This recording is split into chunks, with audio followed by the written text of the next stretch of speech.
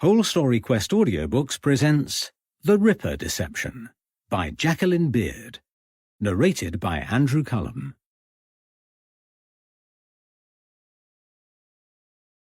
Prologue. Friday the 22nd of June, 1888.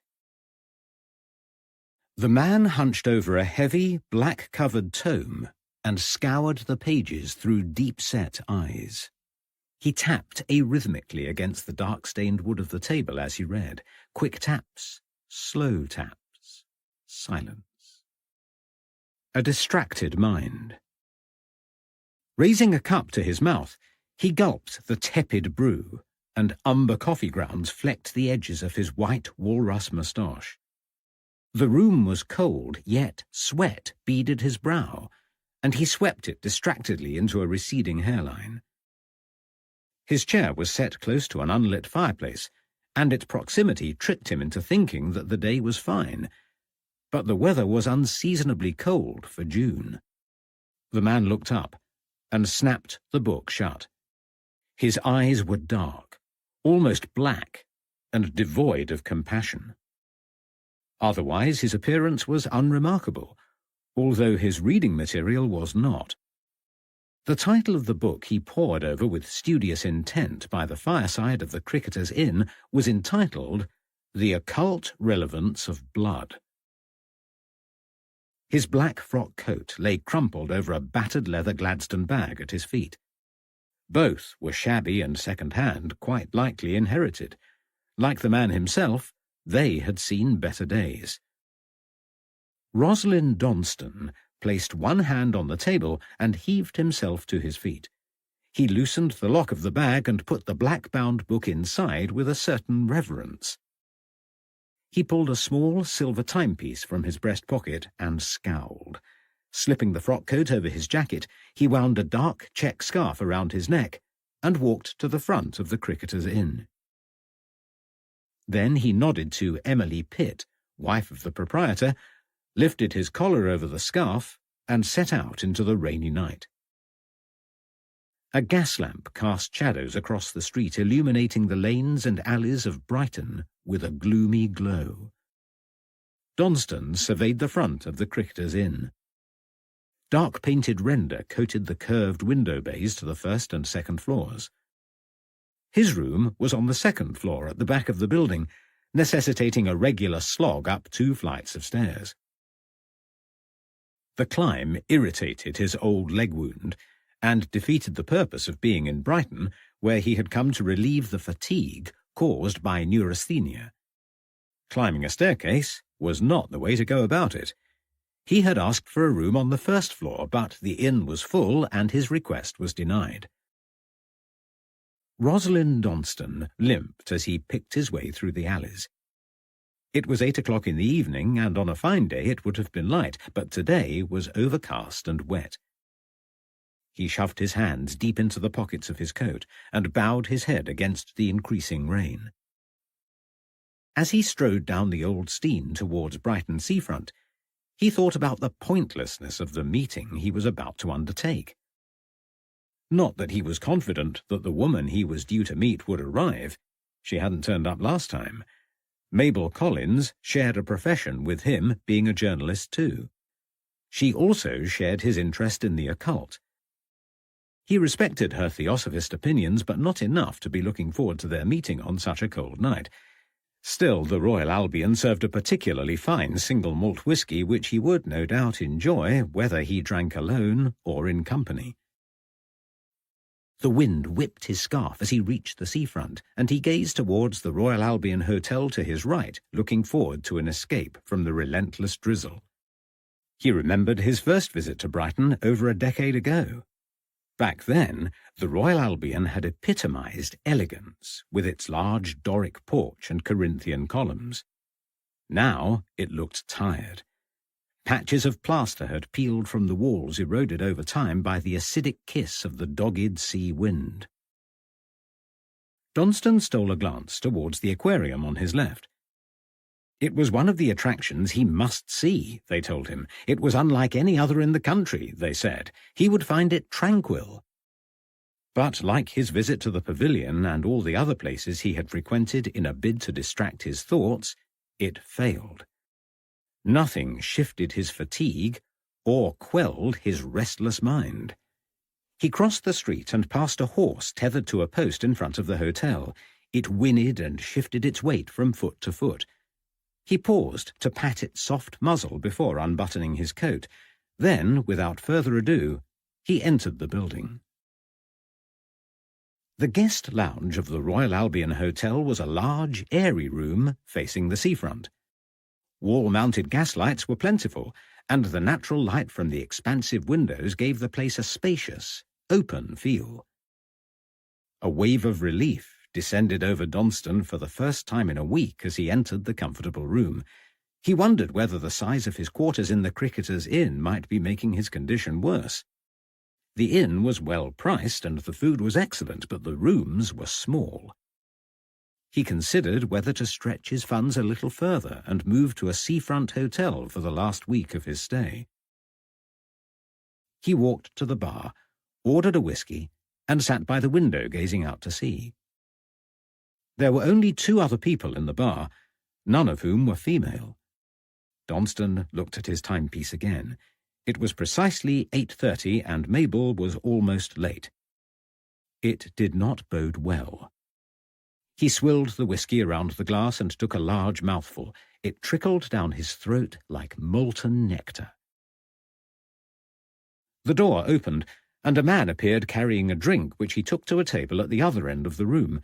He did not see Rosalind Donston, but if he had, he would have recognized him. They moved in similar circles. Donston noted the man with interest. Edmund Gurney was well known and a founder member of the Society for Psychical Research. Gurney believed in parapsychology and was an intelligent man and a scientist seeking to prove inexplicable events using quantifiable means. Definitely not a fool or gullible. Donston continued to watch. He enjoyed watching people. He was a journalist and was paid for his observations, and as Mabel was now officially late, he had nothing better to do. He watched as Gurney mirrored his own actions from earlier by opening his breast pocket and checking his watch. Repeat, repeat, repeat. Gurney must be waiting too. Gurney took a final look at the timepiece and thrust it deep into his trouser pocket, pushing temptation out of sight. He reached across the table and grasped a copy of the Brighton and Hove Herald, spread it out, and began to read. A sudden sneeze broke the quiet atmosphere of the guest lounge. Gurney covered his nose and reached into his pocket for a handkerchief. He sneezed again and blew his nose, not noticing the envelope that fluttered from his jacket onto the carpet. It settled under his chair. Gurney remained oblivious to its presence, but Donston did not. He made his living from being observant, and instinct told him that this small event mattered. He debated whether to retrieve the envelope and hand it to Gurney, find an excuse to pass the time of day with the man, and enjoy some company. But Mabel was long overdue and had let him down again. He was irritable and vexed, churlishly preferring to drink alone rather than offer help. He decided not to trouble himself, and instead he watched and waited. Before long, Edmund Gurney folded the newspaper and retrieved his watch for final scrutiny. He nodded imperceptibly and returned the timepiece to its starting place inside his jacket. He wiped his moustache with the back of his hand, displaying an elegant signet ring, then strode towards the door. Donston turned away as Gurney approached him. As soon as he left the room, Donston walked towards the sideboard and searched an array of periodicals stacked in piles. When no one was looking, he stooped and retrieved the envelope. He placed his empty drink on the bar, fastened his coat, and retreated into the hallway. As he appended his vacating time in the red-bound guest book, he glanced up the wood-panelled staircase. Edmund Gurney and another man were in earnest discussion. Donston could not see the man who walked ahead of Gurney, but his voice carried in a frank exchange of views. They were not quite arguing, but whatever they were talking about had provoked a passionate response. Rosalind Donston tried to listen, but heard nothing of note above the noise in the hotel foyer. It was of no consequence anyway. Donston dismissed the matter, nodded to the hotel manager, and retreated into the night. Saturday, the 23rd of June, 1888. Millicent Harvey was fed up. She was often fed up. The life of a hotel maid had not turned out in practice the way she had rehearsed it in her head. She could have gone into service in a nice villa in Hove where she might have worked with a small group of servants. But Millicent had grander ideas. She was a romantic and wanted a husband. The best way forward, in her opinion, was to find an occupation where she would come into daily contact with members of the opposite gender. Sadly, it hadn't worked out that way. Though there were plenty of young men employed at the Royal Albion Hotel, she didn't cross paths with them very often. She was always too busy changing bed-sheets or cleaning bathrooms.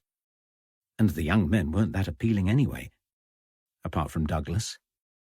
And he was already taken. Today she was particularly fed up. She had woken to find one crusty eye sealed shut. Another attack of conjunctivitis had conspired to spoil her half-day off tomorrow.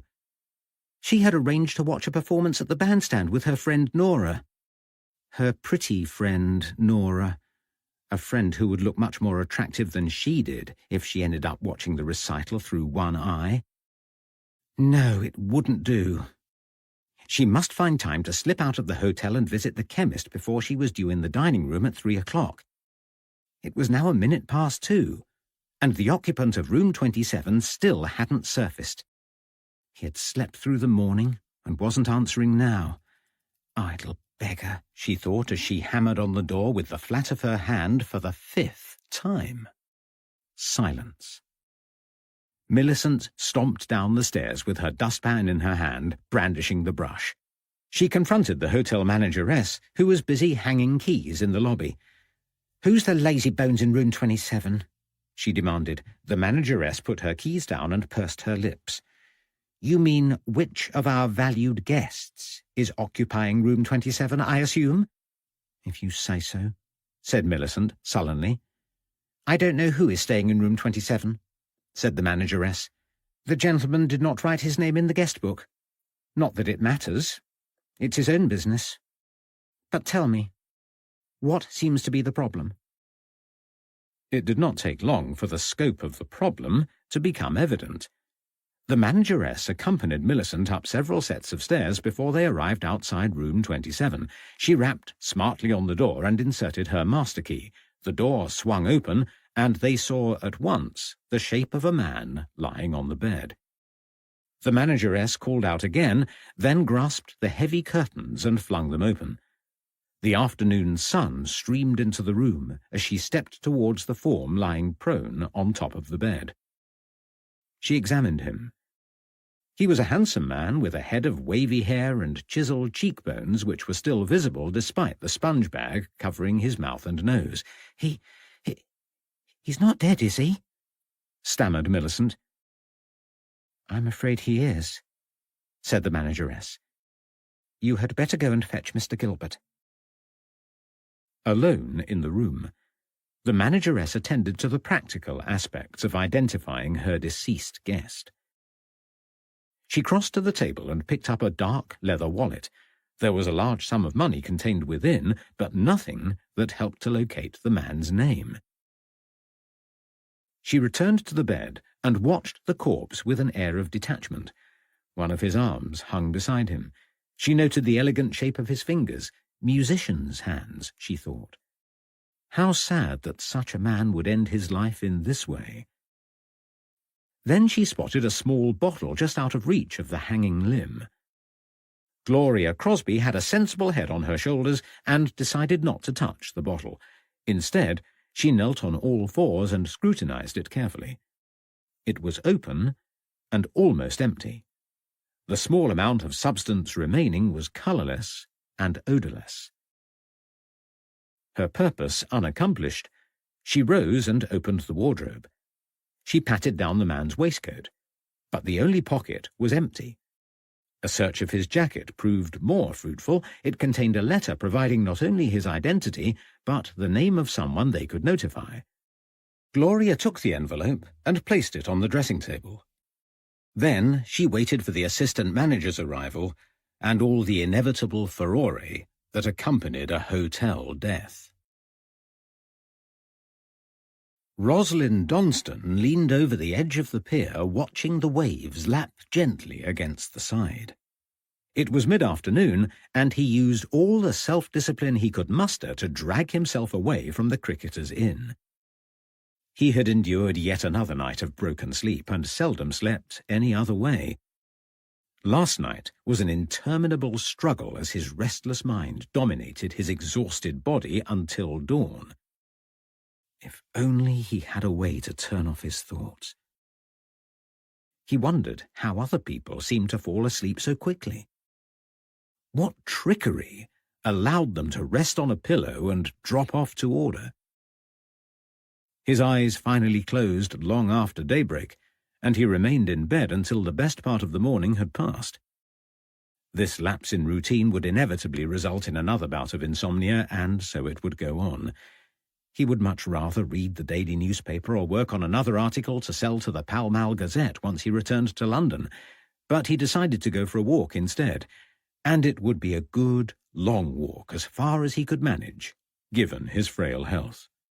He had trudged around the town for about 4 or 5 miles, circumnavigating the centre, and was now at the furthest end of the pier, enjoying the soporific effects of the sea swell and the remoteness of the location. His reverie was soon disturbed when 2 young women arrived and plonked themselves on the bench behind him, 2 boisterous young women, one of whom was bordering on hysteria. He sighed and turned to move away, when the more animated of the 2 said something interesting enough to make it worth remaining. "But I called him Lazybones, Nora, and all the time he was lying there dead." There, Millie, you weren't to know. It's not every day that one of your guests dies." "Thank goodness," Millicent replied. "I've worked at the Albion for 2 years, and I've never seen a body or even an injured guest in all that time. Miss Crosby says she has witnessed a few deaths, and Mr. Gilbert seems to know what to do about it, but I don't. I dread to think what my mother will have to say. It's not respectable working in a hotel where such things happen." "How did the poor man die?" "Mr. Gilbert says it was suicide, but Miss Crosby says not to second-guess before the inquest." "Inquest? There will have to be an inquest, they say. When someone dies unexpectedly, the authorities need to find out why it happened." "Was he travelling alone?" "Quite alone," said Millicent. "But he works in London. Miss Crosby found a letter, and now they know how to contact his friends. It's just as well. The poor man forgot to sign the register, and we didn't know who he was until the letter turned up." "So he has a family, then? They will be sad." "I don't know about a family, but he works for an organisation." Millicent closed her eyes as she tried to visualise the address on the letter. "S.P.R., she said. "Society for something or other, research. I can't quite remember, but it doesn't matter. The fact remains he is dead, and it is very upsetting." Millicent continued to complain about her harrowing experience, but Donston was no longer listening. It would be too much of a coincidence to suppose that more than one member of the SPR was staying at the Albion on the same night, so it followed that he knew the deceased. Edmund Gurney, who Donston had only seen a few short hours before, was dead. And whatever the contents of the letter held by the hotel, it was nothing compared to the documents Donston had in his possession. The beginnings of a plan began to form in his mind. For the first time in days, Rosalind Donston smiled.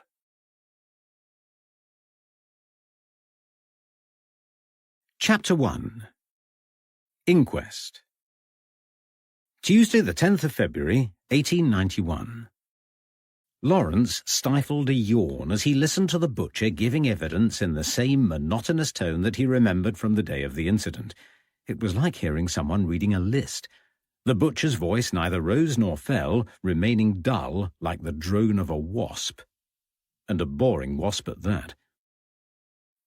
Lawrence had given his evidence at the beginning of the trial. He was only the second person sworn in by the borough coroner who had asked him to remain close at hand in case they needed him again. It was pure bad luck that Lawrence was in Ipswich on the day of the accident at all. He would have been in Bury, had it not been such a slow day at the office, which he now shared with Violet Smith. After the initial surge of interest in their newly acquired shop, all went quiet. The new signage, promoting not only Harpham private investigators but Smith as well, did nothing to improve matters. Inquiries ceased, and the door remained steadfastly shut. Violet busied herself promoting their services, taking on several jobs that were frankly beneath them, the missing fox terrier being the worst.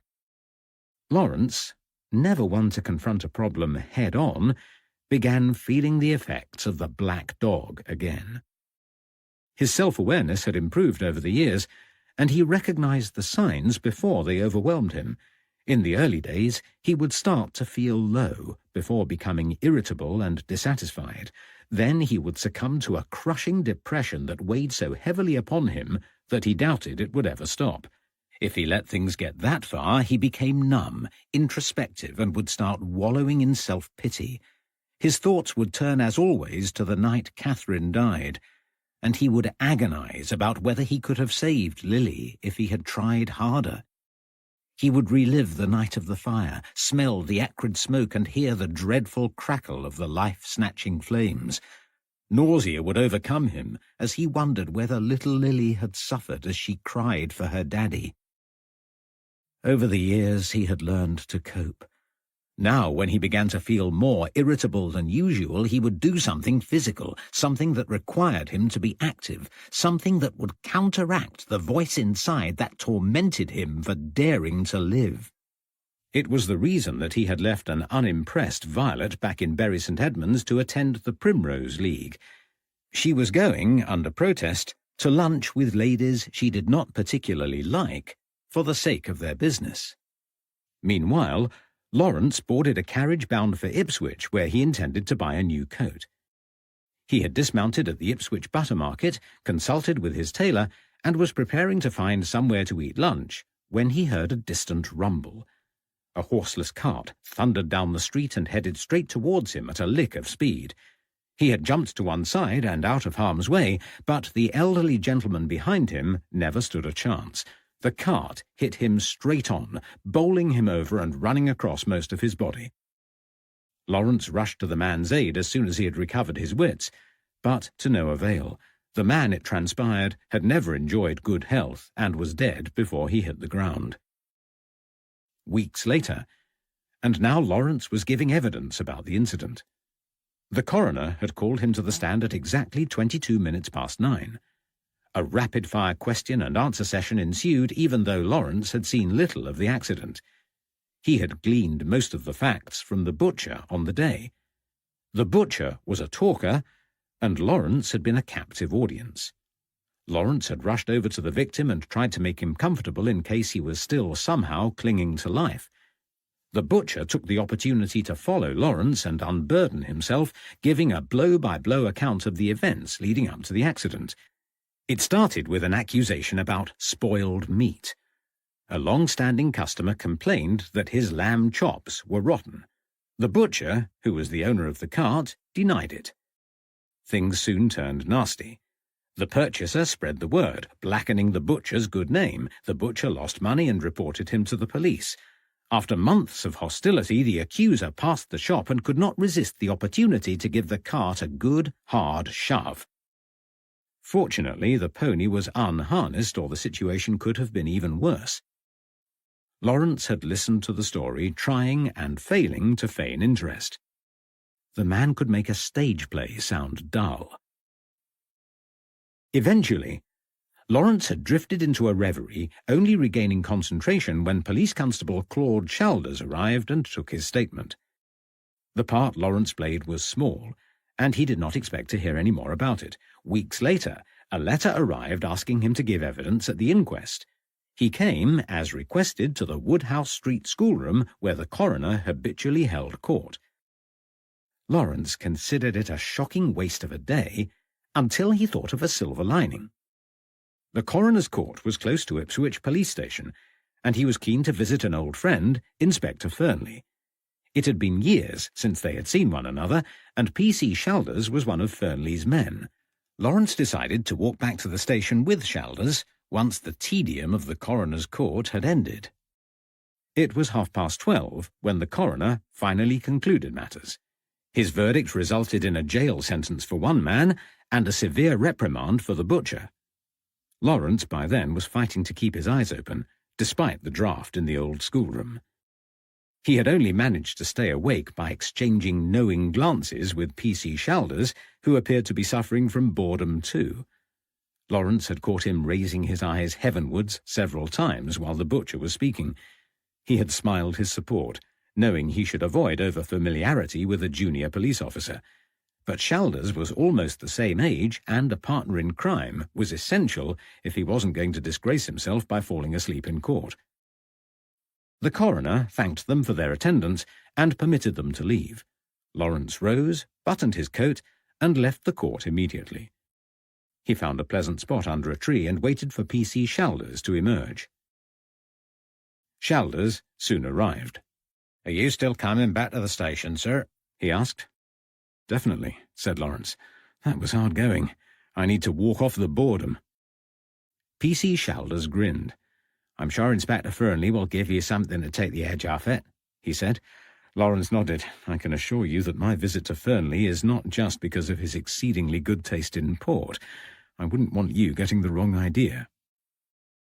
They traversed Woodhouse Street and passed the John Barleycorn public house. P.C. Shalders raised a hand, and a middle-aged woman waved back. "Do you come from around here?" asked Lawrence. "No, not me," said P.C. Shalders. "I'm from Norwich. Can't you tell by the accent?" "Sorry," Lawrence replied. "You seem to know the landlady. I thought you might live nearby." "It's part of my old beat," said Shalders. "But they moved me on 6 months ago. Being back is nice. They're good folk round here." They had reached Rope Walk and were strolling towards the town centre. P.C. Shalders chatted amiably, displaying great enthusiasm for the area. "You might think that this street is called Rope Walk because of the jail," he said, "on account of the fact that there were gallows inside. But that's not the reason.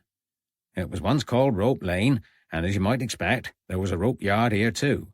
Then the potteries arrived, and Rope Walk pottery became popular. Not sure why. It was remarkably ugly. My aunt kept a few brown earthenware pots with some sort of glaze on top. Not my cup of tea at all. There was a factory here right up until a few decades ago." Shalders beamed, delighted to be able to share his knowledge of the local history. They passed another bystander, and Shalders waved for the third time. P.C. Shalders was a warm, friendly man, popular in the little community he had served until recently. A good policeman, Lawrence thought. He warmed to him. "Almost here, sir," said Shalders as Lawrence spotted the familiar door of the Ipswich police station. Lawrence had entered that door many times while serving in the force. Though stationed in Bury St. Edmunds, there had been many reasons to visit Ipswich. He still knew officers in the Suffolk police force and had travelled extensively during his time in uniform. But that was before Catherine had died, when he was open to the idea of sharing ideas and experiences with his fellow policemen. At one time he had a vast range of police colleagues to call upon for advice, from as far as Liverpool in the north to Exeter in the southwest, and good old Henry Moore in London. He had even collaborated with the Isle of Man Constabulary on one notable occasion, but he had known Tom Fernley better than any of them, although it had been a long time since the two had met. Too long. Lawrence's fault. Fernley, like many others, had been at Catherine's funeral, and had tried hard to keep the friendship going afterwards. But Lawrence could not bear his grief, much less the pitying glances of friends. He had avoided their invitations, their offers of help, their visits even, opting instead for a self-imposed exile. That was over 3 years ago, and it was time to start rebuilding old friendships. Fernley would be the first. Lawrence smiled to himself as he followed Shalders into the police station. The police station in Princess Street was comfortingly familiar, but the smell hanging in the air by the front desk was not. Lawrence glanced at PC Shalders with an air of puzzlement. Shalders nodded to the constable standing behind the reception desk. "Old Morris been in again?" he said, more in the form of a statement than a question. Benjamin Chenery raised his hand in acknowledgement and nodded. "Yes, the poor old boy's a bit ripe today. I gave him a shilling for a bath, but I don't suppose he'll bother." Shalders sighed. "The usual problem, as ever." Shalders opened the door to an inner corridor, explaining, as he ushered Lawrence through, "Poor old boy's not the full ticket," he said in his mellow Norfolk accent. "He has 2 grown children, smashing girls, both of them. They would have him to live with them in a heartbeat, but he won't hear of it. He sleeps in a run-down old shack at the back of the railway line and walks the town all day searching for his wife. From time to time, he turns up here asking if we've found her yet." "Poor chap," Lawrence murmured. "I hope she turns up soon." "She isn't missing," said Shalders. "She's dead. He can't accept it." They walked up the corridor towards Fernley's office. Shalders continued to chat, but Lawrence was silent and deep in thought. Old Morris was wasting his life, unable to move on from the great tragedy that had befallen him. If Lawrence carried on ostrich-like for much longer, he was likely to end up the same way. He needed to stop immersing himself in solitary pursuits and start accepting invitations again. Shalders reached a door on his right and rapped smartly against the inset glass window. "Come!" a voice boomed, and Shalders waved Lawrence through before retreating to the front desk. "Lawrence Harpham, well, well." Inspector Fernley leapt from his desk and grasped Lawrence's right hand, shaking it for far longer than necessary. "How are you, old man? It's been a long time. A very long time. I am glad to see you. How have you been?" Fernley's voice trailed off as he realized that he was beginning to repeat himself. "I am well," said Lawrence, "and sorry it has taken so long to find my way here. Some things take a while to get used to." Now it was Lawrence's turn to run out of words. Fernley broke the silence and returned to his desk. He opened the bottom left drawer and pulled out a large bottle of port and 2 glasses liberally covered in scratch marks. "Have a drink," he said, filling the glasses to the top. He carelessly pushed one towards Lawrence. A red ring appeared around the bottom of the glass, joining many similar ring marks on the wooden desk. Lawrence smiled and drank a mouthful of port. It was good, and he took another. "What have you been doing for the last 3 years?" asked Fernley. "I left the force," said Lawrence. "I heard. I'm still in the business. I have an office in Bury. I'm a private investigator." "Are you now?" said Fernley. "That's news to me." "Good for you." Lawrence was about to tell Fernley that he had a business partner, and a female one at that, when there was a loud knock at the door. It opened to reveal Constable Chenery. "There's a report of a dead body in Lower Brook Street," said Chenery. "It doesn't seem to be a crime, but nobody knows who the woman is, so you might want to attend." Fernley considered the matter. "I do," he said. "Do you want to join us, Lawrence? You can tell me the rest of your news on the way."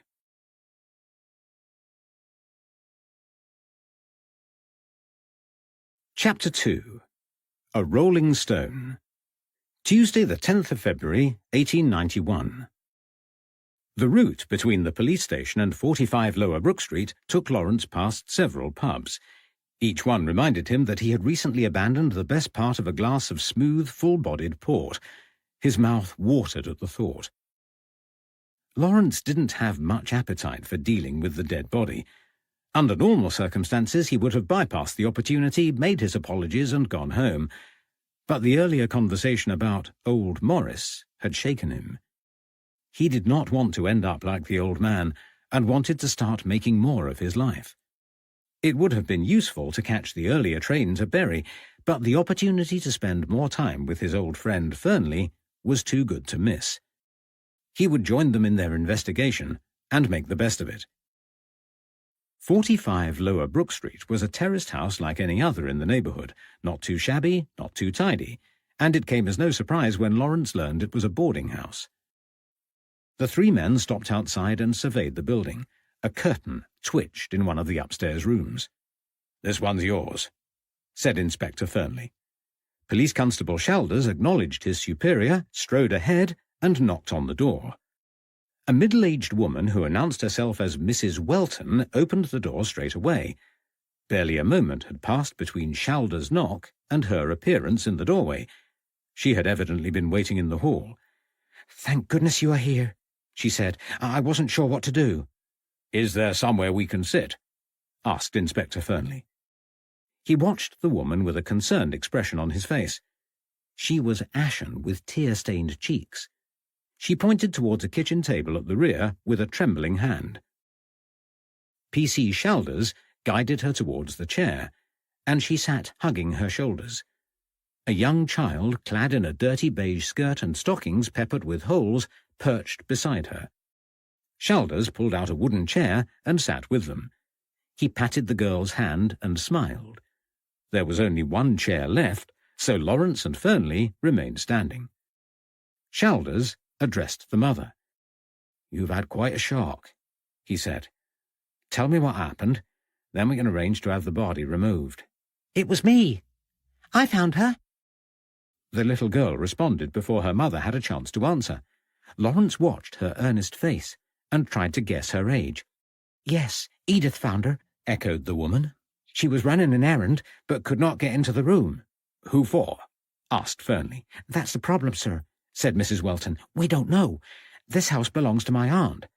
I'll take you to meet her in a minute, but even she didn't know the name of her lodger."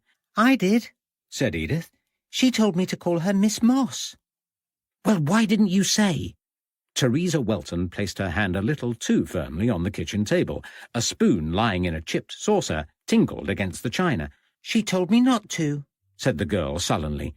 "She didn't want anyone else to know, but I asked her, and she wouldn't say at first, but then she did. Really, you might have told me." "We know now," said Shalders, "and that's the main thing." He smiled encouragingly at the girl. "When did you see her last, Edith?" he asked. "Last night, sir," said Edith. "But she was ailing, proper bad." "How so?" "She kept holding her side and wincing. She cried out, and I asked her whether I should fetch the doctor, but she said no. She said that she would be better soon." "Had it happened before?" asked Shalders. "Yes, but not as badly. Miss Moss often squinted like she was in pain, but she never cried out before." "And what sort of errands did you run for her?" "I made her food, sir, beef and cornflour and tea, always 2 ounces of tea, but she only asked me to prepare food once a week." Inspector Fernley and Lawrence exchanged glances. "What did she eat in the meantime?" asked Fernley. "I don't know," said Edith, pulling a thread from her stocking. Another hole appeared, revealing a grazed knee. "I bought her other stuff from time to time, but not much of it." "And did she pay you?" "Always," said Edith. "The money was waiting for me every time." "You've done very well, Edith," said Inspector Fernley. "Run along home now." Teresa Welton had regained her composure. She walked towards the kitchen door and ushered her child from the room. "Follow me and I'll take you upstairs," she continued. They climbed the creaky staircase and arrived at a room on the left. A hasp hung uselessly from the door. "What happened here?" asked Inspector Fernley. "That was me earlier," said Mrs. Welton. "The old woman kept the door locked with a nail through the hasp. When Edith couldn't get in, she ran down to me, and when I couldn't make myself heard, I broke the door." "Are you going to take her away?" A barely audible voice interrupted the discussion. "This is Auntie Elizabeth," said Teresa Welton, gesturing to an elderly woman. Elizabeth Baker leaned into her walking stick while clinging to the doorframe of the opposite room as if remaining on her feet depended upon it. She was old, and deep frown lines furrowed her face. Silver-white hair hung sparsely from her scalp, insufficient to cover the crown of her head. A tattered old bottle-green cardigan covered her from neck to knee. The cuffs reaching over her knuckles were frayed at the edges. She watched the three men through milky blue eyes and spoke directly to Inspector Fernley. "Are you going to take her away? She can't stay here." "Yes, of course," said Fernley. "But I need you to answer a few questions first." "If you must." "Would you like to sit down somewhere?" "No," she said. "Ask what you want and be quick about it." Fernley nodded, imperceptibly, to Shalders. The police constable cleared his throat. "How long has the deceased lived with you?" "About 3 months," said Elizabeth Baker, in a clear but tremulous voice. "And before you ask, I didn't know who she was. She would not tell me. She was not at all what you would call neighbourly." "And did she share any of the other rooms?" "No.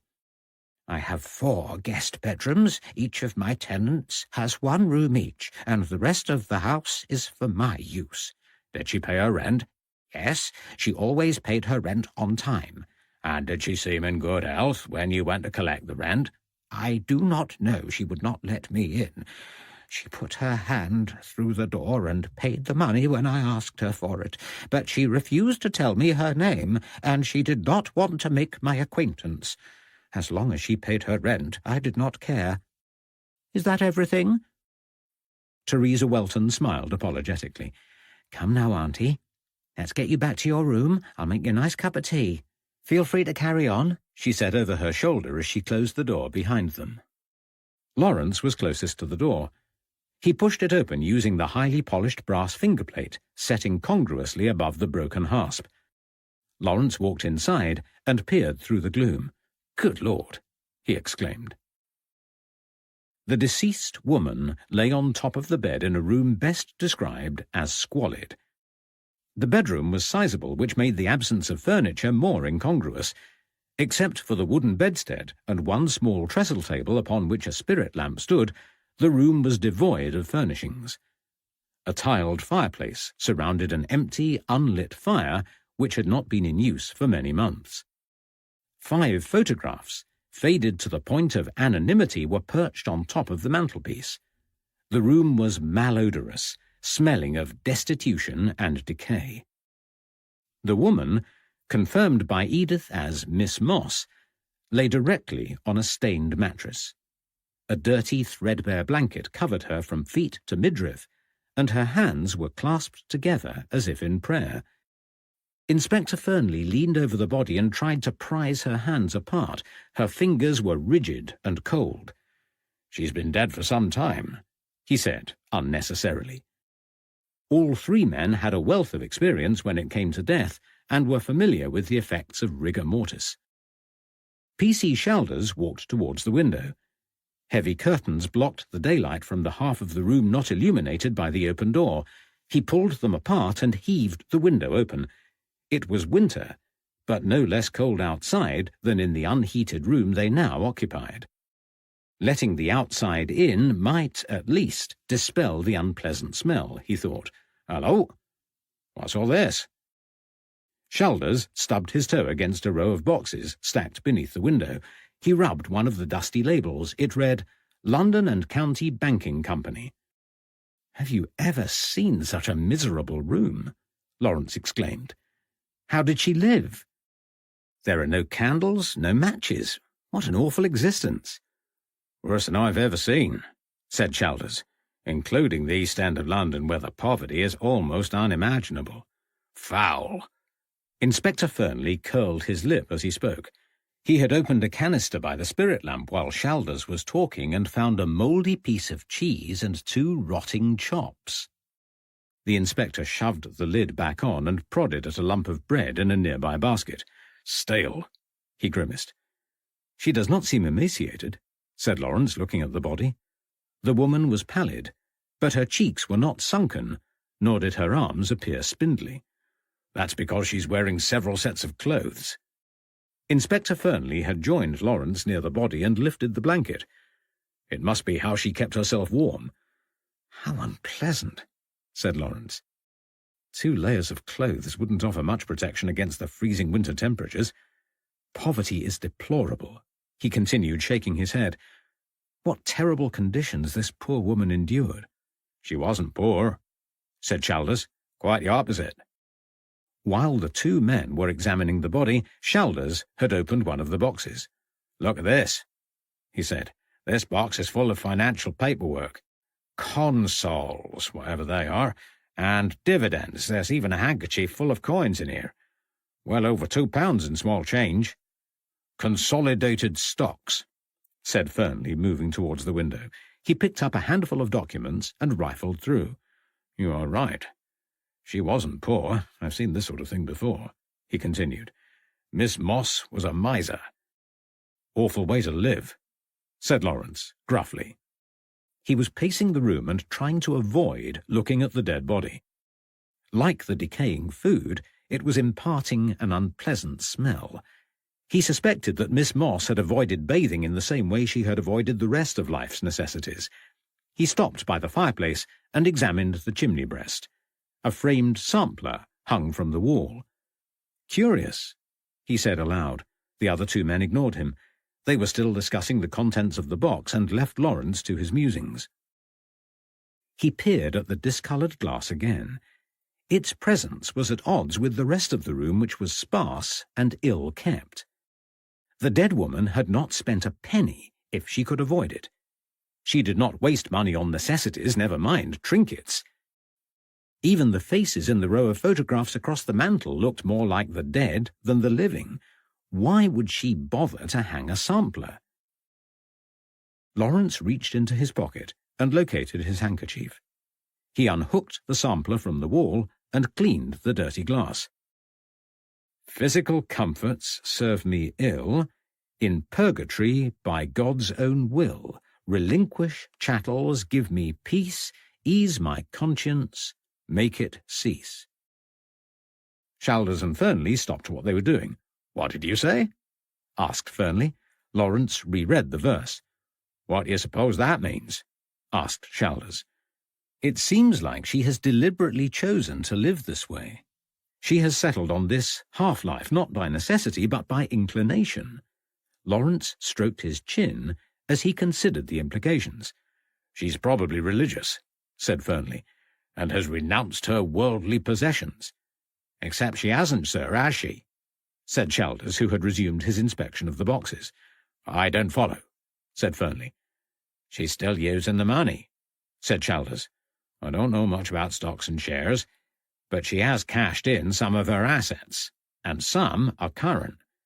She still has access to a lot of money and uses it when she needs to.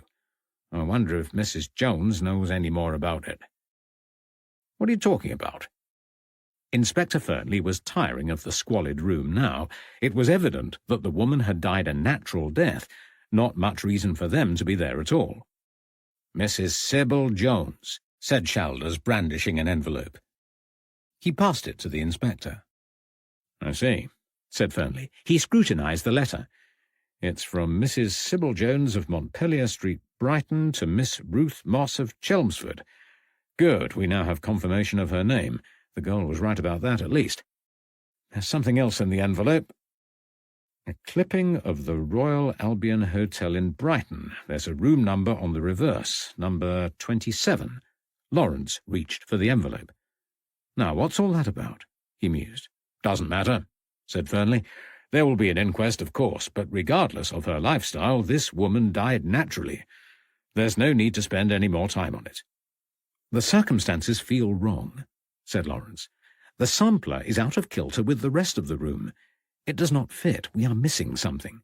But no crime has taken place here, Lawrence, said Fernley. I cannot justify an investigation.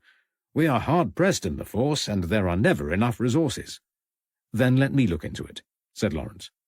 Look at what, though?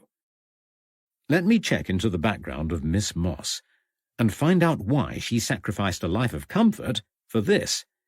If it turns out that she is religious or a little senile, I will drop it at once. I could go to Brighton and speak to Sybil Jones, and while I am there, I can find out the significance of room 27. I would rather you didn't. What harm can it do? Fernley considered the matter. "Very well," he said. It was a pointless task, but it might be beneficial to Lawrence, and it provided an excuse for keeping in contact, which had to be a good thing. 3 days only, Lawrence. I will not be able to authorize any longer than that. 3 days is all I need." Lawrence smiled and shook Fernley's hand. An investigation that interested him was just what he needed. Lawrence left the dismal room with renewed purpose. Tuesday, the 10th of February, 1891. Evening. "What do you mean you are going to Brighton? You've only just got back." Violet Smith was sitting behind a sturdy oak desk in the offices of Harpham and Smith. She was holding an ink pen which had leaked, indigo ink pooled across the ledger which rested on her blotting pad and occupied most of her desk.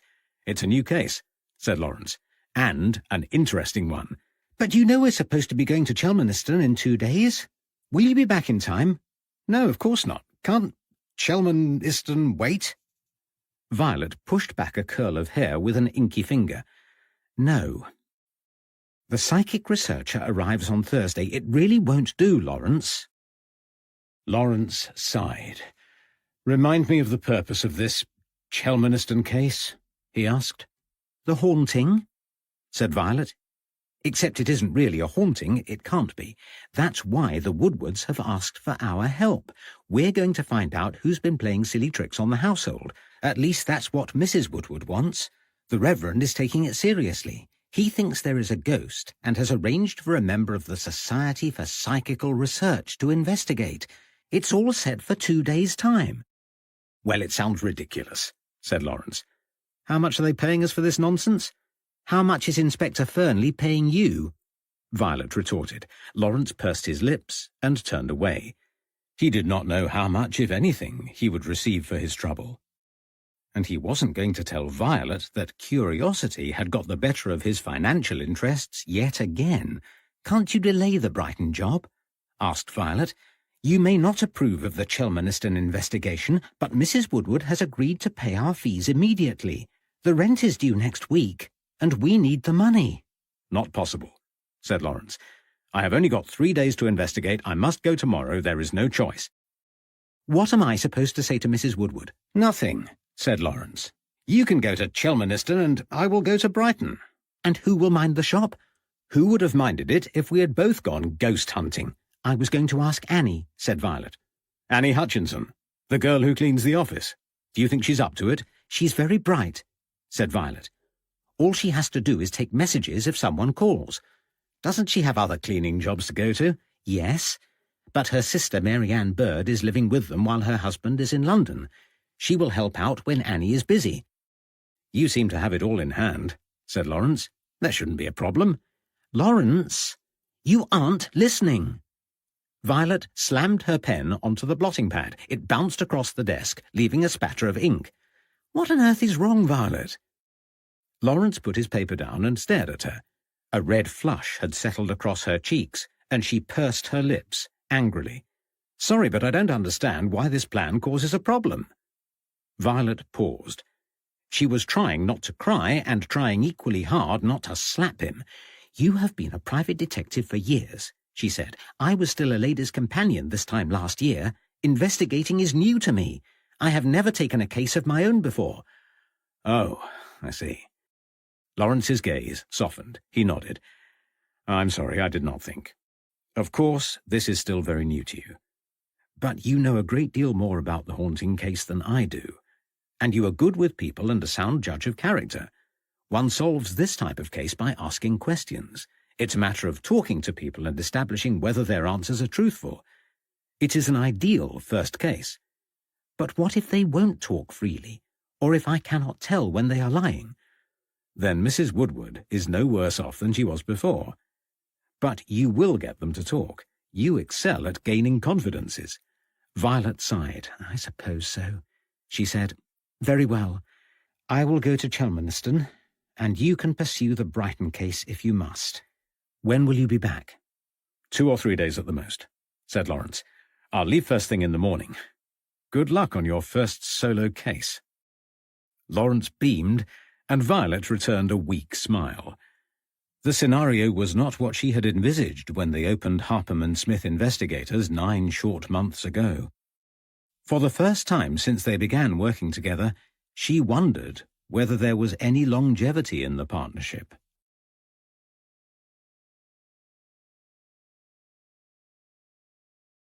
Chapter 3. Brighton Revisited.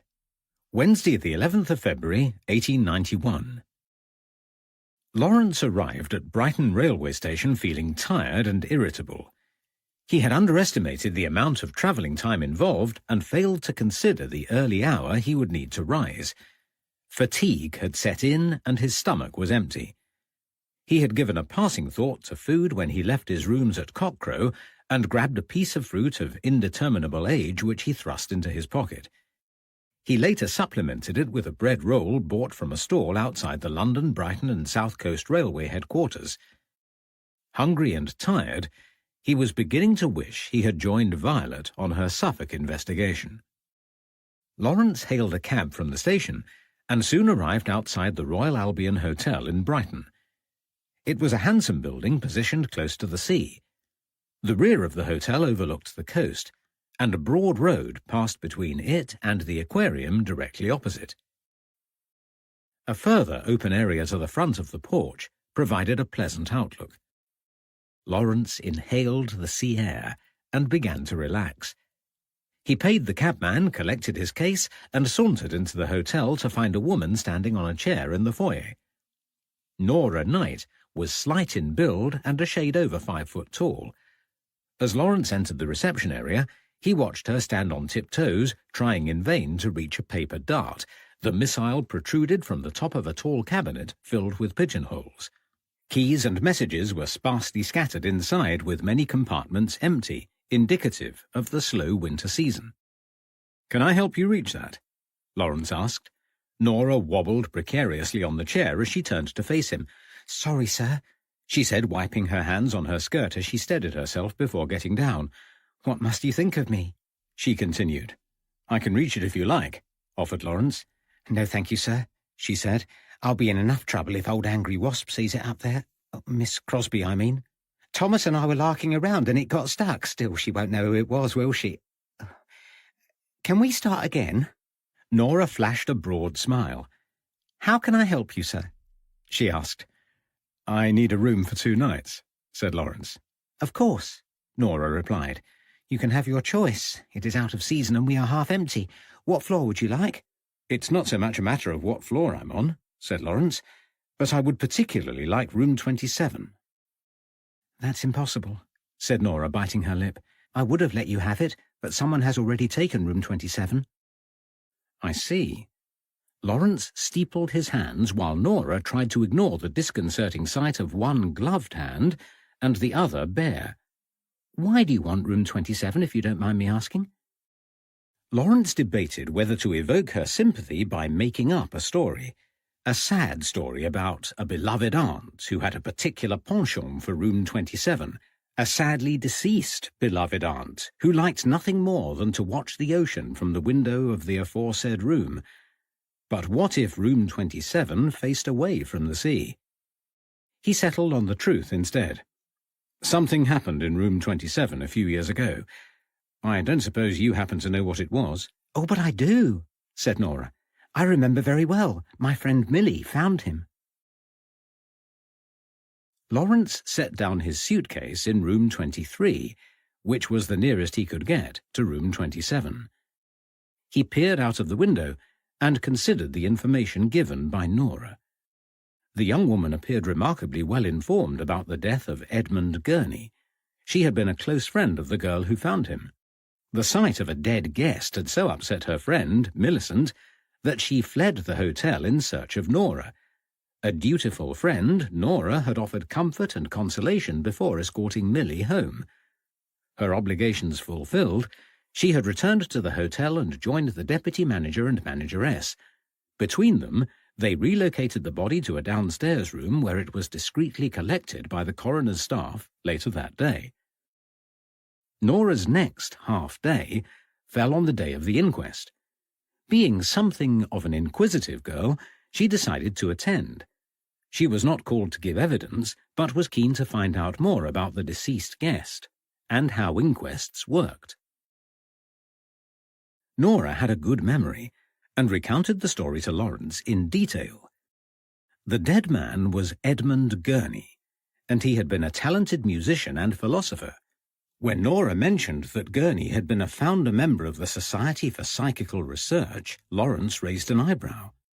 By unexpected coincidence, Violet was also working with the SPR in Chelmaniston. According to Nora, Gurney's death was unusual. He had suffered from neuralgia and was in the habit of self-medicating. On the night of his death, he had strapped a mask to his face, inhaled a substance believed to be chloroform, and had consequently overdosed.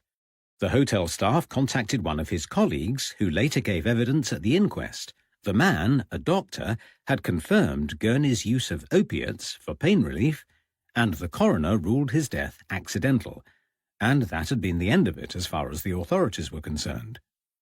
Having established the basic facts, Lawrence grilled Nora at length about the details. She seemed happy to talk and held nothing back. Gurney, she said, hadn't registered at reception, and it had been the devil of a job to find out who he was. There was no identification on his body, but a later search produced an undelivered letter written on SPR-headed paper. Names of the primary committee members were printed across the top of the letter. After a little investigation, they tracked down Dr. Myers and summoned him to the hotel. Myers identified the body and organised its removal to London. Lawrence sat on the bed and marshalled his thoughts. It was odd that he had come across the SPR again, but it was only a coincidence. Gurney's death was strange but explicable. There seemed no room for doubt about the verdict. Yet Lawrence felt uneasy. But, uneasy or not, if no suspicion was attached to the death in room 27, there was little point in him being in Brighton. If the death was a terrible accident, what more was there to do? Lawrence thought about it as he unpacked and washed his hands. The trip to Brighton had been rotten, and it was clear that he didn't have a case to investigate, and his conscience was beginning to trouble him. He had let Violet down by abandoning her in Bury and leaving her to carry out the case alone. Lawrence knew that she was capable of running the investigation solo, even if she did not. But he should not have forced it on her. He would return to Bury with some trinket or other and show his appreciation. Lawrence unfolded a spare pair of trousers and hung them in the wardrobe. Then he sat beside the dressing table and opened his notebook. He rifled through the pages of spidery scrawl looking for a blank sheet and grimaced as he tried to read his writing. It was poor, even by his low standards. His writing used to be tidy until the fire. The injuries he sustained made it necessary to learn to write all over again. His left hand, with its scarred and twisted fingers, was not up to the job. Lawrence remembered the months of frustration as he relearned this most basic of skills using his right hand. Now his damaged hand was a little stronger, and he might be ambidextrous if he tried. But he still hated the scars on his maimed hand, and kept it hidden beneath the glove while continuing to produce an almost unreadable scribble. Lawrence dropped the notebook and retrieved it from his lap. It opened at the back, where he had written a short list. The second item was a note to visit Sybil Jones. He might as well see her now that he was here. Once he had eaten, that is. Nothing would get in the way of a good dinner. Lawrence grabbed his coat and hat and made his way towards the dining room. It was a pleasant walk to Montpellier Street, despite the weather. The pavements were hard with frost, and there was a pleasing crispness in the air. The faint morning sun had all but disappeared, and clouds, heavy with snow, hung low in the sky. Lawrence pulled his collar up and pushed his hat over his dark hair, now greying at the temples. He strode with purpose, long legs covering the distance effortlessly. He passed through the centre of town, listening to the clip-clop of hooves across the streets. It was quiet, and hardly anyone was around. As Lawrence walked past the residential houses, he peered inside. Well-stoked fires burned brightly in their grates. The inhabitants of Brighton seemed happy to remain indoors and away from the cold. The roads became steeper as Lawrence walked north. The houses were bigger and more uniform. Terraces of identical properties stood sentry either side of the road. He reached Montpelier Street and located his destination. The correspondence found in the squalid bedroom where Ruth Moss passed her final days had been useful after all. Sybil Jones lived in a handsome, white, bay-fronted house. It stood 3 stories high and was accessible through a black door containing a large brass door knocker in the shape of a lion's head. Lawrence knocked 3 times, took a step back and waited. Nothing happened for several minutes. Sighing, he tried again, this time knocking harder. He was about to leave when a voice called, "I'll be with you in a moment." Eventually the door swung open to reveal an elderly woman with white hair and a bronzed complexion. Lawrence removed his hat and smiled. "Are you Mrs. Sybil Jones?" he asked. The woman nodded. He reached into his pocket and passed over the letter she had written to Ruth Moss 3 years before. Lawrence had surreptitiously removed the letter on the day Ruth Moss died. He hadn't quite got around to asking Fernley if he could, on the basis that Fernley was sure to have agreed, and if he didn't, well, problem avoided. "I'm Lawrence Harpham," he said. "Would you mind if I ask you a few questions about Ruth Moss?" 5 minutes later, Lawrence was sitting in the parlour in a comfortable armchair in front of the fire. His coat and hat hung on the hat-stand in the hallway, and a cup of tea and a fruit scone were on a small table by his side. Having been well looked after, Lawrence felt a pang of guilt about the news he was about to deliver. Sybil Jones spoke first. "Now, my dear, what do you want to ask me?" Lawrence leaned forward. "I have bad news," he said. "She's dead, isn't she?" asked Sybil Jones. "Yes, I'm afraid so." "How did she die?" "She was ill.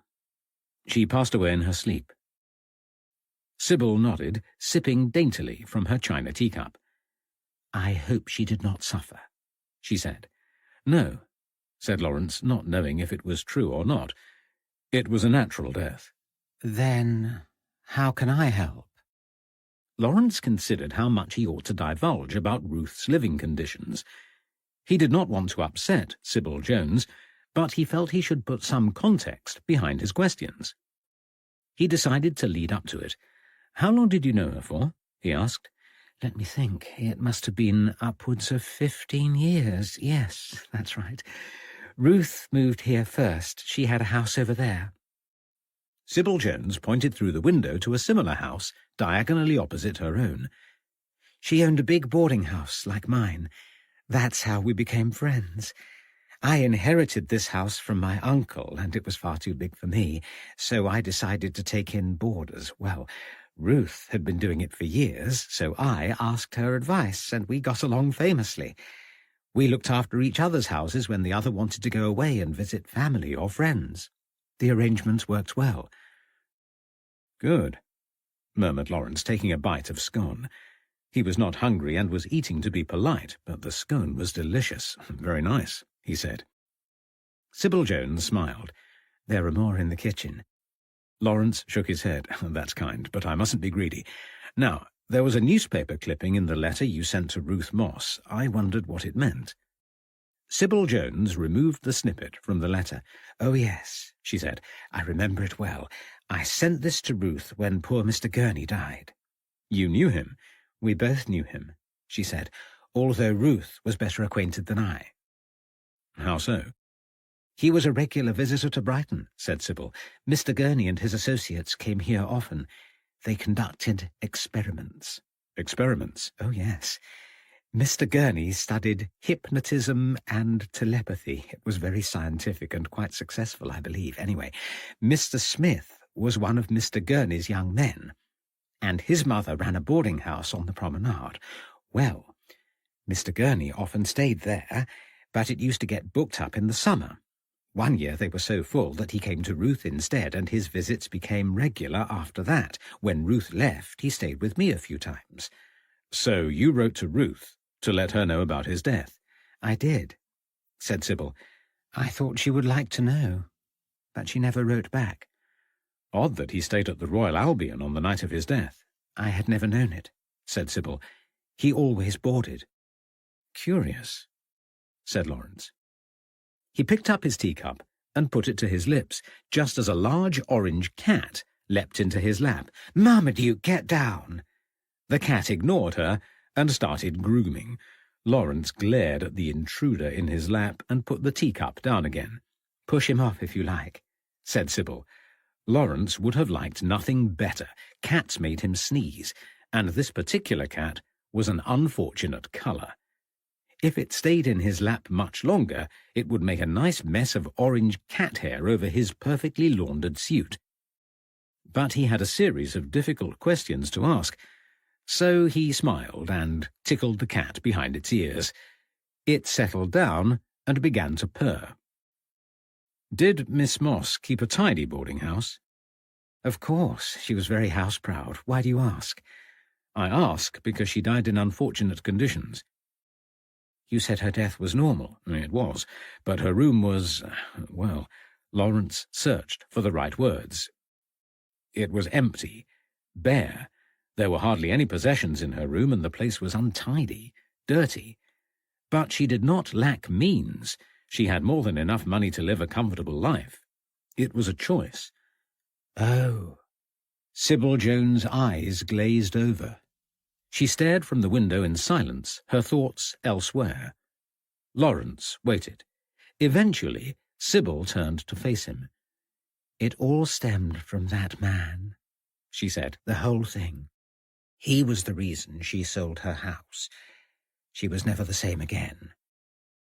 Lawrence sat up and shifted in his seat. The cat scowled. "What man?" Lawrence asked. "I don't know," said Sybil. "Ruth didn't either.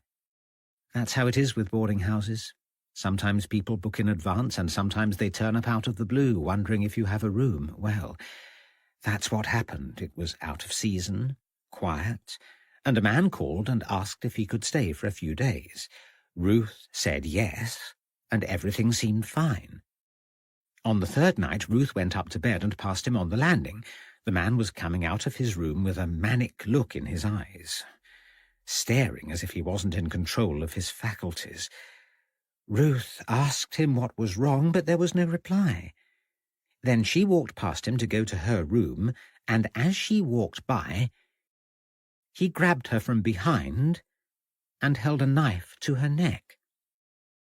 She cried out, and something changed in him, and he dropped the knife.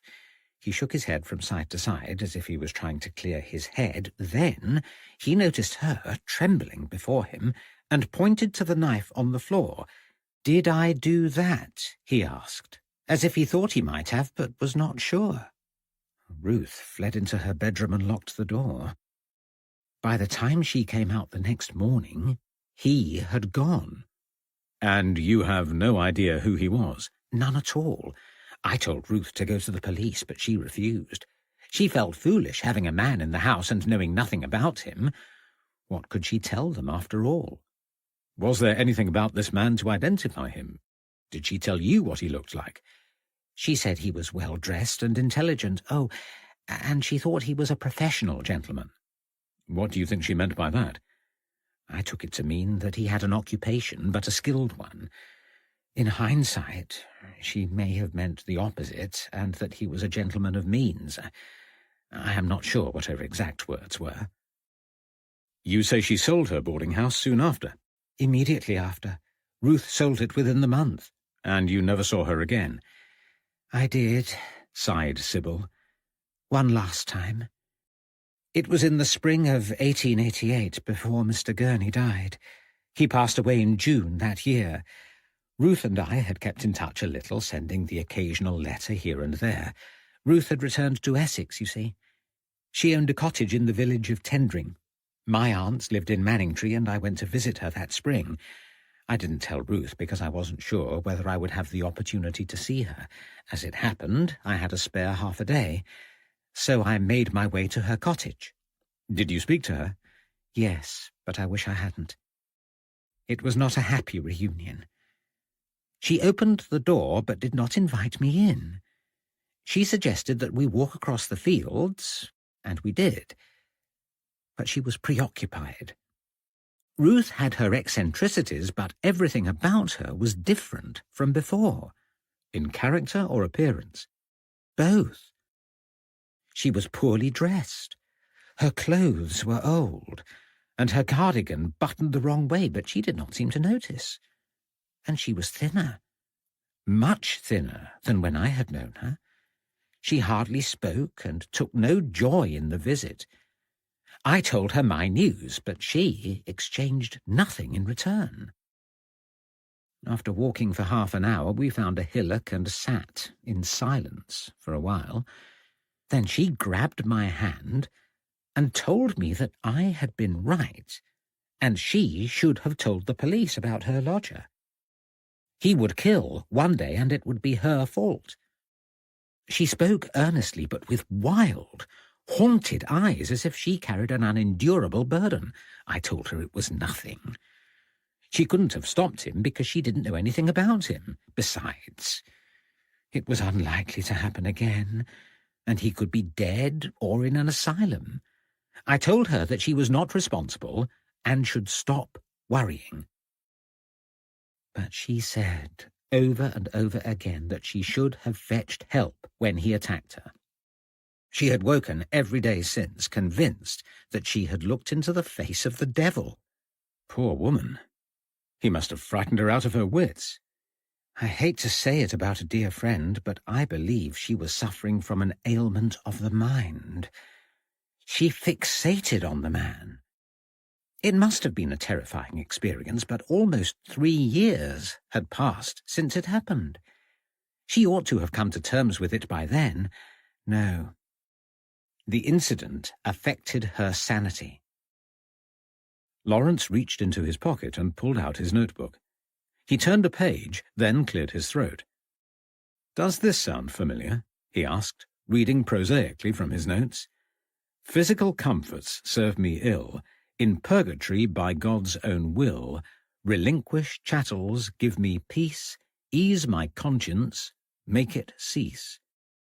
"I've not heard that verse before," said Sybil, "but it perfectly describes the burden I witnessed in her and could not name. Unimaginable guilt weighed her down from the moment of the attack. Everything you say makes me think that she spent her final years in penance."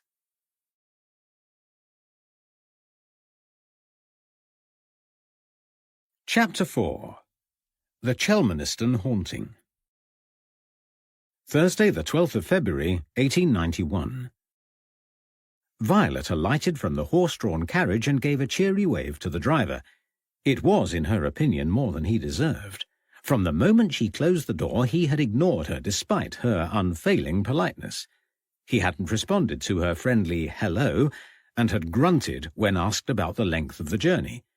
She ended up none the wiser about her likely arrival time.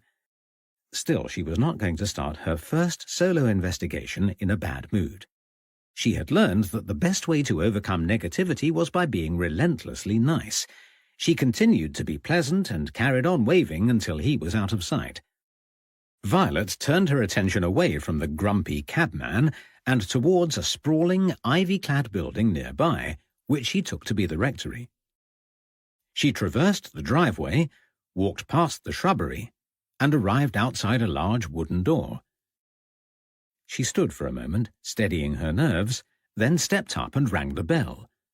Moments later, a young housemaid answered the door. Violet announced herself, and the maid escorted her into a large sitting room, where the lady of the house soon appeared. Alice Woodward was a slender woman of about 30 years of age. She carried herself with an almost military deportment. Her blonde hair was braided tightly without so much as one stray curl daring to defy the uniformity of her hairstyle. Her nose was straight and symmetrical, her eyebrows perfectly arched. She was a handsome, self-assured woman, not at all what Violet expected in a rector's wife. "Hello," she said, offering a flawlessly manicured hand. "I am Alice Woodward. You must be Miss Smith." Violet shook her hand and smiled. "I am," she said. "Do you mind if I call you Violet?" "Not at all." Alice Woodward nodded. "My husband has business at the church," she said. "It is useful, as I need to discuss some details with you privately." "Does he know I am coming?" "Of course," said Alice. "But he does not know why, or even who you are, for that matter." "Yes, I remember you suggested using my name but not my profession. You did not embellish further in your letter." "It is much easier to speak in person," she said. "You will remember that I mentioned a gentleman belonging to the Society for Psychical Research. Well, he will arrive later today. His colleague has been before, but only to make a report. This time he will investigate using the latest scientific means." "What is the nature of your difficulty?" asked Violet. "As I said, this household has been subject to strange manifestations, some seen and some heard." "Have you witnessed them?" "I have heard sounds with no obvious explanation, but I have seen nothing untoward." "Yet others have?" "Indeed. And my husband, the Reverend, is one of them. He is an honest man and not given to fancies. If he says he has seen an apparition, then he believes it. But that is not to say these events must be supernatural. I am firmly of the opinion that someone in this house is playing tricks." "I see," said Violet. "Would I be right in thinking the manifestations have been going on for some time?" "Yes, you would. The sightings are not new. People in the village claim that the hauntings, as they call them, began long before we arrived. They saw them during the time of the previous incumbent. I do not believe it. There are no such things as ghosts, although the locals talk of it constantly. With each alleged sighting, the story grows traction. Our last housemaid left because of it. Fortunately, our current one seems more sensible. But I want to put an end to the speculation. It is fair to say that I have different views from those of my husband." "What is he expecting from the investigation?" "He hopes to find a way to lay the spirit to rest. He thinks the ghost is a poor, tormented soul walking the earth, searching for peace." "He truly believes there is a ghost?" "Of course he does," said Alice Woodward. "He is a minister of the church, after all. Faith is central to his thought process. It is not so very different from believing in God and the Holy Ghost, is it?" "I suppose not," said Violet uncertainly. "Although I am a Christian, yet I could never believe in spirits or apparitions. It does not make logical sense." "We are of the same mind, then," smiled Alice Woodward. "Nothing will convince me that this is anything other than a prank. But it is useful that we are in the hands of reputable investigators. They have already carried out a lot of work on the effects of shared hallucinations. There will be a rational explanation for the disturbances in this rectory, I am certain." "What have you told the Reverend about me?" "Oh, he thinks you are an old school friend from Little Walsingham, the village I grew up in." "Well, that is ideal," smiled Violet. "I lived in Norfolk for many years myself. I know the area well." "Isn't that marvellous?" Alice Woodward's eyes sparkled. "I could hardly have planned it better. Now, let me tell you about the household. There are only a few suspects to consider. The Reverend and I rattle around the property alone. We have no children, and the house is, for the most, quiet. Anne Durrell is our cook, and Kate Harris our housemaid. A gardener by the name of John Daldy comes from the village most days. Finally, there is Frederick Lucas. He is our odd job boy and turns up here only when asked. It is Frederick who has raised the most suspicion as far as I'm concerned. He's a typical young boy, always up to mischief and without much in the way of a conscience. It will not surprise me in the least if he has some part in this. You should speak to him as soon as possible." Violet was busy scribbling in her notepad while Alice spoke. "I will," she said. "I will speak to everyone. But covertly," Alice warned. "The Reverend must not know." Violet nodded and replaced the notebook in her bag. "Come," said Alice, rising to her feet. "Let me introduce you to my husband." They walked the short distance to St. Andrew's Parish Church, chatting as they meandered through the graveyard. The church, set in a tranquil location, was unexpectedly full of people and was anything but quiet. 2 workmen sawed panels of wood on a large bench outside the porch, scattering flecks of sawdust over the grass.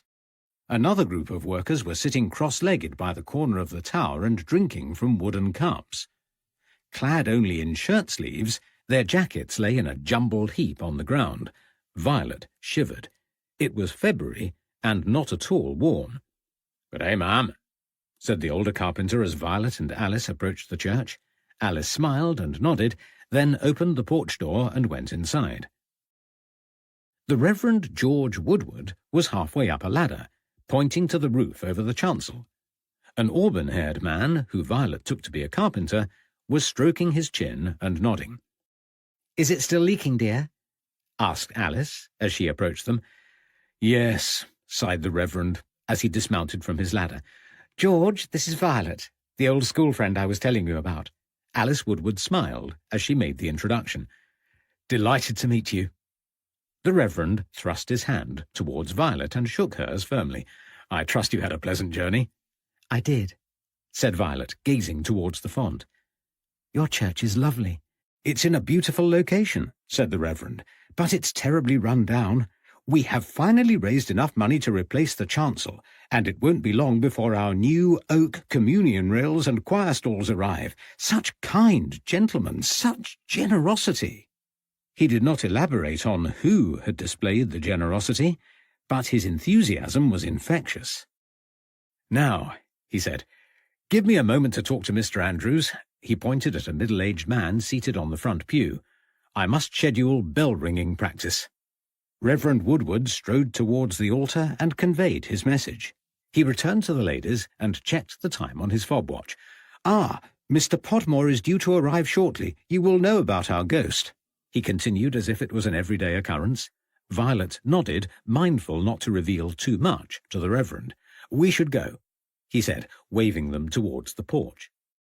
They walked the short distance back to the rectory, while the Reverend regaled them with stories about the church repairs.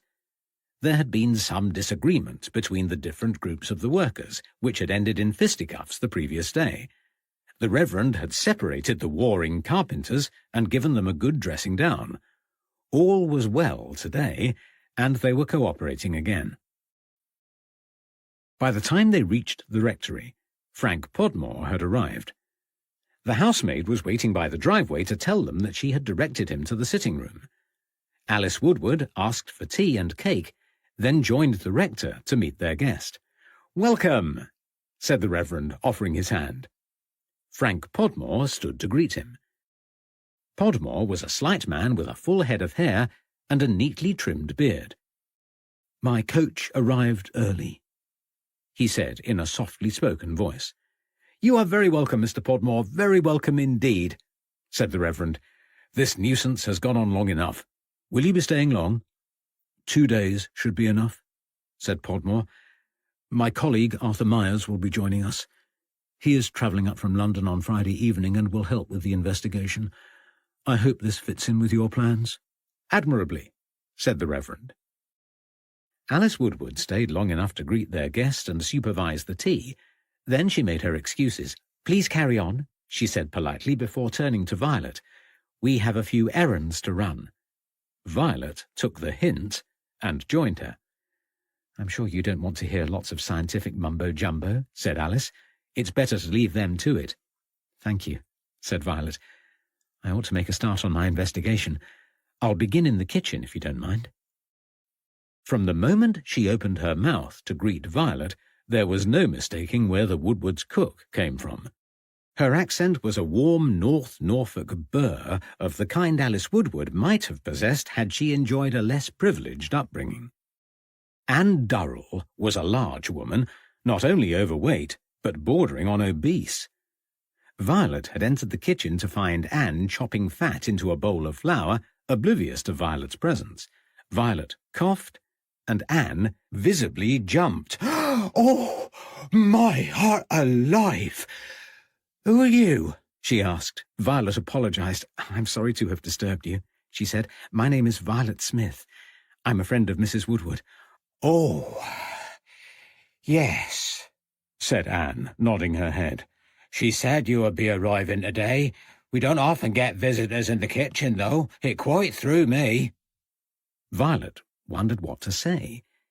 It had not occurred to her to concoct a story for the benefit of the domestics, but Anne was right. It wasn't the done thing to go wandering into a kitchen and start questioning the staff without explanation. She chewed her lip. "I hope you don't mind," she said, "but Mrs. Woodward told me about your ghost, and I'm a little afraid. I don't want to worry her with my silly fears, but it's an unusual situation. I wondered if you might tell me what has been happening and what I can expect to see." Anne Durrell listened while she chopped fat into a bowl of flour. She worked chaotically with clouds of flour billowing from the bowl onto her plump arms. "It's something and nothing," she said. "I hear strange knockings and slamming mostly after nightfall, but I've never seen anything odd. The house is noisy, that's for sure, but it doesn't frighten me. You have nothing to worry about." "Oh, I thought it would be much worse when I heard that a man was coming to investigate. It sounded very frightening. He has already arrived." "He's not the first one," said the cook. "Another man looked into it a few months ago. The disturbances have been going on for quite a while, you see. They are annoying, Anne, but that is all. It's much worse for the Reverend. The ghost troubles him more than anyone." "Mrs. Woodward doesn't seem worried about it," said Violet. "She is very practical," said the cook. "She would need a lot of convincing." "Do you believe in it?" "No. There are no such things as ghosts. I cannot deny the noises and disturbances, though."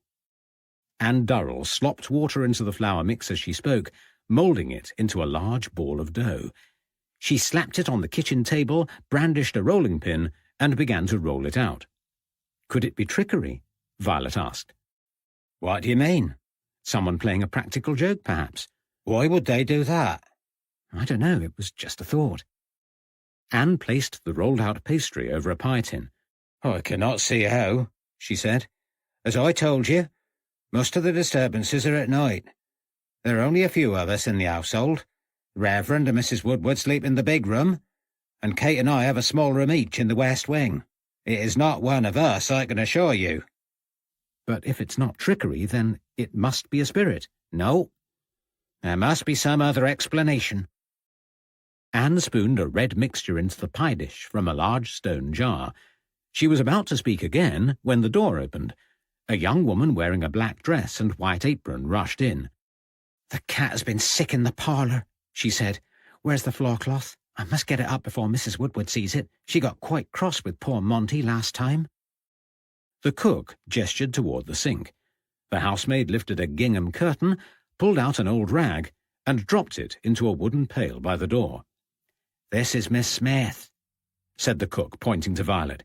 "She was asking about the ghost. I've told her I do not believe in it." Kate stopped what she was doing and grabbed the soggy rag. Water trickled through her fingers. "Think what you like," she said, looking at Anne. She turned to Violet. "You make up your own mind, miss, once you've stayed here a night or two. There is a ghost, for sure. I saw it again yesterday."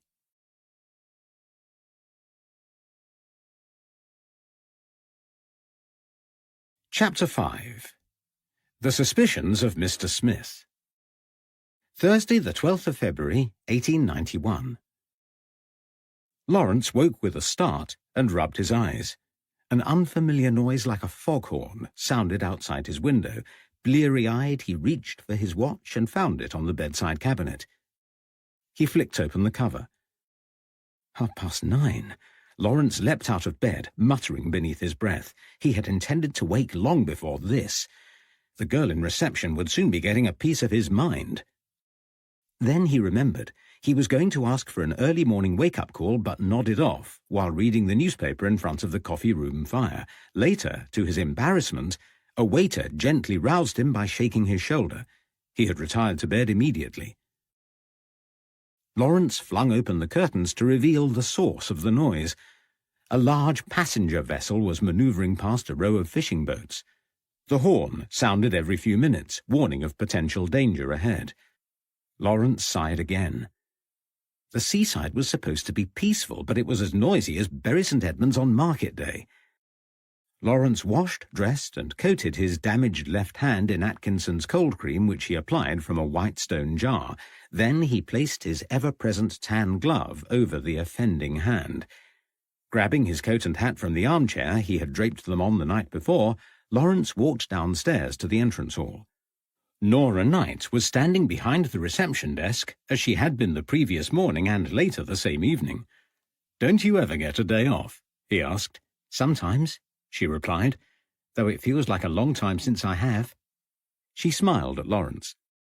He opened his mouth to ask another question, but the arrival of a young man interrupted him. "Telegram, miss," he said. Nora thanked him and glanced at the missive. She pressed 3 times on the reception bell, and a smartly dressed porter appeared. "Please give this to Miss Crosby," she asked. Lawrence was pretending to examine a grandfather clock set behind a high-arched window in the foyer. He waited for Nora to finish her task, but she had already noticed that he was loitering.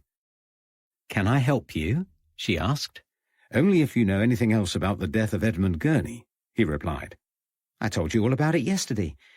"I know," sighed Lawrence. "I hoped there would be more. I'm investigating a case which may or may not be connected to his death, but I'm running out of reasons to stay." "Are you a detective?" Nora's eyes widened. "I'm a private detective," said Lawrence. "How marvellous. What are you investigating?" "I'm not entirely sure," said Lawrence, frankly. "It may all be a huge waste of time." "Perhaps not. I've told you everything I know about Mr. Gurney, but if you need more information for your case, I know a man who can help, and he just happens to be back in Brighton for the week." "Really?" Lawrence watched the pretty girl with renewed interest. Her face lit up, and she seemed keen to assist. "Oh, yes," she said. "The man's name is Mr. Smith. He moved away from Brighton, but he's back again. I used to watch him on the stage when he lived here. He was one of the greatest performers I have ever seen." "Was he a musician or an actor?" Nora laughed. "Neither. He was a hypnotist. He used to get up on stage and put his partner in a trance. Then he would ask his partner to describe things that couldn't be seen." Lawrence raised his eyebrows. "I'm not explaining myself very well," said Nora. "A few years ago I walked out with a young man called Henry. He was keen on stage shows and often took me to music halls and theatres.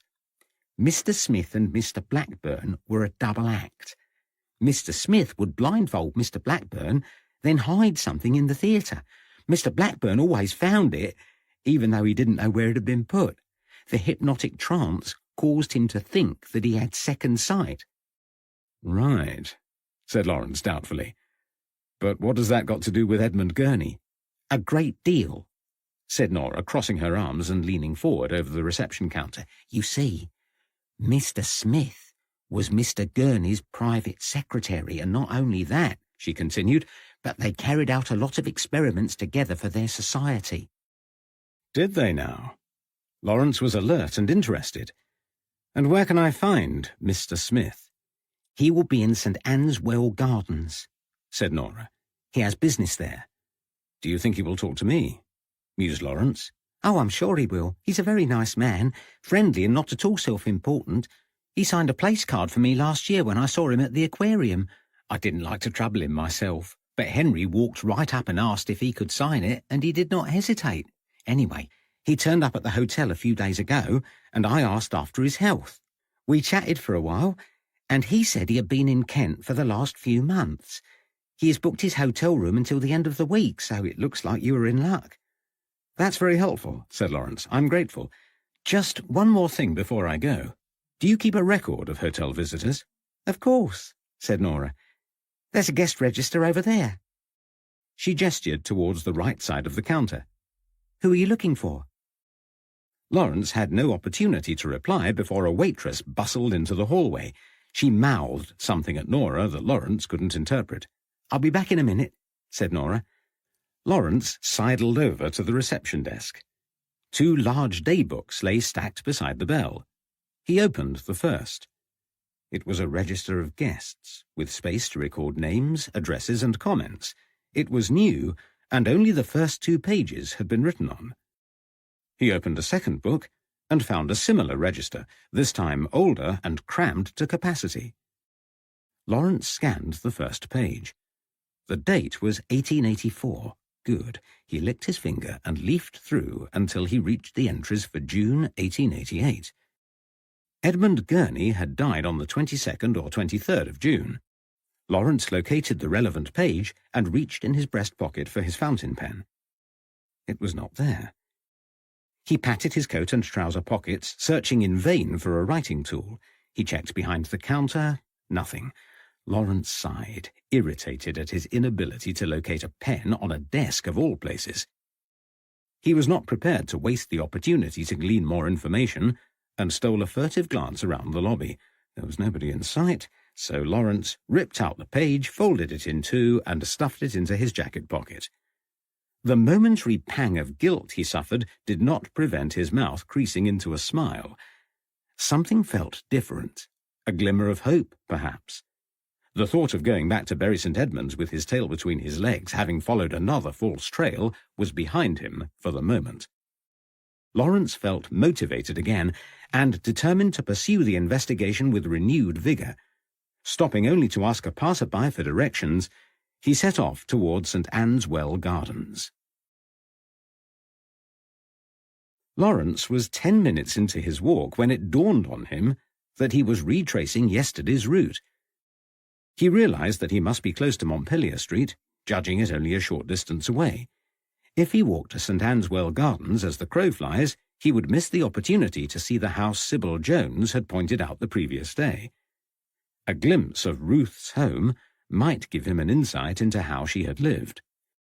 He found his way to Montpellier Street and searched for number 41. It was a handsome white-rendered property almost identical to Sybil's house. Only the bay window surrounds were different, with the ones on Ruth's side painted black. Other than that, the two houses seemed the same shape and size and likely had similar interiors. Lawrence slowed his pace and loitered outside, pretending to check his watch. He saw no signs of life in the property, and, standing on tiptoes, he peered inside.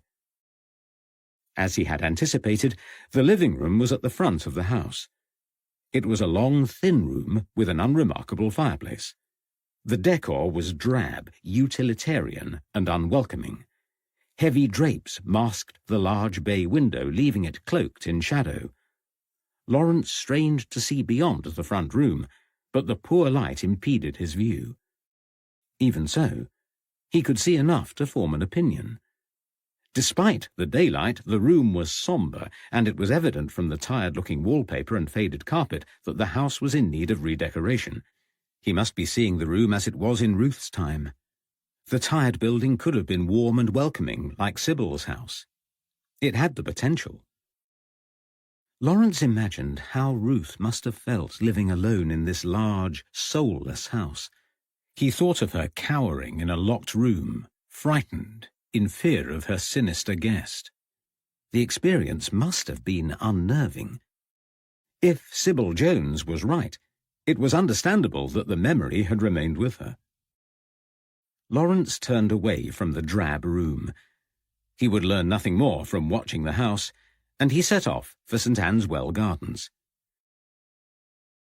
10 minutes and a steep hill later, Lawrence arrived at the entrance to the gardens on Furze Road. An attractive, steeply gabled cottage stood beside the park gate. Nearby was a wrought-iron signpost inscribed, "Private." Lawrence ignored it. He was in no mood for impediments. He strolled down the path towards a large stone structure built incongruously in the shape of a temple. By the side of the building, a wizened man moved boulders with the aid of a wheelbarrow. He saw Lawrence, stopped, and placed his hand in the small of his back. "That looks like hard work," said Lawrence, trying to start a conversation. The man grunted and grasped the handles of the barrow. Lawrence tried again. "Do you know if Mr. George Smith is here today?" The man nodded towards the far side of the building and turned away. Lawrence followed his direction to see a curly-haired man standing by a large sash window. He was scribbling in a notebook. As Lawrence drew closer, he realized that it was actually a sketch pad. The man was making detailed drawings of the structure in front. "Good morning," said Lawrence, holding out his hand. "My name is Lawrence Harpham. Have I the pleasure of addressing Mr. George Smith?" The man reached for Lawrence's hand and shook it, Tentatively. "You do," he said. "Do I know you?" Lawrence took a deep breath and began the tricky task of conveying the reason for his visit using the least amount of words. He struggled to express himself, cognizant of the uncertainty of his position. He had still not discovered what crime, if any, had taken place, and had no expectation of Smith's cooperation. But George Smith was intelligent and grasped the situation before Lawrence became too tongue-tied. His eyes misted as Lawrence spoke of Edmund Gurney, and a tick pulsed above his cheekbone. "The matter of which you speak is painful," he said when Lawrence had finished. "Painful indeed. Edmund Gurney was my friend. I will tell you what I know, and you can decide for yourself. It's chilly out here. Come inside." They walked through the Ionic columns clustered with creeping ivy and entered the building. George directed Lawrence downstairs to the basement. "It's not much warmer here," he said, "but we are out of the wind and away from prying eyes. You know these gardens are private, don't you?" Lawrence nodded. "I saw the sign," he admitted, "but I wanted to speak with you." He glanced around the room. A circular stone trough housed a bowl into which water bubbled up from a fissure in the rock. "What's all this?" he asked. "It's the chalybeate water," said George. "It's a natural mineral spring. People come from far and wide to partake. It's supposed to be very good for you. Try some." He reached for a glass from a selection lined up on a trestle table by the basement wall. Lawrence collected a tumbler of water and sniffed. It smelled of sulphur. He took a few sips to be polite, but it tasted as bad as he expected. "I'm thinking of leasing it," said George Smith. Lawrence arched an eyebrow. "The gardens, I mean. I make films. I need somewhere to use as a studio." "Is that why you are here?" "Yes. I've been negotiating with the goldsmiths. They own this place. They have allowed me free access to the gardens while I work it all out. It should do very well." "So you have a legitimate reason to be here. Unlike me," smiled Lawrence. George laughed. "Yes, and it's tricky negotiating, so it would be helpful if they don't assume that I've condoned trespassing on their land. Take a seat," he said, walking over to one of several wrought-iron tables surrounding the well. "It's always devilishly cold in this part of the pump room, but no worse than being outside. Now, tell me what you want to know." "I understand you weren't here when Edmund Gurney died." "No. I'd only married a short time before. My wife and I were honeymooning in the Isle of Wight." "So you did not see him at any time?" George Smith shook his head. "He arrived long after we had left Brighton." "And you never found out why he came here?" "No. It is a mystery." "Did he often visit Brighton?" "Only when he came to see me. I was his private secretary, but, as I have already said, I was not here. I heard that he received a letter summoning him to Brighton. Nobody knows why. There were other letters in his possession when he died, but not that one." "When did you see him last?" "A few months before he died." "Was his behaviour normal?" "In a manner of speaking." "Explain." "He had lost his usual ebullience, and he seemed burdened in some way. I do not know what troubled him, but there was a change in the weeks before his death. He was uncharacteristically quiet. Could he have killed himself? It is not inconceivable, but I doubt it. No man was more dedicated to his work than Edmund. There was so much that he wanted to do, to prove. I cannot imagine him giving it all up." "So the verdict of accidental death seems most likely." "Most unlikely." George Smith leaned forward and spoke earnestly. "I do not recognize any of the behaviour attributed to Edmund that justifies a verdict of accidental narcotic poisoning." A frisson of excitement coursed through Lawrence. If his death was not a suicide, and not an accident, then what was it? "You tell me," said George Smith. "I cannot account for it." "His use of narcotics to ease pain was well known," said Lawrence. "Pain? Yes, neuralgia." "What neuralgia?" "Did you not know of it?" "He did not complain of neuralgia in the whole time I knew him," said George firmly. His piercing, clear eyes never wavered from Lawrence's face. and as far as I know, he did not take opiates. It makes no sense. You knew him well enough to make that judgment, yes. But it's more than that. We conducted many experiments over the years and used hypnotism for the relief of toothaches and headaches. The sessions went very well indeed. We made real progress. If Edmund Gurney had long-standing neuralgia, as they say, he would have tried hypnotism. He may have tried and it failed. He would have asked me. George Smith raised his voice and tilted his head. He sighed and leaned forward again, clutching his brow. Unruly curls fell across his face. He sat in silence for a moment.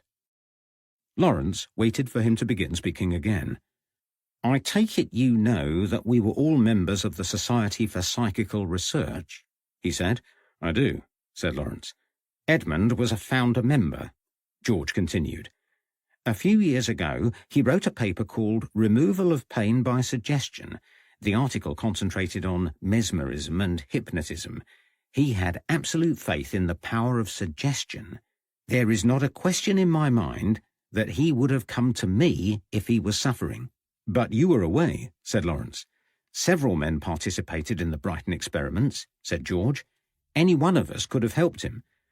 To be clear, you do not think he was a habitual user of narcotics. To be even more clear, I do not believe he used them at all. Lawrence exhaled. He realized he had been holding his breath while George was speaking. The passionate manner in which the young man argued against the verdict of accidental death indicated he was onto something at last. I am leaving the SPR, said Smith. I have made up my mind. I have obligations towards them until the end of the year, but I will resign immediately after. Why? Asked Lawrence. I cannot tell you, said George. Something I cannot explain is making me uneasy. If you want to know more about the SPR, you should go to London and speak to some of the society members. They all knew Edmund well. Ask for Frederick Myers or Frank Podmore. If you are lucky, Elias will be around. Elias? Our doorman, although he is so much more. Elias is loyal to the organisation and with an almost eidetic memory. He is the man to ask and will always be able to reach the others. I thought eidetic memory was a myth. In its pure sense, it is rare. All members of the SPR have a speciality no matter what function they serve. Elias has spent a lifetime learning mnemonic techniques to improve his memory. He has trained himself to have an almost photographic recall. London sounds like a good place to start then, said Lawrence. I'll go there and search them out. George stared towards the bubbling water and pulled distractedly at his tie. After a few moments he looked up. There is something wrong with the way they reached the verdict, Mr. Harpham, he said. The coroner was veering towards suicide, but was heavily influenced against it. Some of my colleagues thought it was an accident. I sometimes wonder whether it was in their interests for the verdict to go that way. After all, it was important not to tarnish the society's reputation, or their own. But in the conflict between accident and suicide was something else overlooked. Could Edmund Gurney have been murdered? Lawrence walked in a daze as he retraced his route to the Royal Albion Hotel. It was dusk, and darkness descended swiftly. The rising moon cast the merest trace of light, and a murky soup of clouds concealed the stars. The streets of Brighton had become strangers, made hostile by the ghoulish glow of gas lamps. In the distance, a lamplighter hauled his ladder through an alleyway, trudging along frosty streets as he contemplated the laborious task ahead. Lawrence followed in silence, considering George Smith's final words. Could Edmund Gurney have been murdered? Lawrence was distracted as he turned into a passageway and found himself in a maze of tiny streets leading towards Black Lion Street. The welcoming lights of the Cricketers' Inn appeared a short distance away. Lawrence peered through the windows into the well-lit interior. The glass was clear, but Lawrence could not see inside. His mind played tricks as the word murder appeared and disappeared from the beveled glass. One minute it was emblazoned in foot-high letters, the next only a figment of his imagination. He walked the length of Black Lion Street until he reached the seafront. Accusatory voices surrounded him. Lawrence tried to block the sounds, but they echoed in a whisper of murder, again and again. Even the waves joined in, sloshing their criminations against the shore. Was murder an option? Why had it not been considered? By the time Lawrence reached the hotel, he was exhausted and his mind was ablaze. He decided to buy a glass of brandy to drink before he retired. It would be more effective than counting sheep. He opened his wallet, but instead of extracting money, he grasped the piece of paper egregiously torn from the register earlier that day. He unfolded it without a flicker of guilt. Some of the names inside were registered against room numbers indicating that they were guests, not visitors. The remaining records were poor, only containing a surname twinned with a town. But 2 entries looked promising and were annotated with the word visitor. One of them belonged to a dentist called Daniel Browning. He had given his address as 27 Upper Montague Street, Marylebone. The second man had appended 2 locations by his name. Roslyn Donston was a journalist who lived in London, but was currently staying at the Cricketers Inn, Brighton.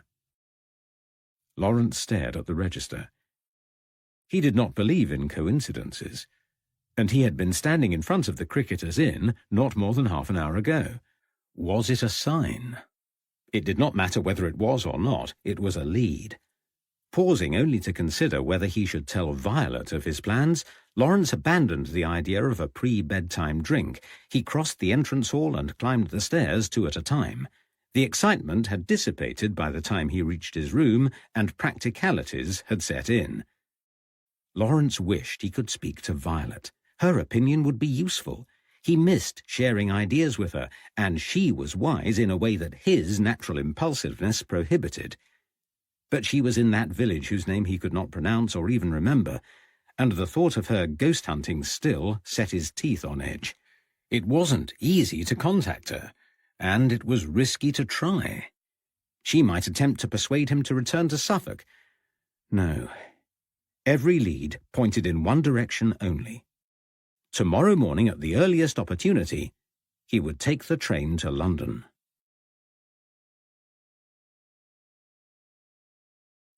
Chapter 6. Approaching Scotland Yard. The 13th of February, 1891.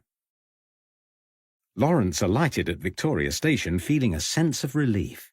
He vacated the train almost before it stopped and darted up the platform with an unaccustomed lick of speed. He had been sitting for what seemed like hours with a large woman and her elderly dachshund. Lawrence liked well-behaved dogs as much as the next man, but this dog was disobedient and overindulged and had barked through the entire journey.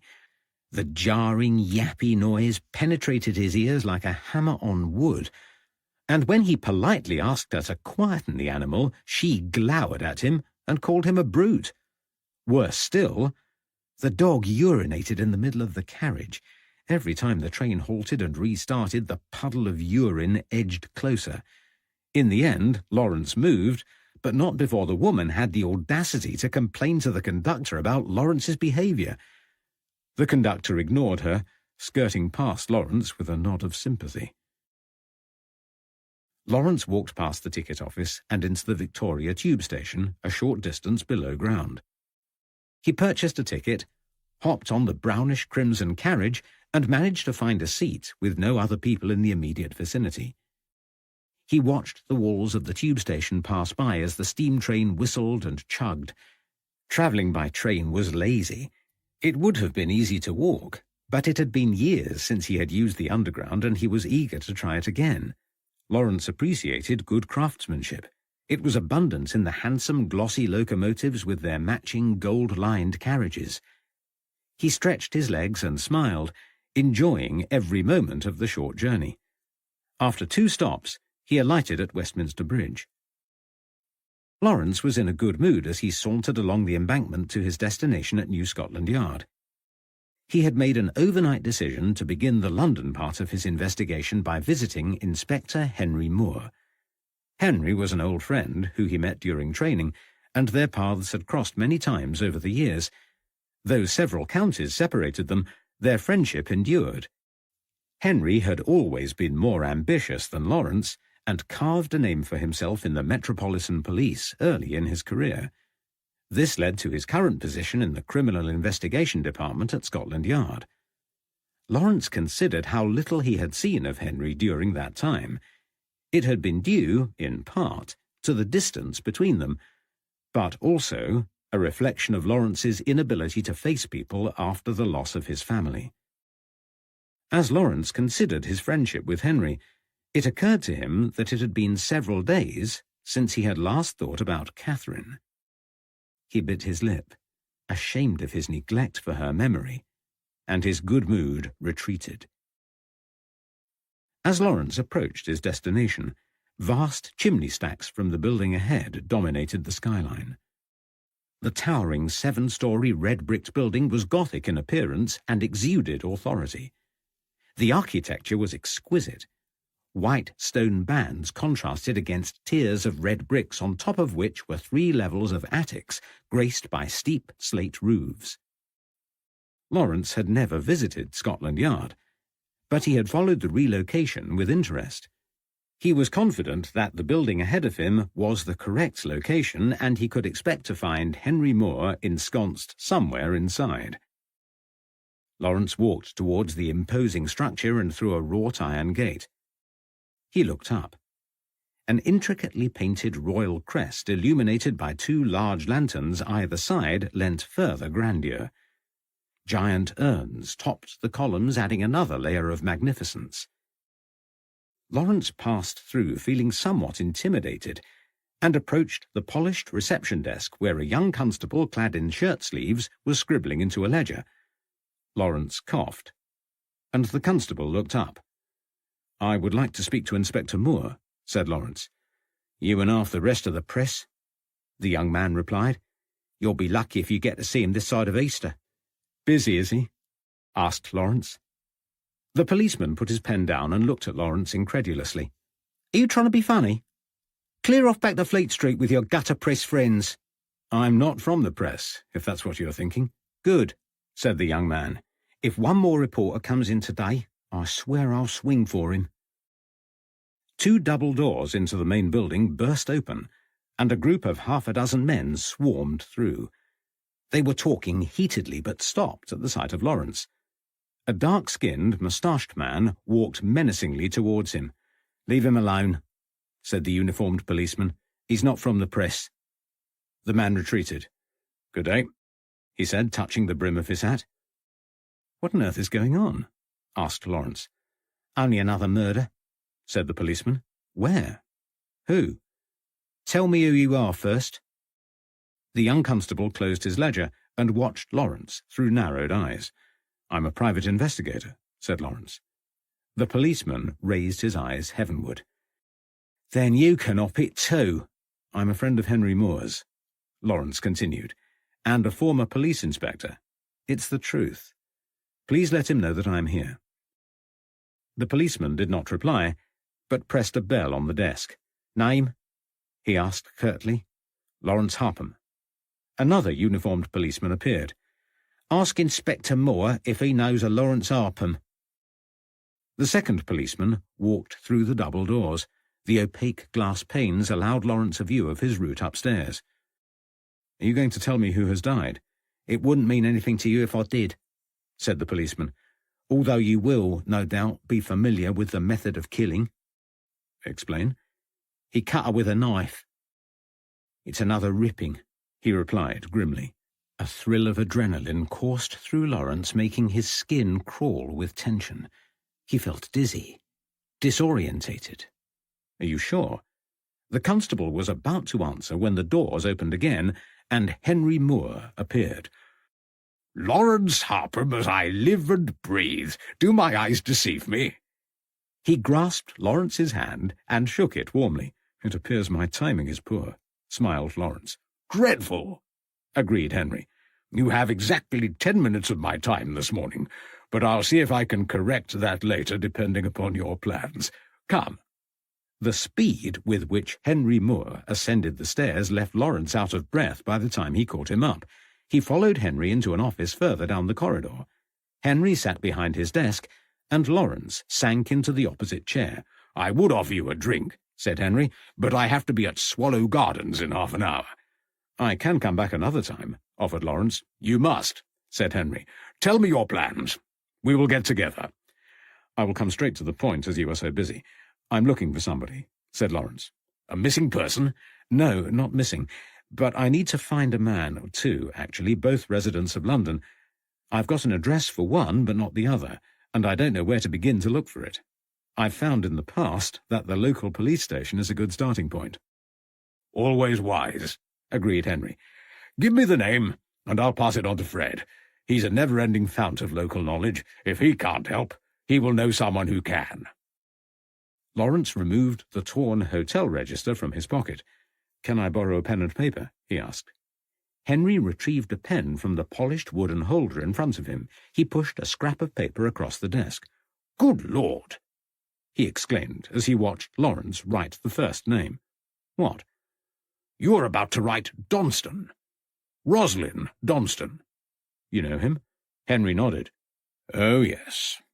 That complicates matters." Lawrence raised an eyebrow. "How?" he asked. "I'll tell you, but first I need to know why you are asking. It's important, Lawrence. Official business." "It's probably nothing," said Lawrence. "I'm investigating a death in Brighton. It happened a few years ago. The coroner ruled it as an accidental death, but I'm not so sure." Henry Moore leaned forward. "How does this concern Donston?" "It probably doesn't," Lawrence admitted. "But he was in the building on the night Gurney died." "Edmund Gurney?" "Yes. You know him." "Only by reputation," said Henry. "He was well known in London. What makes you think this death was suspicious?" "Nothing I can summarize in the 5 minutes we have left," said Lawrence, looking at his watch. "I'll tell you everything when there's more time." Henry nodded. "Fine. And in return, I will use the next few minutes to tell you some of what I know about Roslyn Donston and give you his address. We keep tracks on the man. He's under surveillance. My help is conditional on your cooperation. You must tell me everything, and I mean every single detail of the conversation that takes place, now or at any other time. Is that clear?" Lawrence glanced at his friend, momentarily taken aback. Henry was uncharacteristically curt. His clenched jaw and stony face bore no trace of his usual good humour. "Of course," Lawrence replied. Henry sat back in his chair and sighed. "Have you heard about the latest ripping?" he asked. "Yes." "Well, your man Donston became embroiled in the 1888 murders. For a while, we thought he might be the ripper. We have subsequently settled on a series of more likely candidates and have removed Donston from the list." Lawrence whistled. "I didn't know." "No reason why you should," said Henry. "Donston is a journalist. He dabbles in esoteric mysteries and spiritualism. He came to our notice while we were investigating the Ripper murders due to his bizarre theories. If it wasn't for the fact that he was in a hospital during some of the murders, he could have found himself at the end of a rope." "But he is no longer a suspect?" asked Lawrence. "No," said Henry. "He couldn't have done it." "Then why is he under observation?" "He is a troublemaker, always stirring up public opinion with his strange ideas. He knows more about it than he ought. Keeping track of him is precautionary. There was a theory that the Ripper may have been more than one person, you see." "But the rippings stopped years ago, didn't they?" "Yes," said Henry, "and the Ripper is most likely dead. But until we have proof of this, Donston and a few others remain under watch." "What is the nature of this latest incident?" "In the early hours of this morning, a young woman by the name of Frances Coles met a violent end. Someone cut her throat from ear to ear. God knows it's only been a few hours, yet every blasted reporter in the district seems to know of it. They have attributed it to Jack." "With justification?" "No. Because it sells newspapers." "So you won't reopen the investigation?" Quite the opposite. We have no choice, said Henry. We cannot satisfy public opinion unless we start from scratch and investigate the slaying as if it was a Ripper murder. It is imperative that we find the killer, otherwise we will end up squandering all our resources on this crime for months to come. What sort of young woman was Frances Coles? I take your meaning. Frances was the usual type. She had fallen on hard times and was a drinker. She dossed in a common lodging house in White's Row and sold herself for money. Lawrence nodded. I see. I won't take up any more of your valuable time. I'll track Donston down and speak with him later today. Can we meet tomorrow morning? Yes, said Henry. Come back here. I would like to know what he has to say for himself. Henry Moore pulled out a desk drawer and removed a box of cards. He thumbed through them, selected one, and copied the contents onto a piece of paper. He pushed it across the desk towards Lawrence. Here is Donston's most recent address. Lawrence folded the paper and put it in his pocket. He smiled at Henry as he walked towards the door. Until tomorrow, he said. Indeed. Henry held the door open and watched as Lawrence walked down the corridor. He still held the card containing Donston's location. Henry sighed and put the card back in the box. The Ripper killings were over. Donston was no longer a suspect. But the prospect of Lawrence engaging with the sinister oddball journalist left Henry Moore feeling uneasy and powerless. He decided to re-establish control by setting the nearest available constable to keep watch outside Donston's hotel.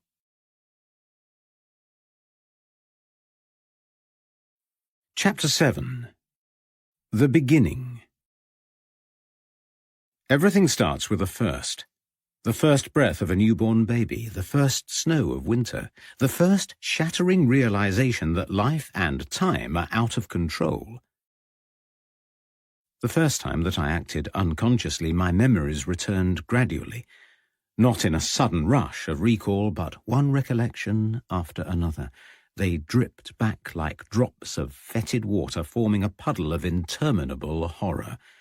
Every single memory felt safe in its individuality. Alone, they were passive, offering false hope and masking the inevitable. It is hard to describe the point at which the memories become complete. So slowly do they recombine, but they always do. And the horror sends a cold dread coursing through my veins. My heart hurts with the pain of remembering. I am a peaceful man. I am not what the memories suggest. I am not. Was I always so afflicted? Not from birth, but from a young age. The first time I felt different, I was still youthful, still in education. Harry Kersey found me slumped against a wall, upright but pallid and confused. He asked what was wrong, and I could not find the words to tell him. If I knew then what I know now, I could have said that my mind had temporarily absented itself from my body. I could have revealed how I fought in vain to fill the void with the memories I knew should be there. They returned, eventually, taking far longer to come back than they took to disappear. The attacks have continued haphazardly ever since. Once an entire 18 months passed without a seizure, but in 1888 they increased with appalling regularity. Attacks rushed by in waves, month after painful month, recall after horrifying recall. The automatisms were less frequent when I was younger.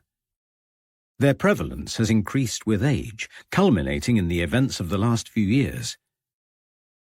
They worsened late in 1887 when I took a regular journey on the Metropolitan Railway.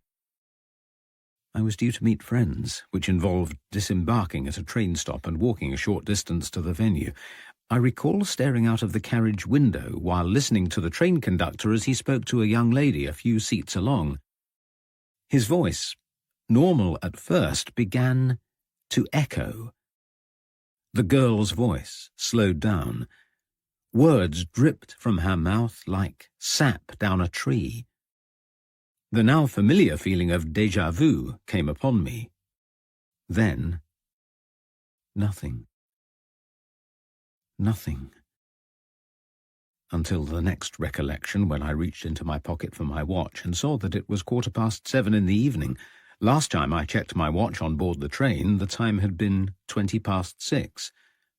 I recalled this because my appointment was just before 7 o'clock, and I remember thinking there would be more than enough time to get to my destination.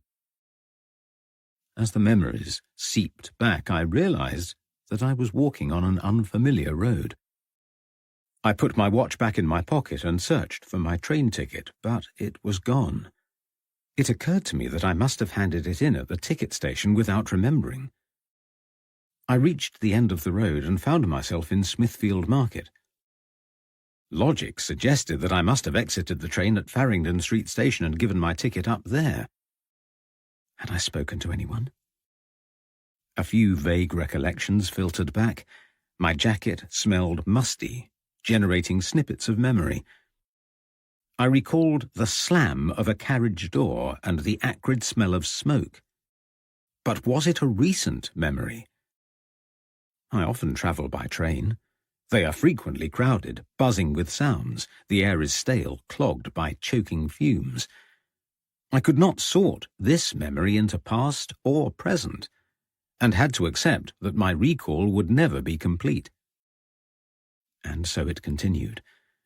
I experienced instances of automatisms during which I could be anywhere, with no memory or control. There were also lesser events which I called blanks. Blanks occurred for short periods lasting no more than a few minutes. During these I had scant, if any, memory, and I was always immobile. My profession could have made my affliction untenable, but I was frank with those who needed to know, including a few loyal friends. Though perplexing and at times irritating, it did not cause my colleagues undue anxiety. Their acceptance made me less fearful. Until a particular Saturday in 1888, when the full horror of my illness manifested itself. Quite how I arrived in Spitalfields I cannot say, for I had never ventured that far before, and what passed at Aldgate railway station is still a mystery. My first recollection was the cold. It was dark, and I was standing beneath a gas lamp in another, unfamiliar area. Through force of habit, I pulled out my pocket watch and checked the time, trying to adjust my eyes to the gloomy light. It was 7:45 on a cold February evening, and I had lost over an hour of memory. As I returned my watch to my jacket pocket, my fingers closed over the ticket I had purchased earlier that day. I had not surrendered it at the ticket office as I had in the past. It was damp, and I surmised that it must have been raining. But as shards of consciousness returned, I realized that I was not wet. Cold indeed, but not wet. I held the ticket closer to the light and scrutinized the brown marks covering it. Blood spotted the pale card. I felt the sleeves of my jacket. They were damp, with blood too. I raised my hands to my face and touched my skin. Nothing. The blood was not coming from my body. So I removed my hat and examined my head for a bump. Perhaps I had fallen over. But there was no pain or any sign of a wound. Then I tried to make some sense of my surroundings, to work out where I was and how I would get home. The alleyway in which I was standing was deathly quiet. The only sign of life, a skeletal alley cat with one torn ear and patches in its fur. To the right of me, in the light of the next gas lamp along, I noticed a bundle of rags illuminated in the hazy glow. Then it moved and emitted a low moan. I gasped. It was a person. A woman. I ran towards her and knelt by her side. Her face was sallow and lined, her breathing laboured. I gasped as I saw her rucked-up skirts mottled and smeared with a dark substance. Slashes marked her woolen stockings, leaving bare flesh exposed. Something metal glinted in the light, and I scooped it up. Its comfortable, familiar weight triggered a memory that seared through my passive observations. Oh, God. It was a clasp knife. It was mine. And the last time I had seen it, I was plunging it downwards in a frenzy with no idea why. One chilling memory after another returned, interconnecting into a mesh that did not form a whole, but allowed an insight into what had occurred. Boarding a train at Baker Street Station, feeling normal, a train ride, and a strange taste. A glimpse of Aldgate Station, running. Quiet, dark, quiet, walking, thirsty, stop. A sign. White paint flaking away from a rotten wooden plank. Whites. Row. Memories ebbing and flowing. Gone again. A woman middle-aged, asking for something. Disgust. Revulsion. Raging anger. A scream. Silence. The woman was still alive. Injured, but alive. I should have assisted. I'm a good man, and I could have helped her. But I ran. And, one way or another, I have been running ever since.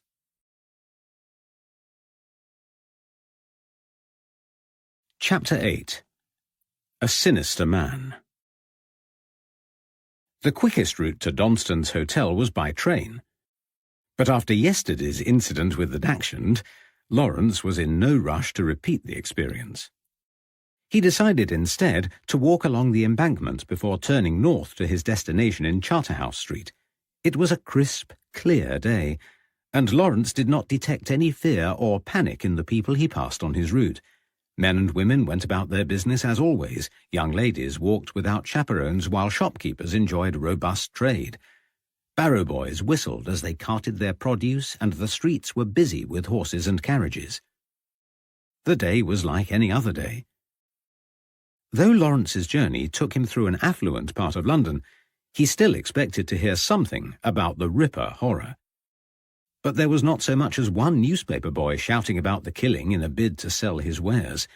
The concerns of Scotland Yard had not yet reached the good people of the parish of St. Sepulchre. Lawrence continued along Charterhouse Street on his way to Charterhouse Square. As he reached the square, a structure ahead caught his eye. He stared at it, trying to comprehend what he was seeing. The building was narrow. It spanned no more than the width of the front door. 3 arched windows stacked one above another formed a tall triangle with a stone balcony enclosing the first window. Lawrence subconsciously widened his arms as he walked towards it, wondering if he could touch either side if he tried. He reached into his pocket for the piece of paper Henry Moore had given him earlier that day. The scrawled note gave Donston's address as the Triangle Hotel, 88 Charterhouse Street, St. Sepulchre. The name of the hotel could hardly be more appropriate. The closer Lawrence got, the more he could see of the right-hand side. The hotel looked like a wedge of cheese and fitted snugly between 2 roads veering off at 45-degree angles. From the front of the hotel, it was impossible to imagine a functioning boarding house, but from the side, it became viable. Lawrence opened the door and found himself in a small triangular room. He approached a shabby dark wooden desk, upon which sat an unpolished brass bell. Lawrence waited for a while, but nobody came. He pressed the bell, adding his fingerprint to many others. Moments later, a white-haired man shambled in, accompanied by a young boy. The man yawned as he asked Lawrence how he could help. Lawrence leaned across the counter. "Is Mr. Donston resident here?" The hotel manager raised an eyebrow. "He might be." "Can I see him?" "It depends." "On what?" The manager stared at Lawrence. After a few moments of silence, Lawrence understood the man's intent. He sighed, removed a note from his pocket, and placed it on the desk. The man's grubby fingers closed over the money. "Tell number 5 he's got a visitor." The boy returned a few moments later and nodded to the manager. "You can go up," he said. Lawrence approached the stairs and stepped on the fraying carpet. "Wait," barked the manager. "Tommy will show you." He retreated and waited for the boy, who glowered as he squeezed past. The boy stopped outside a door midway along the landing on the first floor and held his hand out. Lawrence felt inside his pocket for the smallest denomination coin he could find and dropped it in the boy's palm. He stood for a few moments before knocking on the door, wondering what on earth he was going to say. He did not have long to wait before a deep voice boomed, "Come," and Lawrence entered the dark and dingy room. Though Donston's room spanned 2 large windows, he had purposely excluded the outside. Both window shutters were drawn across, allowing only a chink of sunlight to enter. Donston relied on other means of illumination. Several misshapen candles of dubious provenance burned in saucers on a wooden desk. Donston was sitting in a worn red leather armchair. A white walrus moustache dominated his square face, hiding his lips, and dark, bushy eyebrows sprouted over deep-set eyes. Lifeless eyes. Soulless eyes. Lawrence approached him and offered his hand, avoiding eye contact. Donston stood to greet him and accepted it. His grasp was firm, his hands clammy. He gestured towards the chair in which he had been sitting. There was no other seating in the room, and Donston repositioned himself on the corner of the bed, regarding Lawrence curiously. "Would you like a drink?" he asked. Lawrence declined. He still wasn't sure how to approach the conversation, but alcohol was unlikely to help. Besides, he did not trust Donston. There was something sinister about his demeanour which would have been evident in daylight, but in the manufactured dimness of the room with the flickering candlelight was almost otherworldly. "What do you want with me?" Donston's voice was low, with the merest trace of an accent that could have been northern. "I have been in Brighton," said Lawrence. "I want to talk to you about an incident that occurred in the Royal Albion Hotel." The half-smile fell away from Donston's face. "What incident?" Lawrence opened his mouth to reply, but noticed a copy of the Pall Mall Gazette laying folded across Donston's desk. "Another Whitechapel horror," the headline screamed. "A woman brutally murdered this morning." Lawrence hesitated, and Donston followed his gaze. "Ah. Have you heard about our latest murder?" Donston leaned forward, animated. "A little," said Lawrence. "Bloody fools," said Donston. "The police, I mean. They know nothing." "Indeed," Lawrence agreed. "Otherwise they would have apprehended him long ago." "Not at all," said Donston. "They have avoided every well-meaning attempt to guide them." "Understandably," said Lawrence. "The general public is a little too accommodating when it comes to murder. They flood the police force with suggestions and theories, and Scotland Yard lacks the manpower to deal with it. And there are not enough intelligent policemen to follow a perfectly obvious trail of evidence." "Why do you say that?" "They only process what they see. And they do not think like the Ripper. They complain that they cannot catch him and lament their poor luck. But they let a blood-stained man escape repeatedly without ever considering how." Go on. Lawrence's suspicion had turned to interest. "Because there was very little blood on him." "There must have been," said Lawrence. "The Ripper used a knife. The murders were bloody and visceral, and the perpetrator would have been covered." "There was no blood on him," Donston repeated. "He cut their throats from behind. Do you see? He grasped them from the rear and drew his knife across their throats as they faced away. The blood spilt down their bodies, leaving his clothes clean.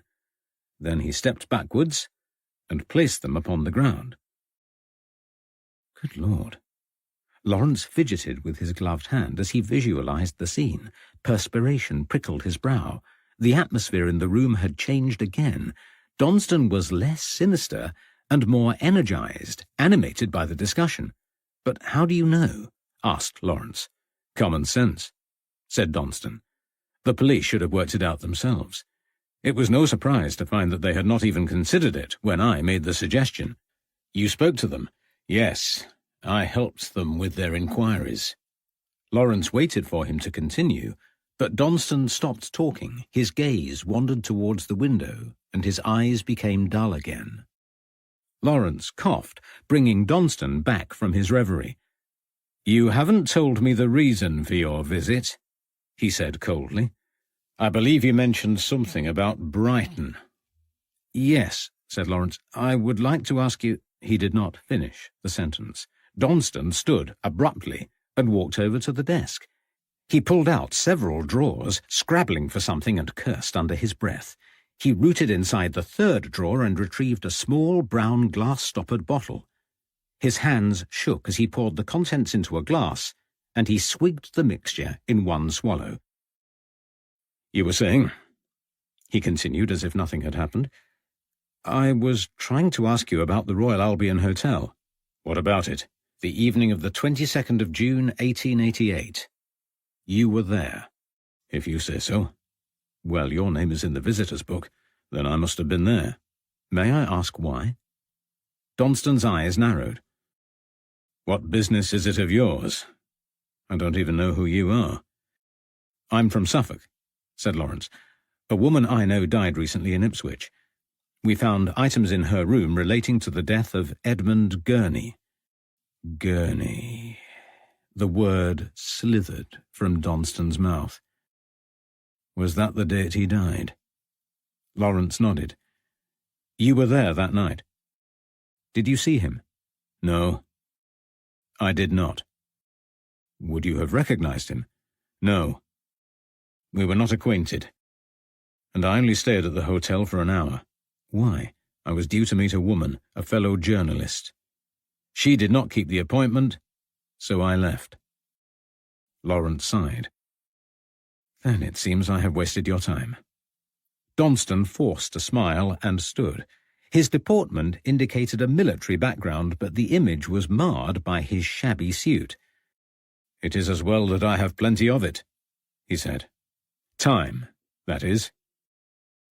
Lawrence thanked him and left the room, relieved to be free of the oppressive atmosphere. Lawrence retraced his earlier path down Charterhouse Street, not noticing the young man who had been loitering by the hotel as he followed behind.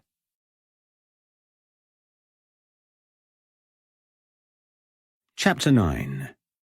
Setting the Scene.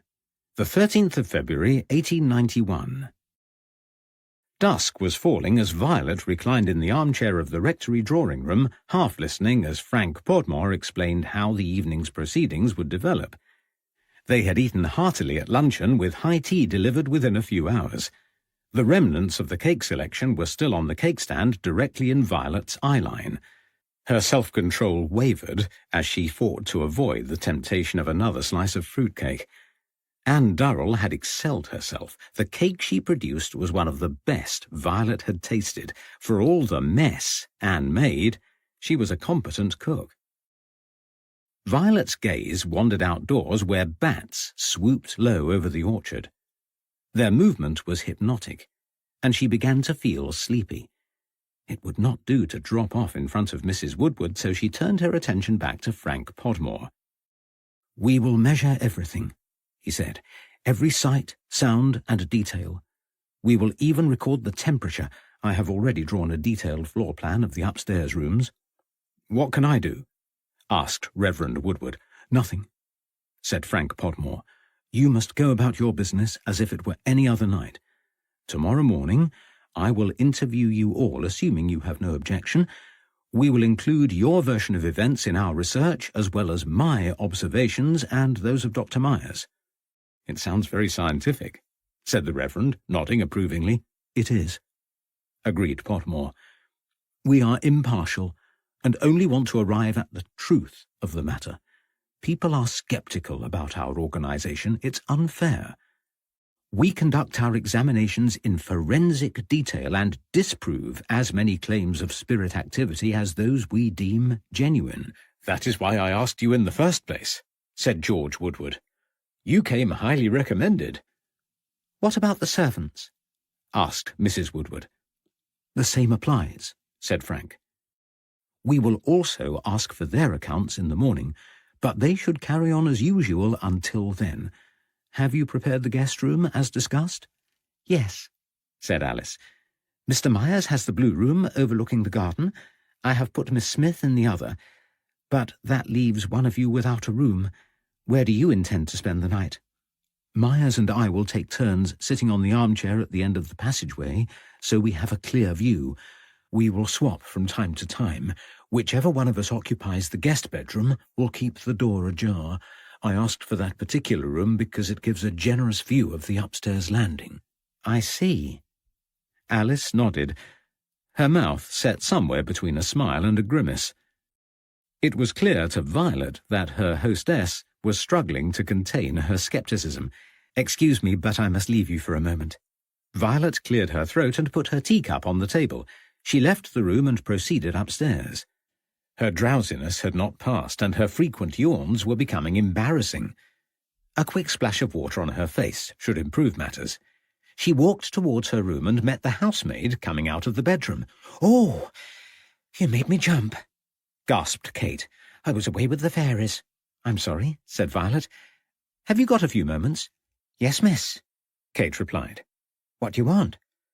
"I wondered if you could tell me a little more about this ghost." Kate's eyes widened. "I can tell you plenty. I have seen him several times." "Him?" "Most definitely. An old man he is. Old and sad." "Is his spirit clear?" "I don't know what you mean." Violet tried to find the right words. "I mean, does he look like a person or an apparition?" "He looks the same as the ghosts you see at a séance. Have you ever been to one?" "No," said Violet. "I know it is very much in fashion, but a friend of mine went to one in Bury St. Edmunds recently. She thought that the so-called spirit looked more like a piece of cheesecloth." "Well, the ones I saw were real." Kate protested. A frisson of hostility settled between them. "I dare say she chose a disreputable medium," said Violet, trying to diffuse the situation. "I dare say," said Kate sullenly.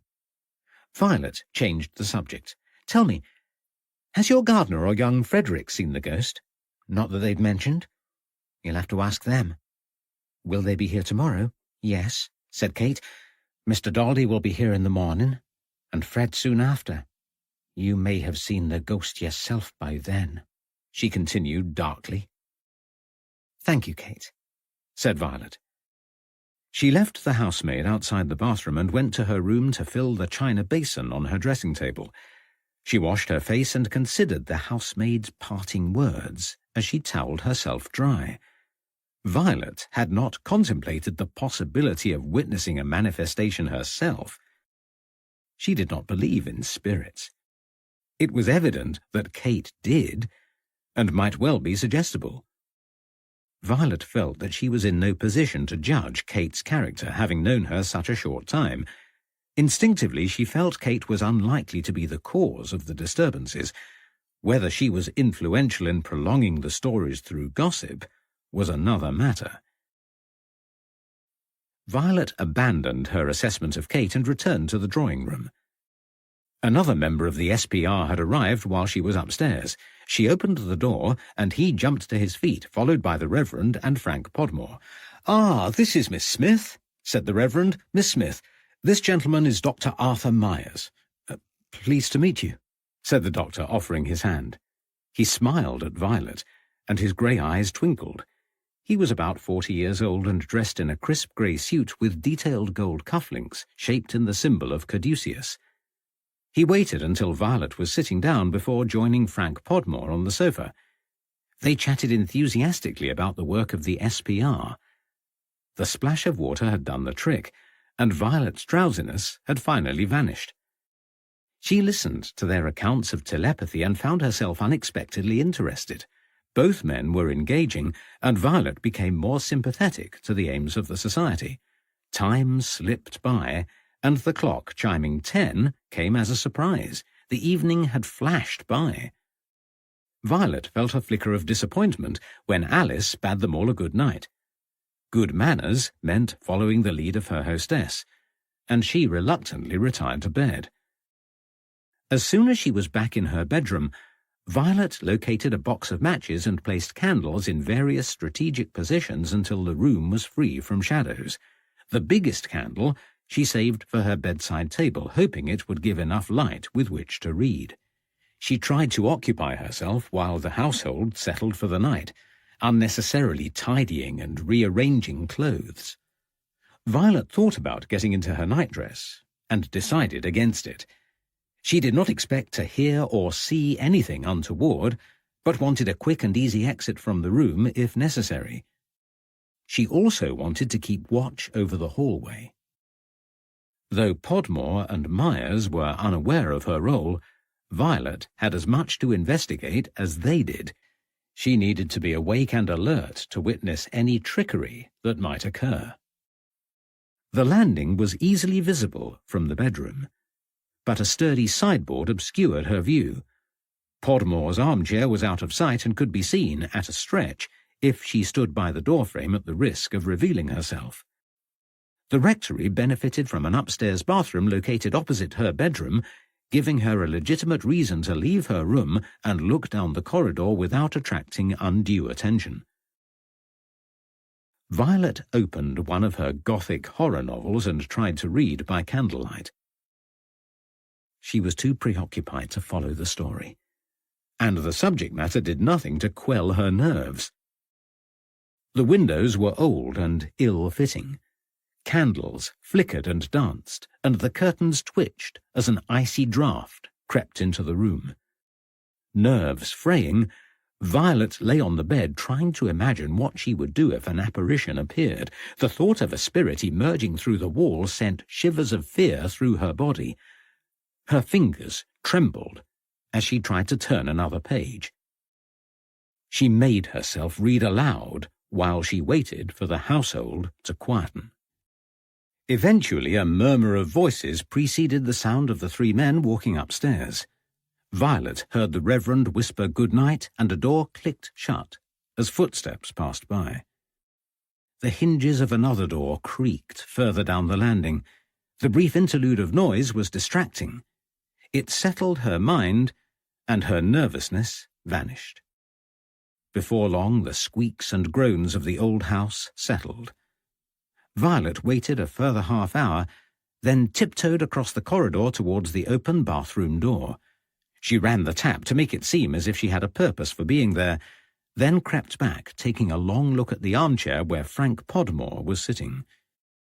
He had removed a thermometer from his briefcase and set it by the wall. Then he checked the temperature and noted it in a hard-backed book, in which he continued to write by candlelight. Pieces of equipment which Violet couldn't identify surrounded the chair. She returned to her room, none the wiser, and sat in silence for a period of time too long and dull to measure. In spite of her best intentions, her eyes grew heavy, and she fell asleep. Violet woke with a start to the sound of rapid knocking. Hard, sharp knocks echoed through her bedroom. She gasped and sat up. The rapping stopped, followed by a short silence. Then it began again, intermittently, with no real pattern. Her bedside candle, reduced to a stump, flickered. Most of the other candles had gone out, leaving her room partly lit and full of menacing shadows. She reached for the dying nightlight, and was about to leave the room when a door slammed shut like a crack of thunder. She almost dropped the candle in fright, and with trembling hands she opened the bedroom door and tiptoed into the corridor. Frank Podmore was staring down the landing. His book had fallen face down and the measuring equipment lay scattered at his feet. "What was that?" asked Violet. "I don't know," said Frank. "I cannot explain it." "Did you hear the knocking?" "Yes." "And the door slam. But there were only 2 doors open, yours and Myers. It wasn't your door, was it?" "No. Mine was ajar. It has been all night." "Better check Myers' room," said Frank. "It must have been his door." Violet followed him down the corridor. When they reached the blue room, they stared at each other. The door was also ajar. "Odd," said Frank, knocking on the door. He entered the room. Arthur Myers was sitting on his bed, staring straight ahead at an empty wall. "Myers?" whispered Frank. There was no response. Arthur Myers' grey eyes were wide open, and his face was pale. "I say, Myers, old chap." Podmore shook his shoulder, and Myers gasped. "Sorry, I was still half asleep." Myers said, "Did I miss anything?" "Some unusual noises, knockings and the like, and a door slammed, yet I walked the corridor several times tonight, and the only open doors are still open now." "It sounds like there is something here worthy of our time," said Myers. "I'm only sorry I fell asleep and missed it. My turn now. I'll take watch while you rest." "No," said Podmore. "I'll stay with you for a while in case anything else happens." He turned to Violet. "You should go back to your room," he said. "I doubt there will be any further disturbances, but you will feel safer if you are behind closed doors." "Where are the others?" asked Violet. "They will be in bed," said Podmore. "This isn't new to them, don't forget. It's like every other night." Violet returned to her room. She did not dress, but slipped under the cover and dozed fitfully until dawn. Chapter 10. Leman Street Station. Saturday the 14th of February, 1891. Lawrence woke early and pulled back the curtains in the room he had hastily secured the previous evening. His unplanned journey to London left no time to consider accommodation. He had left it too late to find something comfortable, and had settled for lodgings in a seedy lane not far from Victoria Station. Outside the lodging-house, a brewer's yard abutted an alleyway, and several heavy carts had already crossed the pitted road since the early hours of the morning. Although woken by the noise of working horses, Lawrence had drifted quickly back into a dreamless sleep. It was gone 8 o'clock when he drew back the threadbare curtains to see a sheen of drizzle across the paving stones. Henry Moore had invited him to return to his office in Scotland Yard, and Lawrence was anxious to get under way. It was also time to think about returning to Bury St. Edmunds, in which case he would need to catch an early train. Lawrence wondered whether Henry would have arrived at work yet. He decided to chance it and borrowed an umbrella from the empty lobby of the boarding-house before making his way to the embankment. 20 minutes later, he arrived at the reception desk at Scotland Yard to find a letter waiting from Henry Moore, who had left the station almost as soon as he appeared earlier that morning. The note apologised for his unexpected absence. Henry was en route to Leman Street Police Station, where Lawrence was welcome to join him. A young, non-uniformed policewoman gave Lawrence directions. She pointed out Leman Street on the large map dominating the wall opposite the desk. This audiobook is free, with no ads or interruptions. Take this moment to rest your mind with some soft music.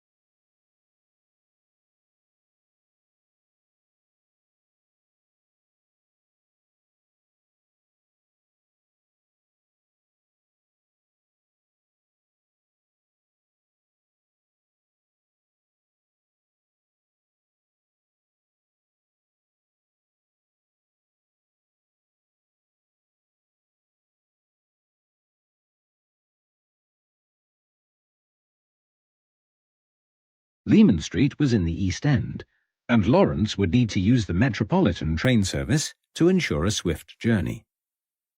He left immediately for the nearest station, disembarking at Aldgate. The route to Leman Street took Lawrence through narrow streets and alleys. It was his first foray into the East End, and showed another side of London where people lived in unfamiliar poverty. Terraces of crumbling properties with broken windows and peeling doors were a world apart from the smart homes of Westminster. Poverty-stricken groups of people huddled outside. Poorly dressed women and ragged children squeezed together on doorsteps, soaked to the bone from a persistent drizzle that seeped through their clothing and matted, unwashed hair. If being out in the cold and rain was preferable to being inside, Lawrence dreaded to think what it was like indoors. He arrived at Leman Street Station, saddened at the conditions he had seen. There was no time for further reflection as he walked straight into the path of Henry Moore, who was in a heated discussion with two other men. "Ah, Lawrence," he said. "This is Inspector Reed and Dr. Phillips. Edmund, George, this is the fellow I mentioned earlier. We had better discuss our business somewhere less public." "Come this way," said Edmund Reed, guiding them through a set of double doors. They followed him into a sparse room with a table and a sink. "A poor sort of office," quipped Henry. "It isn't an office," Reed replied, "and don't ask. You don't want to know." Henry shook his head. "No matter. Now listen, Lawrence, I don't need to tell you that anything discussed in this room must go no further." "No, you don't need to tell me, Henry," said Lawrence. "I can assure you of my discretion." "I know," Henry sighed. "This is sensitive, as you know. Did you see Donston yesterday?" Lawrence nodded. Edmund Reed raised an eyebrow. "Let's get this out of the way, and you can tell me all about it." "What's happened?" asked Lawrence. "We have just arrested Jack the Ripper." "We have done nothing of the kind," snapped Edmund Reed. "James Sadler is not Jack the Ripper." "And Frances Coles is not a Ripper victim," insisted George Phillips. "I say she is," said Edmund Reed impatiently. "Hold on," said Henry Moore. "Lawrence only arrived in London yesterday. Can you explain the situation to him?" Reed sighed. "Yes, it might be useful having the view of an impartial outsider, if you don't mind me calling you that." "Not at all," said Lawrence. "Frances Coles is, or rather was, a prostitute. We found her in Swallow Gardens in the early hours of Friday morning with her throat slashed." "Was she robbed?" asked Lawrence. "Unlikely," said Reed. "She had hidden 2 shillings behind a gutter pipe, which we later located. Possibly earrings from her last client." "Were there any other wounds?" "No," said Dr. Phillips. "Which is why she is not a Ripper victim. All the others suffered abdominal mutilations, except Elizabeth Stride," said Edmund Reed. "He was interrupted," argued Phillips. "He didn't get a chance to inflict any post-mortem wounds on her." "What's to say the same thing didn't happen again?" asked Reed. "P.C. Thompson insists he heard footsteps as he walked towards Swallow Gardens on his beat. He probably missed the Ripper by moments." "Except that it was not the Ripper." George Phillips raised his voice. "Come now," said Henry Moore. "Why are you so sure?" "Because he cut her throat from left to right, right to left, then back again. There were 3 clear cuts. It does not compare to the other Ripper crimes." "But it does," insisted Reed. "All the cuts made by the Ripper started on the left and finished on the right." "And he tilted her body to the left, presumably to avoid bloodstains," said Henry. "Precisely. More evidence of someone experienced, someone accustomed to the problem of excess blood loss." "I cannot agree," said Phillips. "The killer of Frances Coles had no anatomical skills and his knife was blunt. He was not the Ripper." "How does James Sadler fit in?" asked Lawrence. "He knew the dead girl," said Henry, "and they drank together on the evening of her murder." "What of it?" asked Edmund Reed. "That is not a motive. We have arrested the man without just cause, and from all reports he was blind drunk and incapable." "I understand he had injuries too," said Henry Moore. "Is that not suspicious?" "It requires explanation," said Edmund Reed. "But it is purely circumstantial." "Can you be sure he did not commit the crime?" asked Moore. "Of course not. Then he must remain under arrest, and we must consider him a suspect for the Ripper until proved otherwise. We cannot allow this to escalate into the hysteria of 1888. It is a grave mistake," said Edmund Reed. "But I will proceed as you wish." He nodded to Henry, shook Lawrence's hand, and left the room, shaking his head. "He is wrong," said George Bagshaw Phillips, looking over his shoulder. "He will not heed the medical evidence."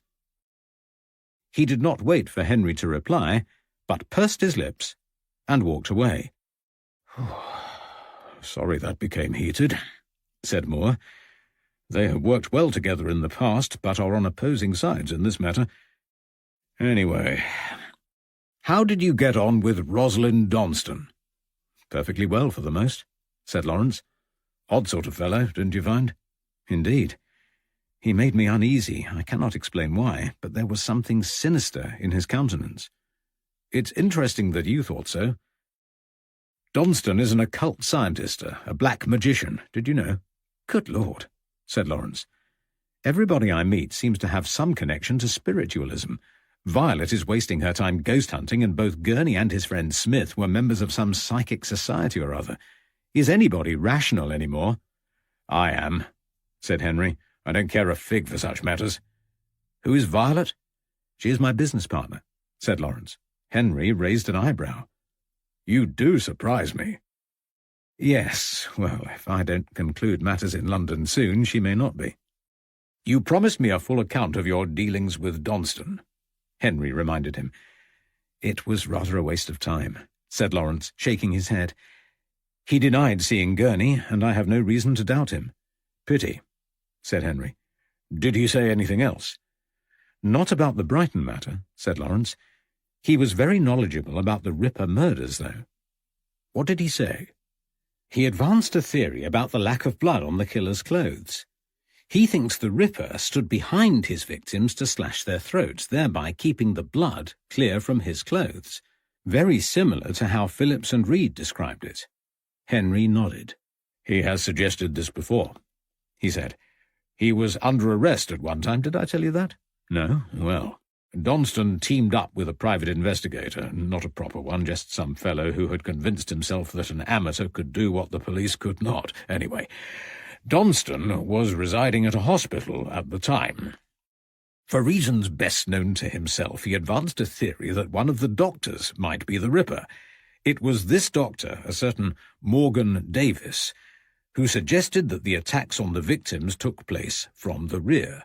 Donston used this theory as an excuse to contact Scotland Yard, where he reported his suspicions. In the meantime, his amateur detective friend found Donston's behaviour equally suspicious and reported Donston too.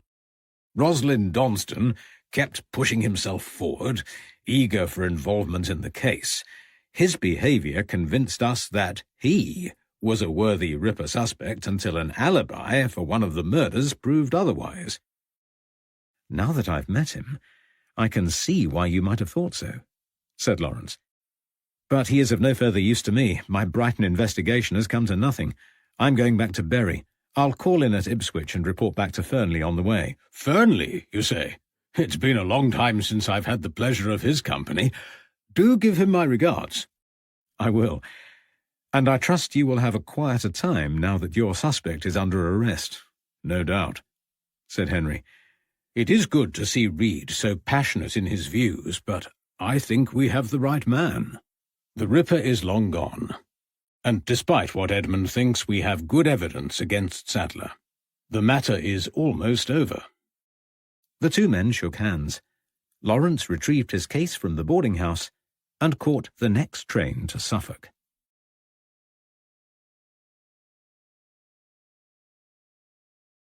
Chapter 11. Chelmaniston, the Aftermath. Saturday, the 14th of February, 1891. Violet awoke to the sound of birdsong. The time was almost 7 o'clock, and it took her a few moments to recall the events of the previous evening. She rubbed her eyes and pushed her bedclothes away, revealing a crumpled day dress. She sighed. Going to bed fully clothed had seemed like a good idea at the time, but her other dress had not travelled well. She had removed it from the trunk the day she arrived to find it badly creased. Violet could not present herself looking as she did. Regardless of the creases, she would need to change. Light streamed into the room as Violet opened the curtains. She walked towards the window and peeped outside. Trees swayed in a light breeze, and a layer of mist had obscured the rear of the large, flat lawn. The outside beckoned, and she opened the dark wooden wardrobe to retrieve her day clothes, recoiling at the smell of mothballs. The odour clung to her navy day dress as she held it to the window, admiring the high lace collar. Some of the creases had dropped out while it had been hanging. The dress was not perfect, but it would do. Violet finished her ablutions, left the room, and traversed the empty landing. The armchair was vacant, and all the notebooks and equipment from the previous evening had gone. The house was quiet and peaceful. Violet struggled to remember why she had been frightened last night. She went downstairs and opened the drawing-room door, but it was dark. The maid had not yet drawn the curtains. There were no signs of life in the dining-room or the breakfast-room, so she wandered into the kitchen where Anne Durrell was standing with her hands deep in a sinkful of water and singing to herself. "Good morning, Anne," said Violet. Anne smiled. "Good morning, Miss Smith. Would you like a cup of tea?" "I would love one." Violet sat at the kitchen table and watched Anne pour 2 cups of tea from a tarnished metal teapot pitted with dents. The kitchen was warm and homely, and a well-established fire burned brightly in the grate. Anne placed the teacups on the table, then tossed another log onto the fire. She prodded it with a well-worn poker, and it settled with a satisfying crackle. "Where is everyone?" asked Violet. "Still a bad mess. Sunday is an early start in this house, and Saturday is what you might call their day of rest. Breakfast is set for 8:30 today." "I see," said Violet. "And the others? The men investigating the Reverend's ghost?" Violet nodded. "I haven't seen them," said Anne. "But then I've been in the kitchen since cockcrow. No fancy gentleman from London are likely to disturb me in here." Violet smiled. "I suppose not. Did you hear the noises last night?" "Only the usual knocking sounds," said Anne. "Nothing out of the ordinary." "They were loud," said Violet. "A door slammed. It would not have been unusual except that Mr. Podmore had closed all the doors. Only 2 remained ajar, and they were still open after the slamming stopped." Anne shrugged. "It's the same every night," she said. "It doesn't mean anything." "What do you think caused it?" "It's an old house, miss. There will always be noises, and they seem worse in the dark. As for the rapping, well, it's a rummin, and that's a fact. But there's no use thinking too hard about it. It is what it is." "It doesn't scare you?" "No. Were you frightened?" "A little," admitted Violet, though in the light of day it seemed silly. "But I can't think of an explanation for it, and that troubles me." "Not everything has an explanation," Anne replied. "As I said, best not think too hard about it. It's a pity that Reverend called the investigators again. Better left alone, in my opinion." "You don't think they can help?" Anne drained her teacup and placed it on the table. "No, I don't," she said. "All that writing and measuring squit. Pah! Such pretty men and so well educated. But what would they do if there was such a thing as ghosts and they came upon one? They do not look the type to fight it, or even outrun it, especially the pompous one. No, they should leave well alone." Violet laughed. "Which one is the pompous one?" "Mr. High and Mighty Podmore," said Anne, "though don't tell the Reverend I said that. Mr. Podmore clicked his fingers at me last night before I turned in, clicked them in my ear and asked for a cup of cocoa. He nearly had one upturned on his head." She crossed her arms and tucked them under her huge bosom. "Not a very polite thing to do," said Violet. "He behaved so courteously to me last night." "He claimed he called my name twice," said Anne. "When he couldn't make himself heard, he clicked his fingers. That's what he said, but I did not hear him. I told him straight, I'm the cook, not the maid, but I will fetch your cocoa anyway." "Oh, dear. Just a misunderstanding, surely?" "Pompous," said Anne. "Well, thank you for the tea," said Violet. But I think I will go for a walk before breakfast. I need to clear my head." "Very well, miss," said Anne. "There's a nice carved ham and eggs to look forward to for breakfast." "Thank you." Violet smiled as she left the kitchen. Anne Durrell had been exceedingly frank in her opinions. Violet wondered if she was always that way or whether their shared Norfolk connection had made her more open. Anne had been bordering on disrespectful to her employer, but her candid observations were refreshing. Violet was grateful that she did not need to interpret Anne's motives. Violet walked through the breakfast room to the rear hallway, where she unlatched the door and let herself into the garden. The mist had lifted. After a quick promenade of the lawn, she opened the side gate and set off down the path towards the village. Violet shivered as she walked towards the church. The warmth of the kitchen had masked the cold February morning. She pulled the fur collar of her coat higher and fastened the topmost button. Violet decided against walking to the village and chose a new route instead. She turned into a narrow lane running past the church and opposite the rectory. The winding, tree-lined road was pretty, and Violet momentarily forgot that she was here on duty. She refocused her thoughts and contemplated what she had learned from her time in Chelmaniston. Apart from a little insight into some of the occupants of the rectory, she had not achieved much. She had managed to exchange a few words with young Frederick Lucas the previous morning, but had yet to meet the gardener. Nothing she had seen suggested any trickery behind the recurring noises in the rectory, quite the contrary. It seemed likely that the sounds arose from the age and composition of the building. If not, they were, as Anne Durrell suggested, inexplicable. Violet was deep in thought, only registering the presence of another person when she heard noises coming from behind her. A quiet tread of boots interrupted her reverie, and she turned to see Dr. Myers, clad in a long brown coat, striding in her direction. "I thought I recognized you," he said. "Do you mind if I walk with you?" Violet smiled. "It will be lovely to have some company," she said, glad of the distraction. She was becoming despondent about the investigation and losing faith in her ability to bring it to a satisfactory conclusion. "Where are you heading?" asked Myers. "I don't know," she replied. "I'm not familiar with Chelmaniston." "The rector suggested a walk by the river when we spoke last night," said Arthur. "It's quite a long way, but well worthwhile, if you fancy it." "That sounds ideal," said Violet. "A long walk might keep out the cold. I've managed to leave my gloves behind. Have mine," said Arthur Myers, removing them from his hands. "They may be a little large, but they will keep you warm." Violet started to speak, but Myers interrupted. "Oh, please take them. I won't enjoy our walk, knowing you are cold, and I do not feel it myself. Besides, I have deep pockets." Violet accepted the gloves and thanked the doctor. They turned off the narrow lane and walked together onto another straight path that stretched into the distance. "Tell me about your work," asked Violet. "A life spent in medicine must be fascinating." "Oh, it is," Myers agreed. "I always wanted to become a doctor, although it was a close-run thing between that and being a professional sportsman." "They are two very different occupations," said Violet. "Indeed, but I always enjoyed cricket and had some success at tennis," said Myers. "I played at Wimbledon when I was a younger man in better health." "How fascinating," said Violet.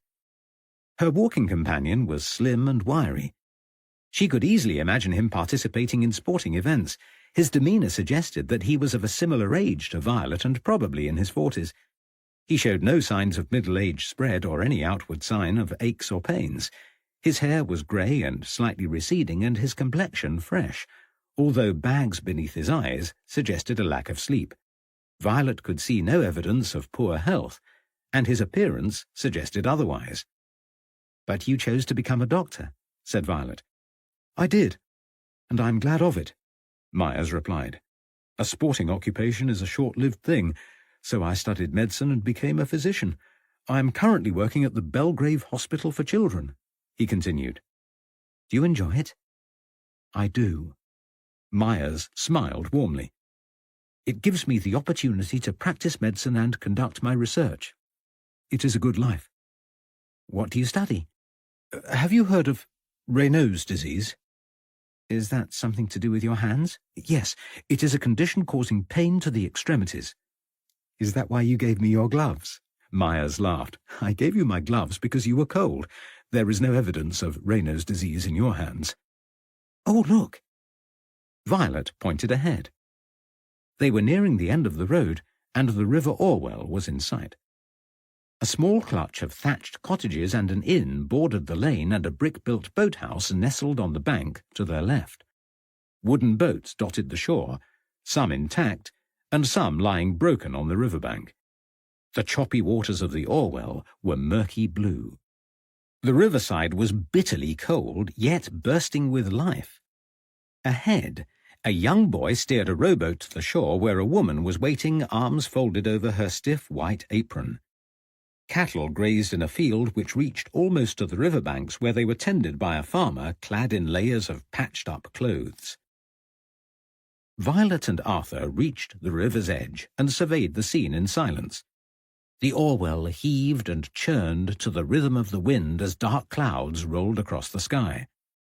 Violet brushed a drop of spray from her face and then another before realizing that it was a gentle scattering of snowflakes. "We had better get back," said Dr. Myers. They returned up Pin Mill Lane, each distracted by their thoughts. Violet broke the comfortable silence that descended. "What made you interested in psychical research?" she said. "It is so very different from science. It's nebulous, illogical, and relies entirely on faith." "No, it doesn't," said Myers. "I became involved because of Frederick, my older brother. He has had a lifelong fascination with spiritualism, but our research isn't illogical and is quite compatible with my medical experience.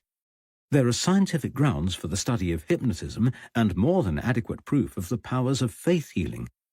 The mind is a powerful engine, and belief in a cure can aid most conditions." "Do you believe in spirits?" asked Violet. "It is not important one way or the other," said Myers. "I believe in scientific study and quantifiable results. It is important to approach these matters without prejudice and be circumspect and rational." They were back in the village now and walking towards the rectory. It was bitingly cold, but the snowflakes had petered out almost as soon as they began. Since they left, a shabbily dressed man had appeared in the front garden of the rectory and was squatting by the side gate, oiling a pair of shears. "Are you Mr. Daldy, the gardener?" asked Violet. "That I am," he replied. "Good morning. I'm Violet," she said, "and this is Dr. Myers." She hesitated. This might be her only opportunity to question the gardener, and she was going to have to do it in front of the doctor without arousing suspicion. In the short time she had known him, Violet had already decided that she liked Dr. Myers. She hoped to portray curiosity rather than nosiness, while appearing amiable instead of a gossip. The gardener stood and faced Violet. A web of crow's feet surrounded his pale blue eyes, and his tanned skin was almost leathery. Deep laughter lines furrowed his face. "John Daldy, ma'am. What do you need?" "Dr. Myers and his companion are investigating the noises in the rectory," said Violet. "I have found their accounts very interesting. Have you ever heard any strange sounds yourself?" "I've heard them all right," said Daldy, "and the worst night's sleep I never had in all my life." "You stayed in the rectory overnight?" asked Violet. "For one night only," said Daldy. "Never again. It was just before Kitty left," he continued. "Last year. Before your lot came for the first time." "Yes," said Myers. "I remember reading the report. I believe Barkworth wrote it. I don't recall reading an account from you." "I left long before he arrived," said Daldy. "Other gardening jobs to do, but the Reverend will have told him what happened." "What did happen?" asked Violet. The gardener placed his shears on the floor and cleared his throat. "I've worked here for a long time," said Daldy, "and the disturbances are nothing new. They happened a lot when Reverend Beaumont lived here, but he was never bothered. He had a big family, you see. His children were loud, always larking around and making noise. It drowned out the knocking and rapping, and it was only the servants that ever mentioned it. Well, eventually, Reverend Beaumont left, and Reverend Woodward arrived. There were no children this time, and the Reverend and Mrs. Woodward rattled around the place alone. They brought their servants, of course, but none of them knew anything about the noises. Then one night, the Reverend heard footsteps in the passageway. Doors began opening and closing when there was nobody around.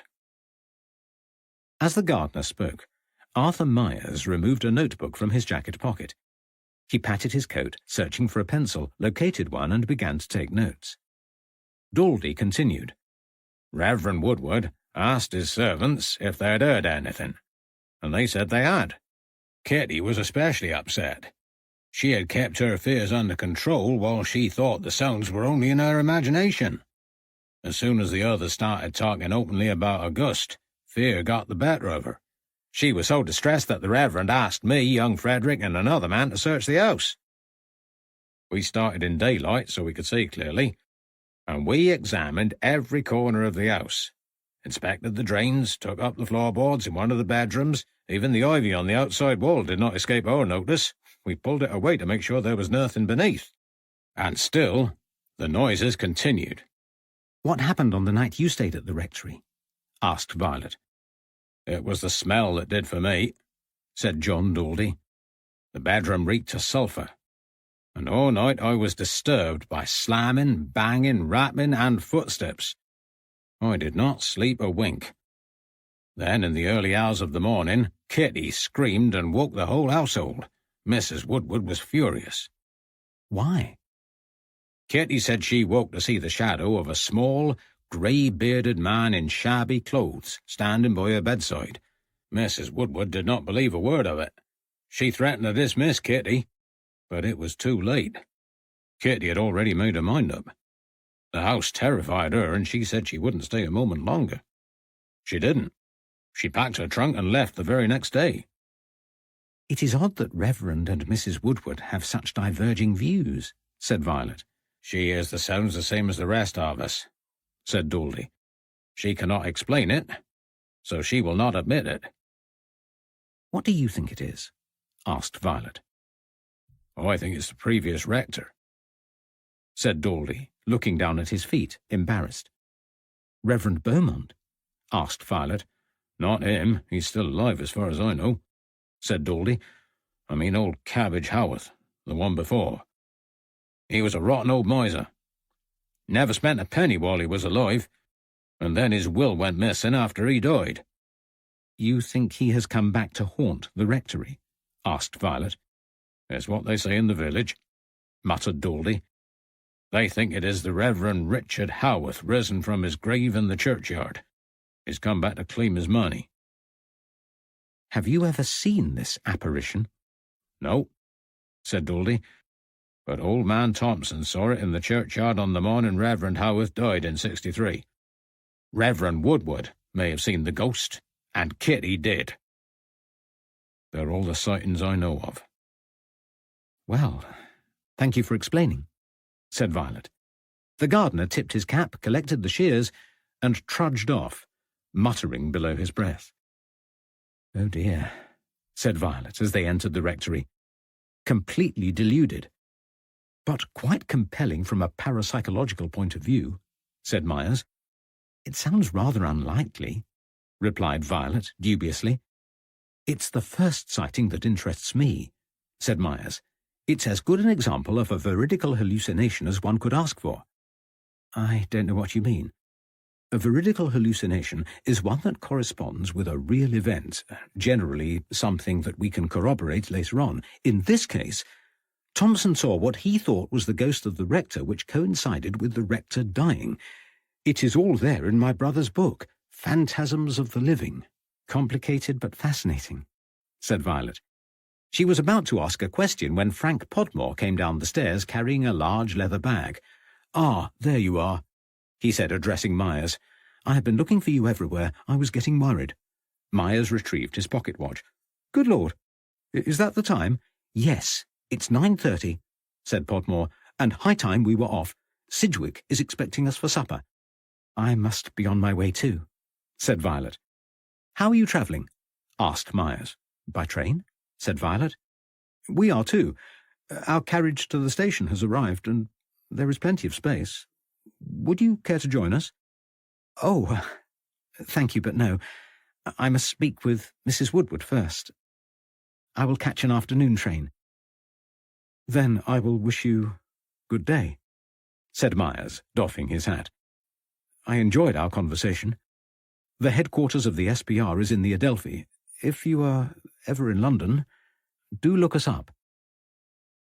I will, said Violet.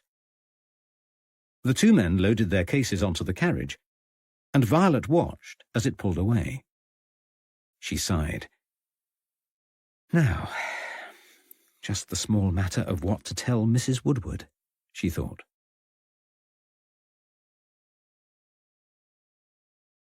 Chapter 12.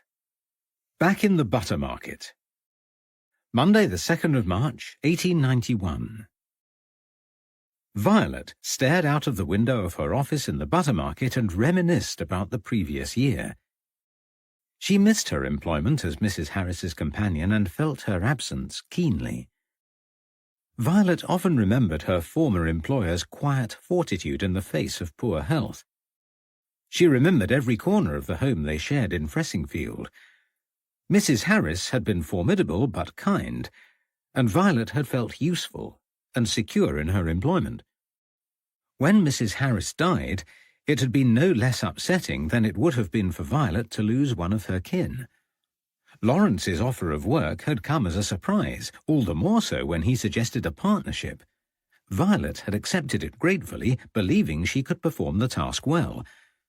That certainty had dwindled lately, as she felt Lawrence's regard for her slip away. Violet realized early on that Lawrence was a complicated man, but the extent of his capricious nature came as a surprise. Violet was steady and not given to extremes of behavior. She was always courteous, generally content, and saw no reason why Lawrence should be otherwise. He was moody and downright rude when provoked. He had been unpleasant to their domestic last week.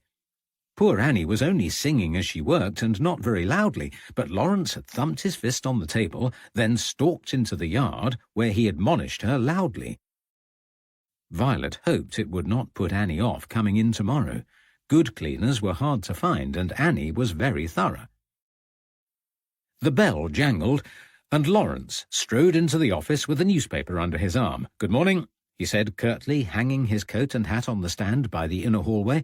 "Good God, but it's cold in here." He walked towards the fireplace and prodded the fledgling fire. "It hasn't been going long," said Violet. "We should get that girl in to set it," Lawrence replied. "What's the point of having her if we need to set the fire ourselves?" "We don't make up the fire," said Violet. "I do. I can't remember the last time you did it. Annie deals with it on the days that she is in, and there isn't enough money to pay for her to come more often." Lawrence sighed. "I'm expecting payment for that forgery business in Shottisham. Hasn't it arrived yet?" "No," said Violet. "The only fee that came in last week was from the Chelmaniston job." "I'm surprised she paid that," said Lawrence. "It was hardly the outcome she wanted." "I did what she asked," Violet replied. "There was no proof of any trickery. I wasn't going to invent it. How are you getting on with your half of the ledgers?" Violet hastily changed the subject. She had not told Lawrence about the terse note Alice Woodward had sent with the fee. The letter made a pointed reference to Violet's lack of progress, and Alice made it clear that she was only paying under sufferance. "I've nearly finished," said Lawrence. "I found some more anomalies." "You?" "Yes, I found another discrepancy on Friday," said Violet, "while you were in Norwich. Remind me what you were doing there? Another case, was it?" Lawrence ignored her. "Get your notes ready and I'll drop in and see Challoner later this afternoon. There is no doubt that his clerk is fiddling the books. I will never understand why these people don't check their employees' work." "He can't check," said Violet. "He is barely literate. His abilities lie elsewhere. That's why he employs a clerk." She took a clutch of papers from her drawer and dropped them on Lawrence's desk. "It's all there," she said. "I've checked every line of the ledger. There's nothing else to find." "Good," said Lawrence. "Good that something has gone well for once." "What's wrong now?" asked Violet. "Nothing new, just problems." He continued, "Hello? What's this?" "Post from Friday," said Violet. "I didn't feel I ought to open something addressed to you, marked private and confidential." Lawrence grasped a brass letter opener in the shape of a sword and slit open the envelope. He removed one sheet of fine-lined paper and smoothed it over his blotting pad. "Damnation!" he said, screwing the letter into a ball. He hurled it towards the fireplace, and it bounced off the coal pail. "Another problem?" asked Violet. "It's from Fernley," said Lawrence gloomily. He put his head in his hands and sighed. "He's read my report and doesn't think there's any point in investigating the Moss case any further." "You can't blame him," said Violet. "It's hard to understand why you took the case in the first place. Not that there was a case, there being no fee involved." "We've had this conversation before," snapped Lawrence. "But Fernley is wrong. There is something inexplicable linking Ruth Moss to Edmund Gurney's murder." "Murder?" exclaimed Violet. "It's an accidental death." "No," said Lawrence, shaking his head. "It's not. I'm sure of it." "Why?" "Because George Smith says so," said Lawrence. "He knew Gurney better than almost anyone." "Remind me, which one is George Smith?" "He worked with Gurney at the Society for Psychical Research," said Lawrence. "Smith was Gurney's secretary." "It's odd, isn't it?" said Violet. "What?" "Both our cases involve the SPR to one degree or another." "Oh, yes, I think you mentioned it, but I wasn't paying much attention at the time. Purely coincidental, though." "I'm making a cup of tea. Do you want one?" Lawrence nodded. Violet walked towards the stove in the rear kitchen that they shared with Mrs. Wise, who sold millinery in the other half of the shop. It was a useful division of space that kept both their bills low. Lawrence had opened his copy of the Berry Press and was scanning the headlines when the doorbell rang. An errand boy burst through the door, panting. "Telegram for you, sir," he said. Lawrence dropped a few coins in the boy's sweating palm and watched him leave the shop. He gazed at the telegram. It had been a long time since Lawrence had received one in the course of his work. He slit it open, read the contents, and hot-footed it into the back room. "It's nearly ready," said Violet. "I don't care about the tea," Lawrence replied. "This is a telegram from Henry Moore." He brandished the message in the air. "He wants me to go back to London and speak to Rosalind Donston again." "Why?" "They've released James Sadler. He is not the Ripper, and he did not kill Francis Coles. The hunt is on, and they don't trust Donston any more than I do." "You're not going, are you?" "Of course." "What about me?" "You can stay here and mind the office." "No." Violet put her hands on her hips, feeling an unfamiliar surge of anger. "I am not staying here on my own again," she snapped. "We are either a partnership or we are not. Make up your mind." "Fine. Come with me, then. We've finished Challender's case. Get your girl to look in on the office and join me. It's important, Violet. Just you wait and see."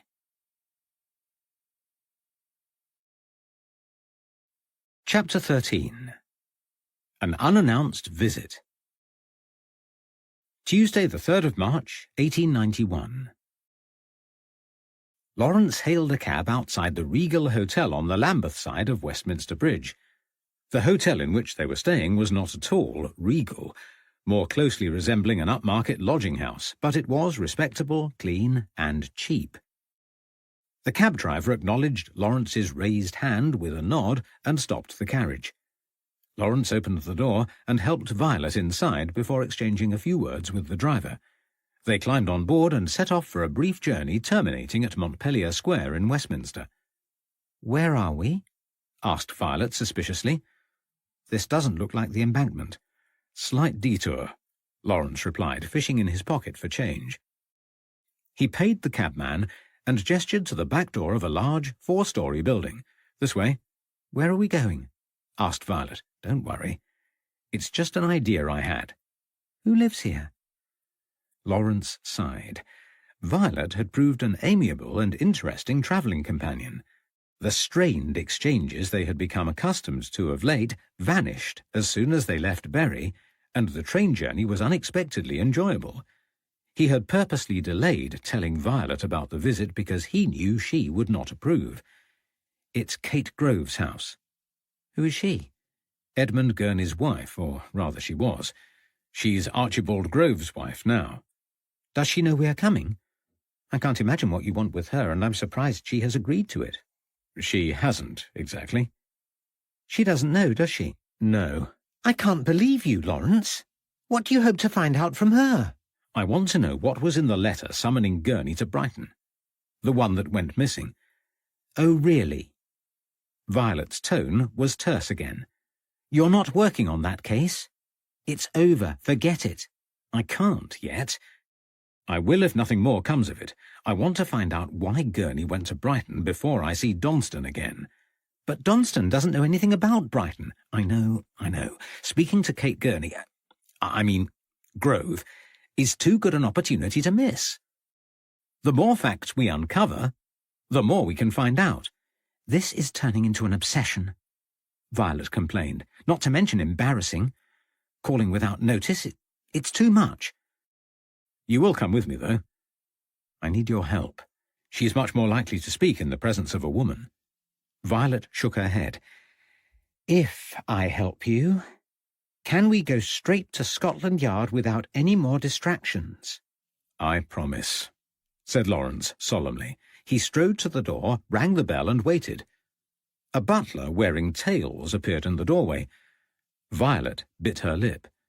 The encounter was going to be worse than she thought. Yes, said the butler in a strongly accented voice. Lawrence offered his card. Is Mrs. Grove at home? He asked. One moment, said the butler, leaving them standing on the doorstep. French? Asked Lawrence. I think so, said Violet. Not that it makes things any less awkward. I can't bear it. You'll have to, said Lawrence. He's coming back. Mrs. Grove will not see you, said the butler. It's important. She is unwell. She does not know you and will not see you. Kindly leave. The butler pushed the door to. Please, said Violet. It concerns the health of an old lady. Wait, a voice boomed from inside. Ingelaine, you can leave this to me. The butler nodded and retreated. A handsome, fair-haired man in a brown suit replaced him in the doorway. Archibald Grove, he said, offering a hand. I'm Lawrence Hopham, and this is Violet Smith. You seem eager to see my wife. May I ask why? Lawrence opened his mouth, but Violet spoke. It's in connection with an elderly lady, she said. A friend of ours. She recently became quite distressed about a matter concerning the death of Edmund Gurney. She knew him well when she lived in Brighton, and we hope to give her some reassurance. Kate, my wife, she's not in good health, said Archibald, and she doesn't like talking about her late husband's death. It was a difficult time. We understand, said Violet, but Ruth is ailing, and...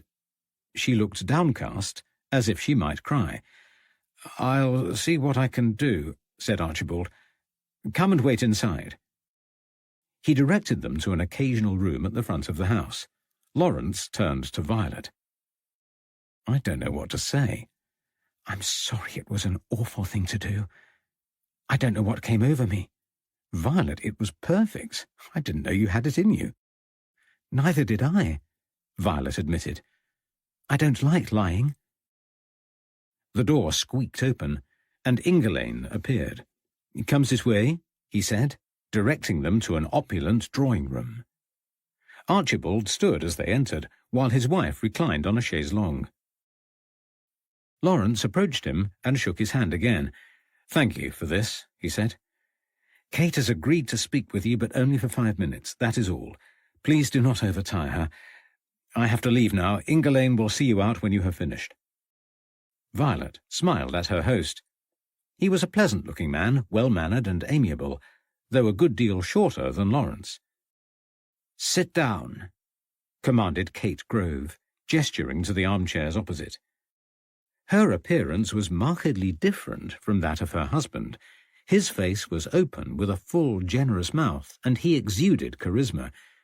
She was sallow-skinned, with dark patches under her eyes, and bristled with undisguised resentment.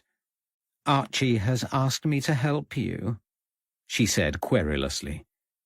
He says it would be public-spirited, which matters to him. It matters less to me." "We understand," said Lawrence. "This will be quick." "Very well." "Our friend, Ruth Moss, knew your former husband in Brighton. His death upset her, and now she is older and coming to the end of her life, it has become a terrible burden. We don't know why, but she feels responsible." "I cannot see any reason why she should," said Mrs. Grove. "Nor we," said Lawrence. "But when we said we were coming to London, she asked if we could contact you. She hopes you can answer a question that would put her mind at rest." "What do you want to know?" "Ruth said Edmund received a letter asking him to come to Brighton. Do you remember anything about it?" "A little. Edmund had been out to dinner with Mr. Flower. Do you know him? He is the Liberal Member of Parliament. They dined at the House of Commons that night. Edmund came home to find a letter waiting for him, which he read in the hallway. He didn't even pause to exchange pleasantries, but had the maid pack a bag. He left for Brighton early the next day." "Do you know who sent the letter?" "I assumed that it was George Smith. He wrote often, but I later learned that Smith was on his honeymoon at the time, so it couldn't have been him." "And you don't know who it was?" "Sorry, I do not." "And you can't think of anyone it might have been?" Kate sighed. "This is getting tedious," she said. "Are you finished?" "If that is all you know," said Lawrence, "then yes." "Thank you for trying to help our friend," said Violet. "We appreciate your kindness." Kate Grove's stern face relaxed for a moment. "I don't know who sent the letter," she said. "This may not help, but I am certain that it came from someone well known to Edmund. Most definitely not a stranger." "How do you know?" asked Lawrence. "I caught a glimpse while it was in his hand," she said. "The salutation was to 'My dear Edmund.'"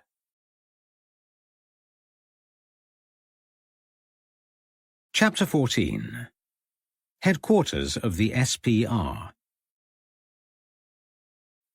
"I still don't understand why we had to go through that charade," said Violet. "What have we gained?" "Something we did not know before," said Lawrence. "Definite proof that a stranger did not write the letter. I would not have considered otherwise. Why would he leave home within a few hours of receiving a letter from someone he didn't know?"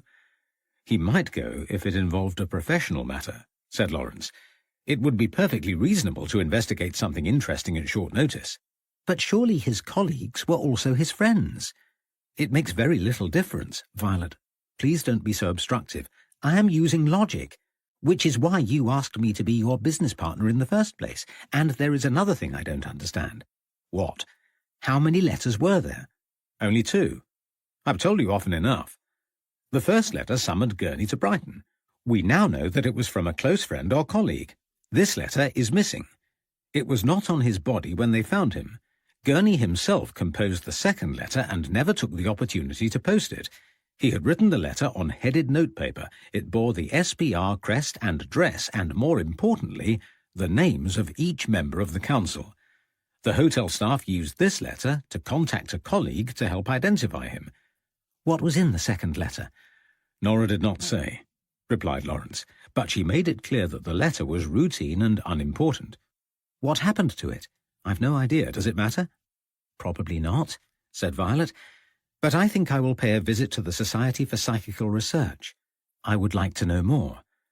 "You can't just go wandering in there," said Lawrence. "I can. I was invited to visit." "When?" "By whom?" "In Chelmaniston, and by Dr. Myers. He asked me to look him up if I was ever in London." "I'll come with you." "No, Lawrence. You have already delayed your appointment long enough. Henry Moore is expecting you at Scotland Yard." "But I know more about this business with Gurney than you do." "Then you will have to trust me, won't you? I am the one with the invitation, and you are not." "Where is their building? I can meet you when I have finished with Henry." "It is in Buckingham Street, Adelphi." "That is only a short distance from Scotland Yard. You go, and we'll compare notes later." Half an hour later, Violet left Lawrence at the entrance to Scotland Yard and walked the short distance to the Adelphi district. The Society's headquarters took up most of an imposing flat-fronted terraced house, a grand building with expansive sash windows and wrought-iron railings. Violet approached the entrance. The door was wood-panelled with side windows and a fanlight, both set beneath an archway. She rapped on the brass door knocker, but nobody replied. Violet peered into the arched window on her left.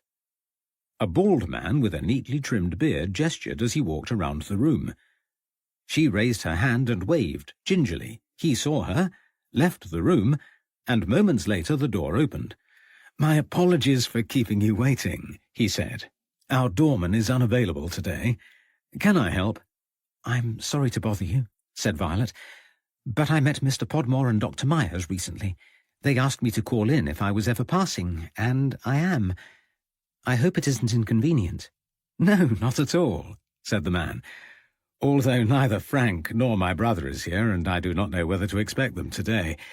I only called in on the off chance that Arthur would be around. I'm going back to Cambridge tonight and won't be available for a few days. Oh, come this way. Sorry to have kept you waiting. Under normal circumstances, the door would be open, but Elias is unwell and we lock ourselves inside." The man ushered her into the room with the arched window where a second man was reading a newspaper while he reclined on the sofa. He was smartly dressed and also wore a beard. Violet spoke. "If you are Arthur's brother, you must be Frederick Myers. Arthur mentioned you." "Did he now?" "Yes. I am Frederick Myers, and this is William Crooks. Pleased to meet you, Miss... sorry, I don't think you mentioned your name." "I didn't. I'm Violet Smith. I was in Chelmaniston when they conducted the investigation last month. I found it very interesting and hope to learn more about your organization." "Ah, yes, the Chelmaniston case was quite unusual. I don't know if Frank explained, but we dedicate much of our work to the psychology of spiritualism. The cases we investigate are those involving participants of flawless reputation. There must be no evidence of suggestibility or any intellectual infirmity. As you will know by now, we cross-examine everyone and take as much empirical proof as possible. This method sometimes results in the detection of trickery." "Yes, I am unfamiliar with your methods, but I greatly admire their scientific basis." Frederick Myers nodded. "We take steps to understand the psychology of error and perception. Not all trickery is intentional, and we have found no evidence of it in Chelmaniston. The events at the rectory have so far proved inexplicable. It is rare for us to witness a manifestation. Our involvement usually comes afterwards when we collect and analyze the evidence. William examines much of the documentation when he is not busy with other matters. He is a professor of chemistry, but still finds a great deal of time for us." William lowered his paper and smiled. "I have not spent as much time as I would like on the rectory case," he said, "but I am aware of it. There is undoubtedly something worthy of explanation." Violet turned to Frederick. "Do you believe there is a ghost at the rectory?" "It is too soon to be sure. First, we must rule out all non-paranormal explanations. As I said, we are confident that we have ruled out fakery, but we must conduct further research before ruling out misperception." "How will you do that?" "It's too big a question to answer quickly, Miss Smith," said Frederick. "I have limited time at my disposal today. As I said, I only dropped in to see my brother and borrow a few books from our library. I must return to Cambridge in an hour. Please allow me to lend you a book on the subject. We will need it back eventually, but you may keep it as long as you need." "Well, thank you. I would like that. Do you have a big library?" "It has grown every year," said Frederick Myers. "My great friend Edmund Gurney founded the library. Keeping it well stocked with books has always been an important part of our work. Since his death, it has assumed even greater significance." "Edmund Gurney? Oh, that's interesting. My friend met a man in Brighton who knew Mr. Gurney." "Edmund spent a lot of time in Brighton. He knew many people. Did your friend mention a name?" "George Smith?" said Violet. "Oh, yes. Smith was one of Edmund's young men, quite the expert on mesmerism. He is still part of the SPR, but we don't see much of him in London now. That is a pity.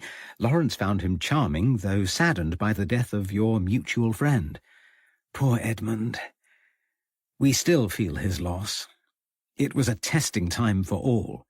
He died unexpectedly, a tragic accident," said Frederick.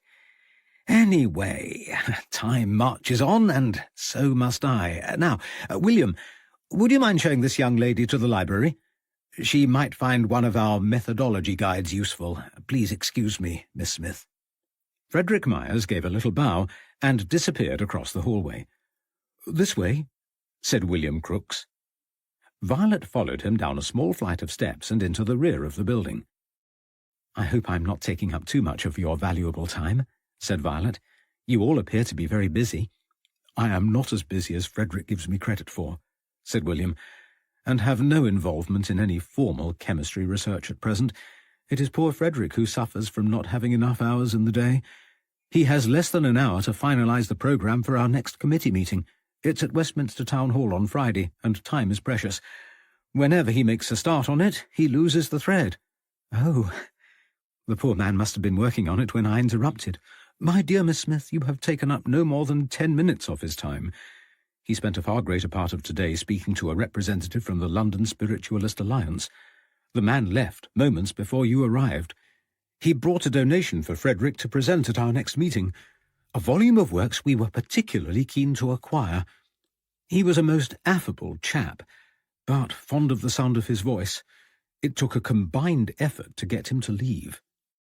"I am surprised to hear that there is more than one spiritualist organisation in London. Would it be better to have all the expertise in one society, or are you rivals?"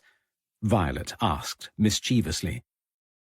"There is more truth in that than you could know," said William. "As Frederick said, our methods often uncover fraudulent accounts of supernatural activity. There was some unpleasantness a few years ago and a growing suspicion that the SPR was becoming too sceptical. Some said that the Society took more interest in disproving spiritualism than investigating it. We lost a few well-regarded members that year. Some left to form other societies, and some abandoned spiritualism altogether. One of them is in the library at the moment," he continued. "Harry Kersey. Moved up north, to Newcastle, I think. He has made quite a name for himself there, but we are all friends now. He was in London on business and has come to use our facilities." "Did you say you were a chemist, Professor Crooks?" "Yes, and I am also the president of the Institution of Electrical Engineers." "I wonder how you managed to find time for anything else. What does the occupation of Professor of Chemistry entail?" William Crooks laughed. "I spend more time teaching and researching these days," he said. "But I was an inventor in my younger days. I doubt you have ever heard of it, but I invented the radiometer." Violet bit her lip. "Sorry, no. And I discovered the chemical element thallium." "I have heard of that. How fascinating." "There seem to be a lot of well-educated men in the Society." "There are," agreed Crooks. "Many of us have occupations." "Like Arthur?" "Yes, he practices in Belgravia. He is one of many doctors in the Society. There are at least 5 in London." They had been chatting outside the door to the right of the hallway. The Professor pushed the door handle. "This is the Edmund Gurney Library," he said. Violet walked through to find herself in a large room with 4 desks set in a square in the middle. 2 men were hard at work in front of the desks, working diagonally opposite each other. Books and jotters littered the space. "Excuse me," said Professor Crooks. The men looked up and nodded before continuing their work. "Here," he said, passing 2 small volumes to Violet. "Read that one first, then this one." He reached to a higher shelf containing a pile of bound papers. "Here is one of our journals," he said. "You should find it interesting. There's lots of information about our aims and aspirations, and a good helping of case studies as well." "Thank you," said Violet, leafing through a copy. There was page after page of letters and accounts. How do you accumulate all this information? Our society is better known than you might think. We invite people to submit accounts of their supernatural experiences. There are thousands of letters in that office waiting for analysis. He pointed to a door at the rear of the library. I won't show you. I can only describe the room as a disorderly mess. Have you ever received any letters about the Ripper murders? The question was out before Violet had time to consider the wisdom of it. Nobody in the society knew that she was a private investigator, so it should be safe to ask. In the worst case, the professor might assume that she was nosy. There were a few, he said. Not as many as you might expect, and most came in 1888 or early 1889. There was nothing of any relevance, though. Only a few reports of anecdotal dreams and forewarnings, all conveniently received after the murders. Violet nodded. Well, thank you so much for the books. I will return them as soon as I can. Do thank Dr. Myers for his help. William Crooks escorted her to the front door. Frederick Myers was nowhere in sight. As the professor offered his hand, the front door creaked open. Miss Smith! A familiar voice exclaimed warmly. Oh, Dr. Myers. How nice to see you. Are you staying in London? I'm here for a few days, she said. Your colleagues have been very kind. They've loaned me books and journals so I can understand your work better. Wonderful, said Arthur. You wouldn't be free. No, I don't suppose you would if you were only in London for a brief time, but if you were free, when? Tonight. If you were free, tonight, perhaps we could talk about it over dinner. I am free tonight, said Violet.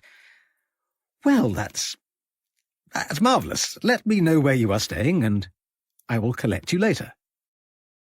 Violet scribbled the address of the Regal Hotel in the notebook she habitually carried. She removed the page and passed it to Myers. Splendid, he said. Until tonight, then. Violet left the building, barely noticing the chill wind as she sauntered towards the embankment with a broad smile on her face.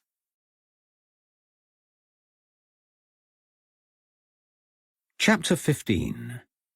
A Report of the Strangest Nature.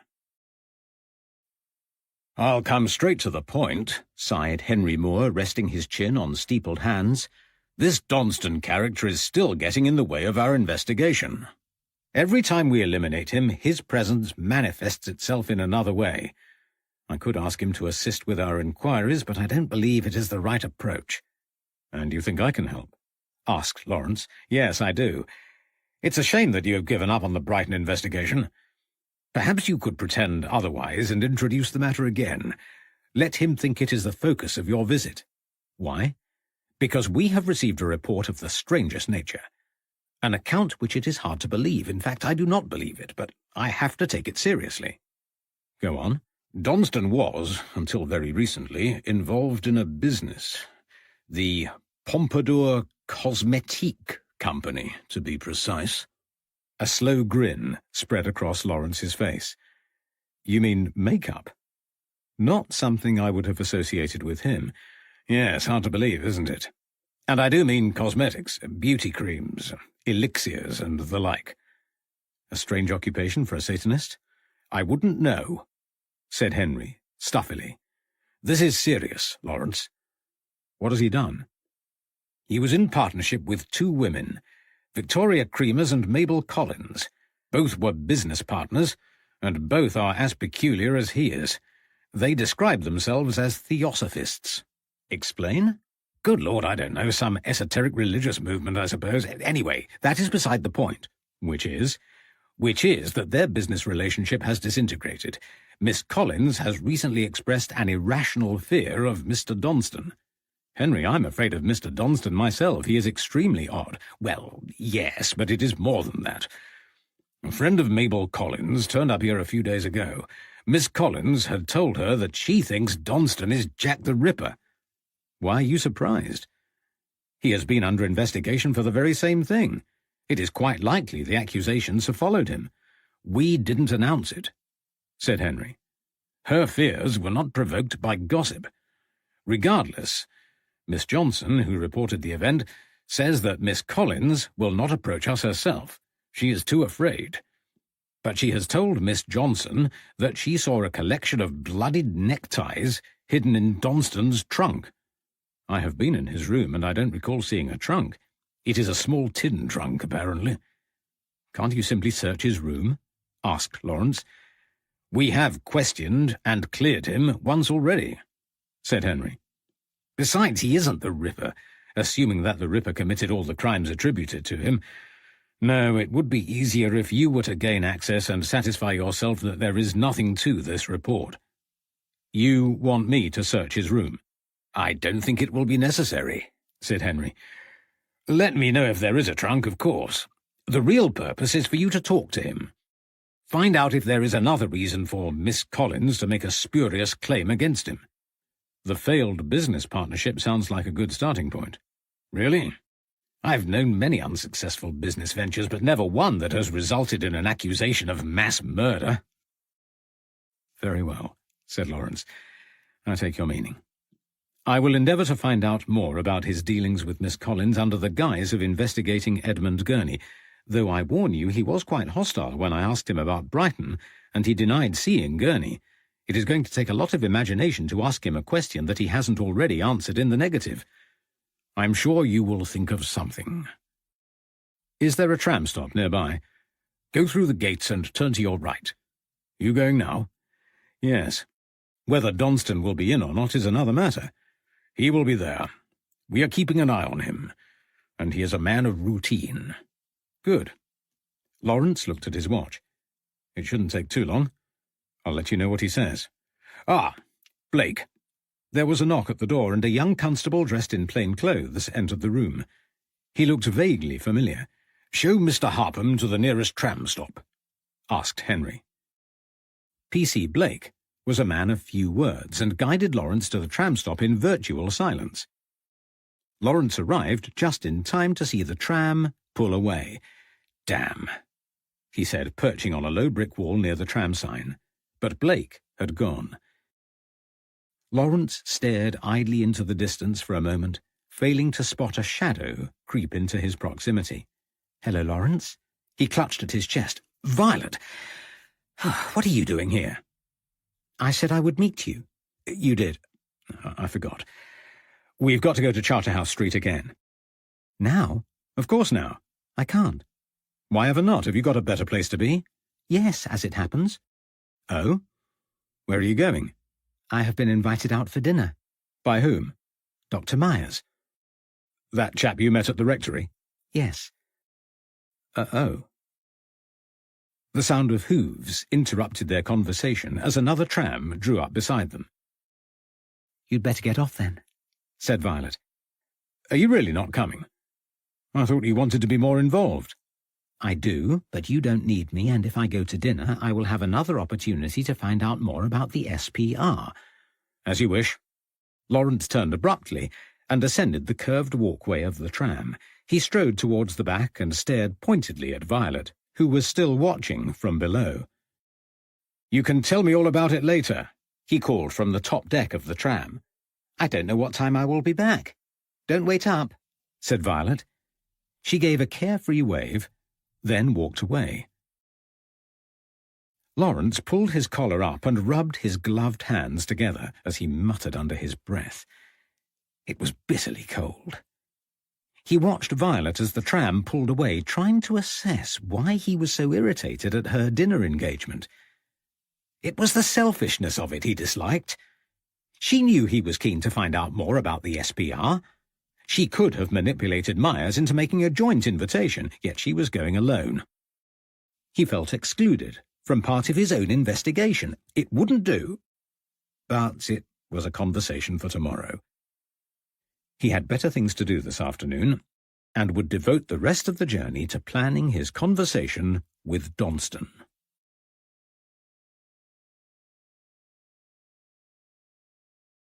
Chapter 16. An Angry Man. This is becoming a habit, said Donston, opening the door. Lawrence had asked the hotel errand boy to instigate a meeting. It was a gamble, as Donston could easily have refused the approach, but Lawrence detected a note of loneliness in the older man. It was hardly surprising, given his disquieting demeanour. "Come in, then." Donston beckoned Lawrence inside. The curtains were open this time, and the ugly, unlit candles were now little more than burnt-out stumps. A pile of books covered one side of Donston's desk, and a dark mahogany wooden mask of African origin lay against the wall on the other side. It had fallen to the left, and Lawrence felt a familiar surge of irritation as he contemplated the lack of care. It took all his self-control not to straighten it. He tore his gaze away from the desk and towards Donston. "It's good of you to see me again," he said. Donston nodded. "I was curious," he replied. "As I am," said Lawrence. "Curious about Brighton, that is. You have said that you didn't see Gurney, but I forgot to ask if you recognized anyone else in the hotel that night." "I did not," said Donston. "I rarely visited the Albion and had few acquaintances there." "But you had been in the hotel before?" "Only once, during that particular visit, and a few times on prior occasions." "Why? Does it matter?" "It might," said Lawrence, trying and failing to keep the conversation going. He had to do better than this if he was going to fulfill his obligation to Henry Moore. He gazed around the room looking for inspiration and signs of a trunk. Unless it was in a cupboard or hidden beneath the bed, there was no possibility of a container in Donston's room, tin or otherwise. Why would my prior visits be important? Lawrence hesitated. Edmund Gurney spent a lot of time in Brighton, conducting his experiments. You might have run into him. I have already told you that I did not. Do you know anything about his experiments? A little. Did they have any scientific value? They had some merit, said Donston. I have studied the occult in depth. You could say I'm something of an expert. I have acquainted myself with the methods and ideology of Gurney's organization. He smiled self-importantly. Could I prevail upon your expertise? Said Lawrence. Of course. Were the Ripper murders connected to the occult? That is an excellent question, said Donston, his eyes shining with enthusiasm. It depends how many murders you credit the Ripper with. Why? Because if you discount the Dorset Street murder, which happened indoors, the other 6 form a perfect cross. And what is the significance of that? It was a profanity. It implies that the killer deliberately murdered according to location. The victims were incidental, or so I thought. But now I realize I must have been wrong. Lawrence nodded. I agree. No reason to suppose the murders are location-based. The locations are not the problem, said Donston impatiently. It's the other attacks that do not fit. What other attacks? Annie Millwood and Ada Wilson, said Donston. Who are they? Asked Lawrence. I admit I don't know much about the Ripper murders, but I haven't come across these names before. I told you the police were fools. They still don't know how many women the Ripper murdered. I know without a doubt that Annie Millwood and Ada Wilson were among the first victims. And how would you know that? Donston stopped talking. His mouth set in a thin line, and he stared at Lawrence through narrowed eyes. You seem strangely curious about the Ripper murders. It is hardly surprising half the population of London talks of nothing else. Yes, well. How I came by that knowledge is immaterial. What matters is that the 2 attacks disrupt the pattern and do not form a new one. Where did they die? They found Annie Millwood in White's Row lying in front of the lodging house where she lived. The location was logical, geographically speaking, if you count the death of Mary Kelly into the series. I don't, as it happens. But 8 White's Row is only a short distance from Dorset Street. The other murder creates a bigger problem. Ada Wilson was in Stepney when her throat was cut. She lived much further away than any other victim, and her attack is out of sequence with my theory. Ada Wilson survived, but her attacker left her for dead. She lived to tell the tale, but did not know who he was or why he wanted to kill her.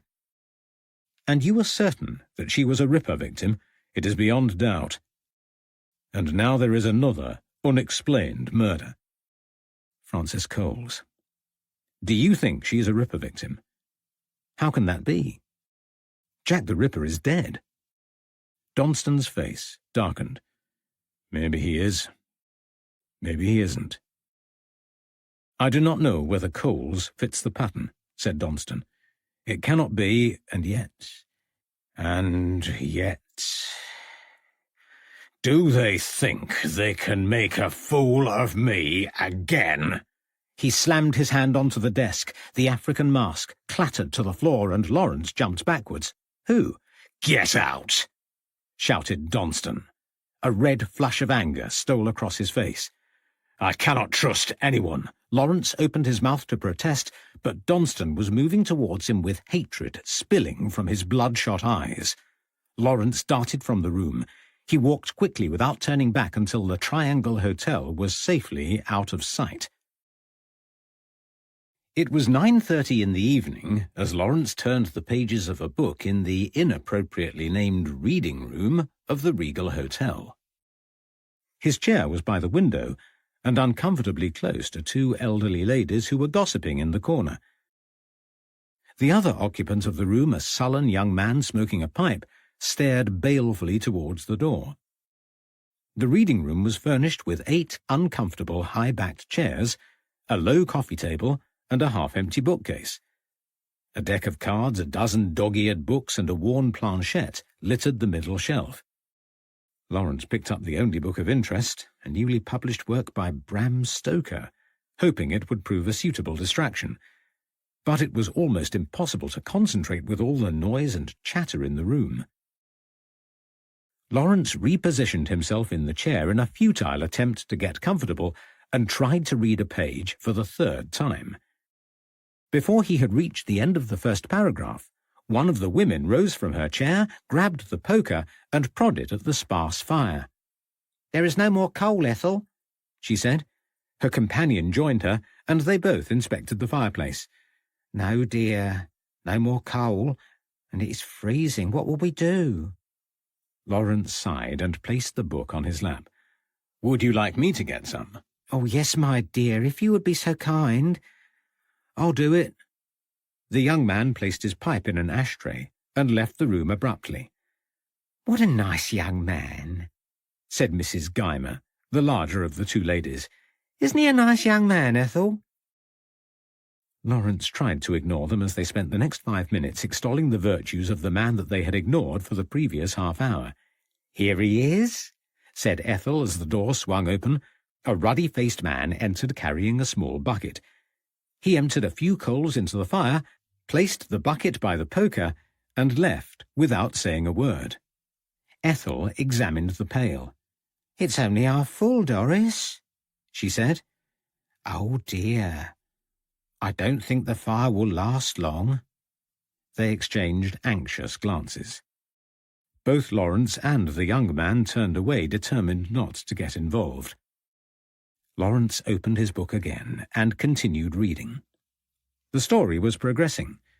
Jonathan Harker had just woken after a sleepless night and was about to board a train. "Oh, Ethel, what was that?" Ethel shrieked. "A spider! Oh, how I hate spiders!" She held her arms protectively around her sides and shrank into the chair. Lawrence closed his book and tossed it on the windowsill. He left the room without a backward glance and strode down the hotel steps and into the street. Marching past the hospital next door, Lawrence made his way towards an ugly commercial building when the cold hit him. He had left his coat and hat inside the hotel, and it was freezing. Lawrence wasn't going to lose face by returning, and he carried on regardless. After a few hundred yards, he began to calm down. His irritability vanished and he felt sheepish. He was generally more tolerant and respectful of the elderly, and tonight's behaviour was uncharacteristic. He was angrier with himself than he was with them. Lawrence sighed. He hadn't made any progress with the case, and his lack of discretion during his chat with Donston was unprofessional. Lawrence had been imprudent. He might as well have come clean and revealed that he was a private investigator. Remarkably, Donston had believed his story, or so it appeared. At least Lawrence had not indicated that he had any connection to Scotland Yard. Lawrence had walked a circular route and was now at the back of the hospital. The conversation with Donston kept replaying in his mind. He hadn't found a way to introduce Mabel Collins into the discussion before Donston had asked him to leave, and Donston's rise to anger puzzled Lawrence. He needed someone to talk to. Where was Violet? What was the point of having a partner who was gadding about when she ought to be helping? He looked at his watch. It was after 10. What on earth could she be doing at this hour? She had been out since 6:30, and it didn't take over 3 hours to dine. Lawrence continued his walk until the hotel was in sight. A hansom cab alighted outside, and a man and woman disembarked. He peered at the couple and realized that it was Violet and her doctor friend. Lawrence watched as the doctor took Violet's arm and guided her up the steps of the hotel. He stood shivering in the shadows, not wanting to meet them in the foyer. It would look as if he was spying, and there wasn't really anything to see. Violet barely knew the man. There was no question of intimacy on such a short acquaintance. Lawrence wondered if Violet even thought of men romantically. She was over 40 and, as far as he could tell, destined to remain a spinster. It was too cold to stay outside, so he walked towards the hotel entrance. The door opened, and Lawrence turned away just before Violet's dinner companion left the building. The doctor climbed into the cab, which sped hastily away. Lawrence negotiated the hotel steps and entered the foyer looking for Violet. She wasn't there. He heard voices in the reading room and opened the door to find Violet chatting to the two ladies who had caused such irritation. They eyed him suspiciously and left the room. Lawrence picked up the book he had discarded earlier and pretended to read. "Good evening," said Violet. Lawrence grunted. You're back at last. You've been a long time." "I told you not to wait up." "Did you have a good evening?" "Very pleasant, thank you, Lawrence. The meal was lovely and the company excellent. Mr. Crooks joined us. I have had a very entertaining evening." "Well, perhaps you can spare a few minutes now. I need to marshal my thoughts." "Can't it wait until the morning?" "I suppose so. But I'm meeting Henry for an early lunch in Regent Street. I won't have much time." "That is just as well. Arthur has invited me to St. Bart's Hospital tomorrow afternoon." "Whatever for?" "To look around. It is a splendid building, steeped in history." "You seem to be spending a lot of time with him." "He is a fascinating man, and it's kind of him to offer. Besides, we won't be in London very long. I have to make the most of it." "Yes, but dash it all, Violet, we are here on business." "How much is Henry paying?" "Don't start that again. There will be a fee. I haven't discussed the details yet." Violet removed her coat and placed it on the coffee table. She perched on the chair nearest the fire. "You can at least tell me if you have finished your investigation." "I don't know," said Lawrence. "I don't have much to tell Henry." The conversation took an unexpected turn. "Did you find anything out about Mabel Collins?" "No," he admitted. It was always going to be difficult. I thought there would be more opportunity to introduce her into the conversation. "What are you going to tell Henry?"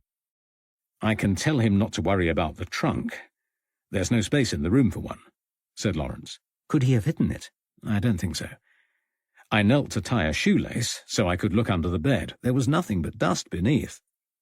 There were only small items of furniture in Donston's room. There wasn't space to fit the smallest of trunks." "Your visit wasn't entirely fruitless, then?" "Not completely. But Donston is a complex character and deceitful. There is something that he isn't telling me. Whether he is lying or being evasive, I'm not sure, but I wish I could have asked more questions. I doubt I'll have another chance. I have never seen a man rise to temper so quickly."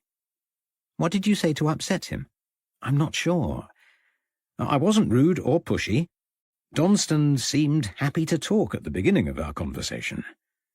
He is a man of great self-importance and enjoyed discussing his theories. It is obvious that he has spent a lot of time studying the Ripper murders. Violet grimaced. I can't imagine why. No, nor me. But I have learned a few things that might be of interest to Henry. Donston knows of 2 other murders, but the police have not connected them to the Ripper. How would he know? He refused to say, said Lawrence. He mentioned their names, though. One was Annie Millwood and the other Ada Wilson. Donston says they were among the first Ripper victims. I walked back via Fleet Street and discovered that both attacks took place early in 1888. Did Donston get angry talking about these murders? No. It was when we were discussing Frances Coles. The latest murder? Does he think the Ripper killed her too? He does not know. He said it wasn't possible, but it was obvious that he fears it might be. I think it was the uncertainty that drove him to anger. He sounds dangerous, Lawrence. Are you sure he isn't the killer? He has certain characteristics that set him apart from other men. You would have to meet him to understand how sinister he is, the way he moves. His dark, unreadable eyes and his interests. Violet, he is a self-proclaimed Satanist and has studied most of the esoteric religions in detail, but Jack the Ripper? I'm not sure. Henry says he cannot be, but even Henry keeps him under surveillance. There must be some doubt. You should stay away from him. He wouldn't have me back now. Donston is a clever man, though. He said the Ripper kills by location, not by choice of victim. Well, that makes no sense. Someone who uses a knife kills out of passion, not planning. Donston plotted the locations onto a map, and they made a cross. He thinks, oh, that's peculiar. What? Locations. It is about locations, Violet. Donston said that Annie Millwood lived in White's Row. I knew there was something at the back of my mind. Frances Coles dossed in White's Row too. Henry told me the other day. It's hardly surprising.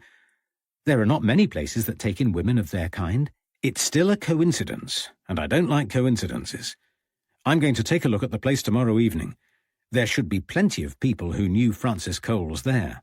I'm coming too. No, you're not. We've been over this before. I am your business partner. I will go where you go. Please, Violet. These are rough areas and they are dangerous. You will stand out in your clean clothes with your nice manners. It is not safe. I'll change clothes, she said. You will not know me. Lawrence sighed. I would prefer it if you didn't, he said. But if you insist, then we will have to take great care. The door handle turned, and the young pipe-smoking man joined them. He started rifling through the bookcase. Time to go, whispered Lawrence. We'll leave here at 5 tomorrow evening. Lawrence prepared for bed with a feeling of foreboding. He was far from satisfied with the decisions he had made and was still not sure where it was all leading. Taking Violet into Whitechapel was foolhardy. Yet what choice did he have if she insisted? His earlier request that she accompanied him had backfired. He could hardly refuse when she chose to go just because it was too dangerous. His mind churned, and he knew he wouldn't sleep. He opened his notebook and read through. Lawrence was a disciplined note-taker and had faithfully recorded the conversations with Henry Moore, Rosalind Donston, and Kate Grove. He found the entry he was looking for and circled it, proof that he was right about White's Row. There was a definite connection between the first and last crime, even though they were committed 3 years apart. Lawrence set his reservations aside. They would visit White's Row tomorrow night and take their chances among the impoverished inhabitants of Whitechapel. Chapter 17. The Monster Inside. The horror of that first night stayed with me, and other fears soon joined it. My hope that it was a singular aberration vanished late in March 1888, when I found myself outside number 19 Maidman Street, Mile End. I was holding a knife in my hand, and a woman screamed blue murder in front of me. Once again it started with a train journey. Once again the hypnotic chug of the Metropolitan Railway triggered a seizure. But the distance involved was fearsome. I was miles away from my home in an area of complete unfamiliarity. It was like waking from somebody else's nightmare. I did not belong there. I had no desire to be there and no conception of how my unconscious mind had transported me to this area east of Whitechapel. Somewhere deep inside me lurks a monster. Something unaccountable drives me to acts of violence I would not contemplate in my right mind. It brings me unbidden to a destination in which to commit them without detection. I cannot attribute it solely to my illness. Other men are similarly afflicted but do not resort to violence. An inner demon drives me, it must. There is no other explanation. I may be a savage and every kind of coward, but I am a logical man. I have concluded that I must keep a journal of these events so I can prevent myself from being in a position to commit such acts again. Though sickening to endure, I scoured the local newspapers looking for reports of my crimes. I discovered that my first victim was a woman called Millwood. I killed her, though not immediately. She died later in a workhouse from her injuries. The second woman, Ada Wilson, survived, thank God. I deduced from newspaper reports that I had knocked upon her door. When she opened it, I burst into her room and demanded money before stabbing her twice in the throat. Do I remember any of this? Yes. There were snatches of recall. Not enough to form the whole picture, but sufficient to be in no doubt of my guilt.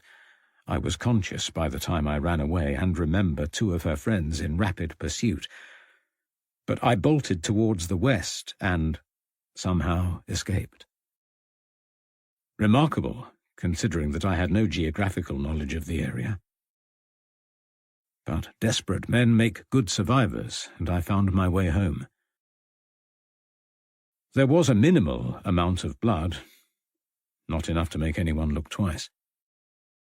It could have been my blood, for all anyone knew. Of course, it was not. I had once again attacked a random stranger with no consequences. I have done my best to order these memories into sequences. Listing them might reveal commonalities, triggers. Not only does this interest me, but it is also a means to prevent future occurrences. I find my condition fascinating, and can detach myself and observe it rationally. I have concluded that I must stop using the railway line, which is a pity, as train travel has formed part of my routine for some considerable time. I have journeyed abroad lately, and not been similarly affected, though this may be because I was always in company. Railway travel is convenient, but it has been a catalyst for both my crimes, and I must desist. I have further concluded that I cannot keep sharp objects on my person any longer. It will be inconvenient, but if I stop carrying a knife, then I cannot use it. I hope these two decisions are enough to prevent any further incidents. I will not succumb to these unconscious urges again. I will not.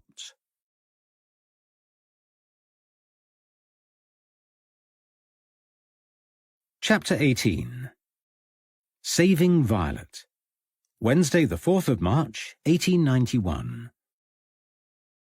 Lawrence disembarked from the train at Aldgate Station already regretting his decision to question the inhabitants of 8 White's Row in the evening. It was a dark, moonless night, and the skies were heavy with unshed snow. Lawrence wore a greatcoat and Violet a full-length black coat with a winter bonnet. Neither was sufficient to keep them from shivering as they walked north along Commercial Street. "I don't like this," said Violet as they passed a shop doorway. A man dressed in rags lay in a fetal position in the recessed porch. A puddle of vomit glistened in the light of a nearby gas lamp. "Should we help him?" "No," said Lawrence. "Can't you smell the fumes? He has been drinking. I can see him move. He needs to sleep it off." Commercial Street was quiet. Small pockets of people passed here and there, but the cold evening seemed to have deterred all but the neediest from straying onto the streets.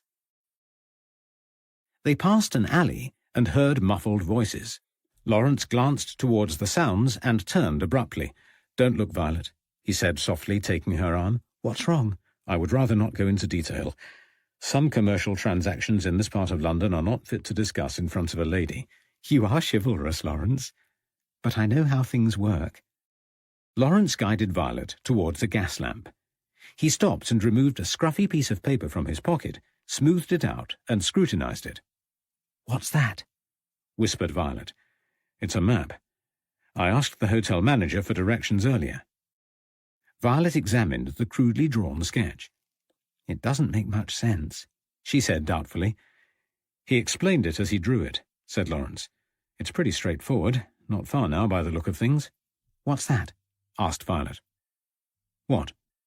"That noise." "I can't hear anything."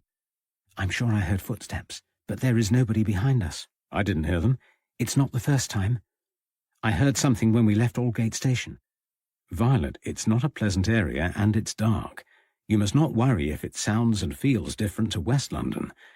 I will look after you, I promise." They continued along Commercial Road until they reached a pile of boxes scattered across the pavement. The decaying carcass of a recently butchered animal lay beside the wooden crates, and a black rat squatted on the rib cage and chewed the body. Entrails crawling with maggots fell into a squirming heap on the floor. The rancid smell hit Violet like a wall. "Oh!" She raised her hand to her mouth in horror and turned her head towards Lawrence. "Oh, it's disgusting." Lawrence pulled a handkerchief from his pocket and held it over his nose as he steered Violet away. "We won't go past that. Come with me." They turned into a narrow lane off Commercial Road, which opened into a small square with an alleyway at the far end. A chink of light coming from a narrow window cast weak illumination for a few yards. They were alone, and it was deathly quiet. Violet leaned into Lawrence. She was still shivering. "We can go back, Violet," he said, reaching into his coat pocket. He withdrew a candle from a small tin and set it on the ground. Then he struck a match and squatted on his haunches, trying to protect the flame from the chill air. The match went out. He lit another, and this time it remained alight long enough to ignite the candle. He held it in one hand and grasped Violet's hand in the other. "Do you want to go on?" he asked. "Yes," she whispered. "I'm better now." They walked hand in hand across the silent square. A sliver of moonlight cut through the darkness. Lawrence and Violet continued their journey without speaking. The narrow alley magnified the sound of gravel crunching beneath their feet. They finally emerged at one end of White's Row and looked down the street towards the lodging house. Two men were outside a building that could have been their destination. They were bareheaded with no coats and clad in shirts with rolled-up sleeves despite the bitter weather. Light from the two windows overlooking the street illuminated their sweaty, grimy faces. The taller man began to shout. He walked up to the other and pushed him squarely in the chest. The second man reached into his pocket and pulled out a chunky metallic object which he fitted over his hand and ploughed into the stomach of the taller man, who dropped to the floor. The fallen man clutched at his stomach, gasping, while the other stood above him. He crossed and turned full circle to face the building behind and gestured towards the window, goading the watchers inside. The man on the ground took advantage. He lunged towards him, seized his leg, and pulled him to the floor. The two men began brawling, flailing around on the frosty ground, fists flying. The door to the building swung open, and a motley crowd of men and women piled into the street. They surrounded the two shirt-sleeved men, shouting and swearing words of encouragement. Lawrence pulled Violet away. "We can't go there now," he said. "They must be drunk as lords. Anything could happen." He guided Violet into Crispin Street and towards a brightly lit public house. The battered sign above the door read, "The Paul's Head." "We can wait here for half an hour," said Lawrence. "The worst of the trouble should be over by then, and there may be someone in here who can tell us more about Francis Coles." Violet tiptoed towards the grimy window of the public house. Even from the outside, she could hear a cacophony of voices and the screech of a poorly played fiddle. She rubbed the glass with her glove, and a circle of light appeared through the dirt. She peered inside. The large room was full of people. Two men in grubby jackets leaned against the bar. A small, squat dog stared possessively towards his master, who wore baggy trousers and a wide-awake hat. He listened intently to another man, who sloshed the contents of his glass over the floor as he spoke. Large barrels occupied one side of the bar. A group of women rested their drinks on top while they chatted. All were unkempt, with dirty clothes and matted hair. Another barrel propped up a skinny man, almost insensible from drinking. His glass lay upended on the sawdust floor. "I'm not going in there," said Violet. Lawrence looked inside. "It's not that bad," he said. "Look." Violet pointed. At the far end of the room, a man's fleshy hand gripped a girl by the throat. She was young, in her teens. Her older and rounder companion waved a chubby finger menacingly in her face, his own a mask of rage. "Perhaps you are right," said Lawrence. "We should go back. It isn't safe anywhere." "Hang on a minute. That's Donston in there." "It can't be. It is, I tell you. I wonder what he's doing. He looks a mess." "Are you sure it's him?" "I think so. Though his clothes are different. He must be in disguise. He's talking to another fellow, a real ruffian." "Then you had better leave him alone. I want to know what he's doing here so close to White's Row. I doubt it matters. "Give me 5 minutes, Violet. I want to get close enough to hear what they are saying." "Don't be ridiculous. Donston was furious last time he saw you. Anything could happen." "He won't see me. I'll walk around the bar and stand by the pillar.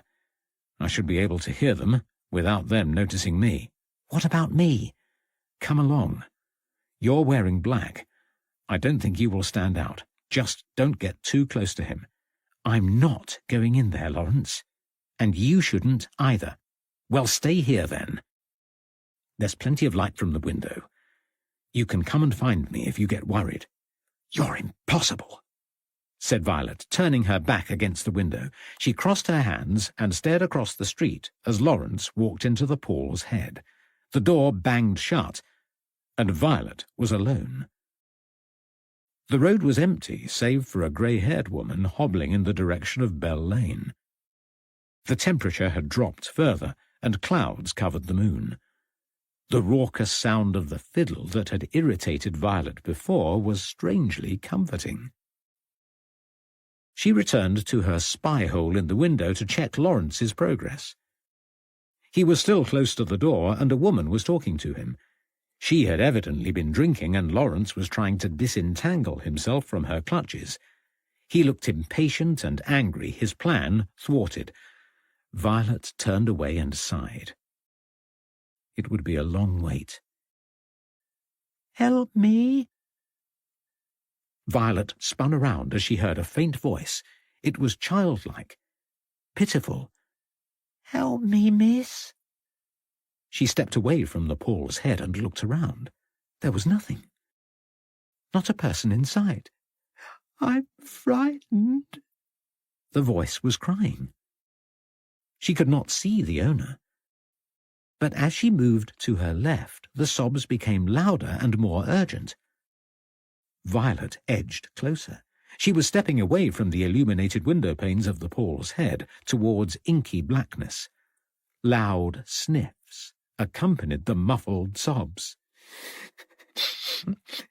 Help me! The voice led Violet towards another narrow alleyway. She peered around the corner. There was still nothing in sight, but she could hear the whispered gasp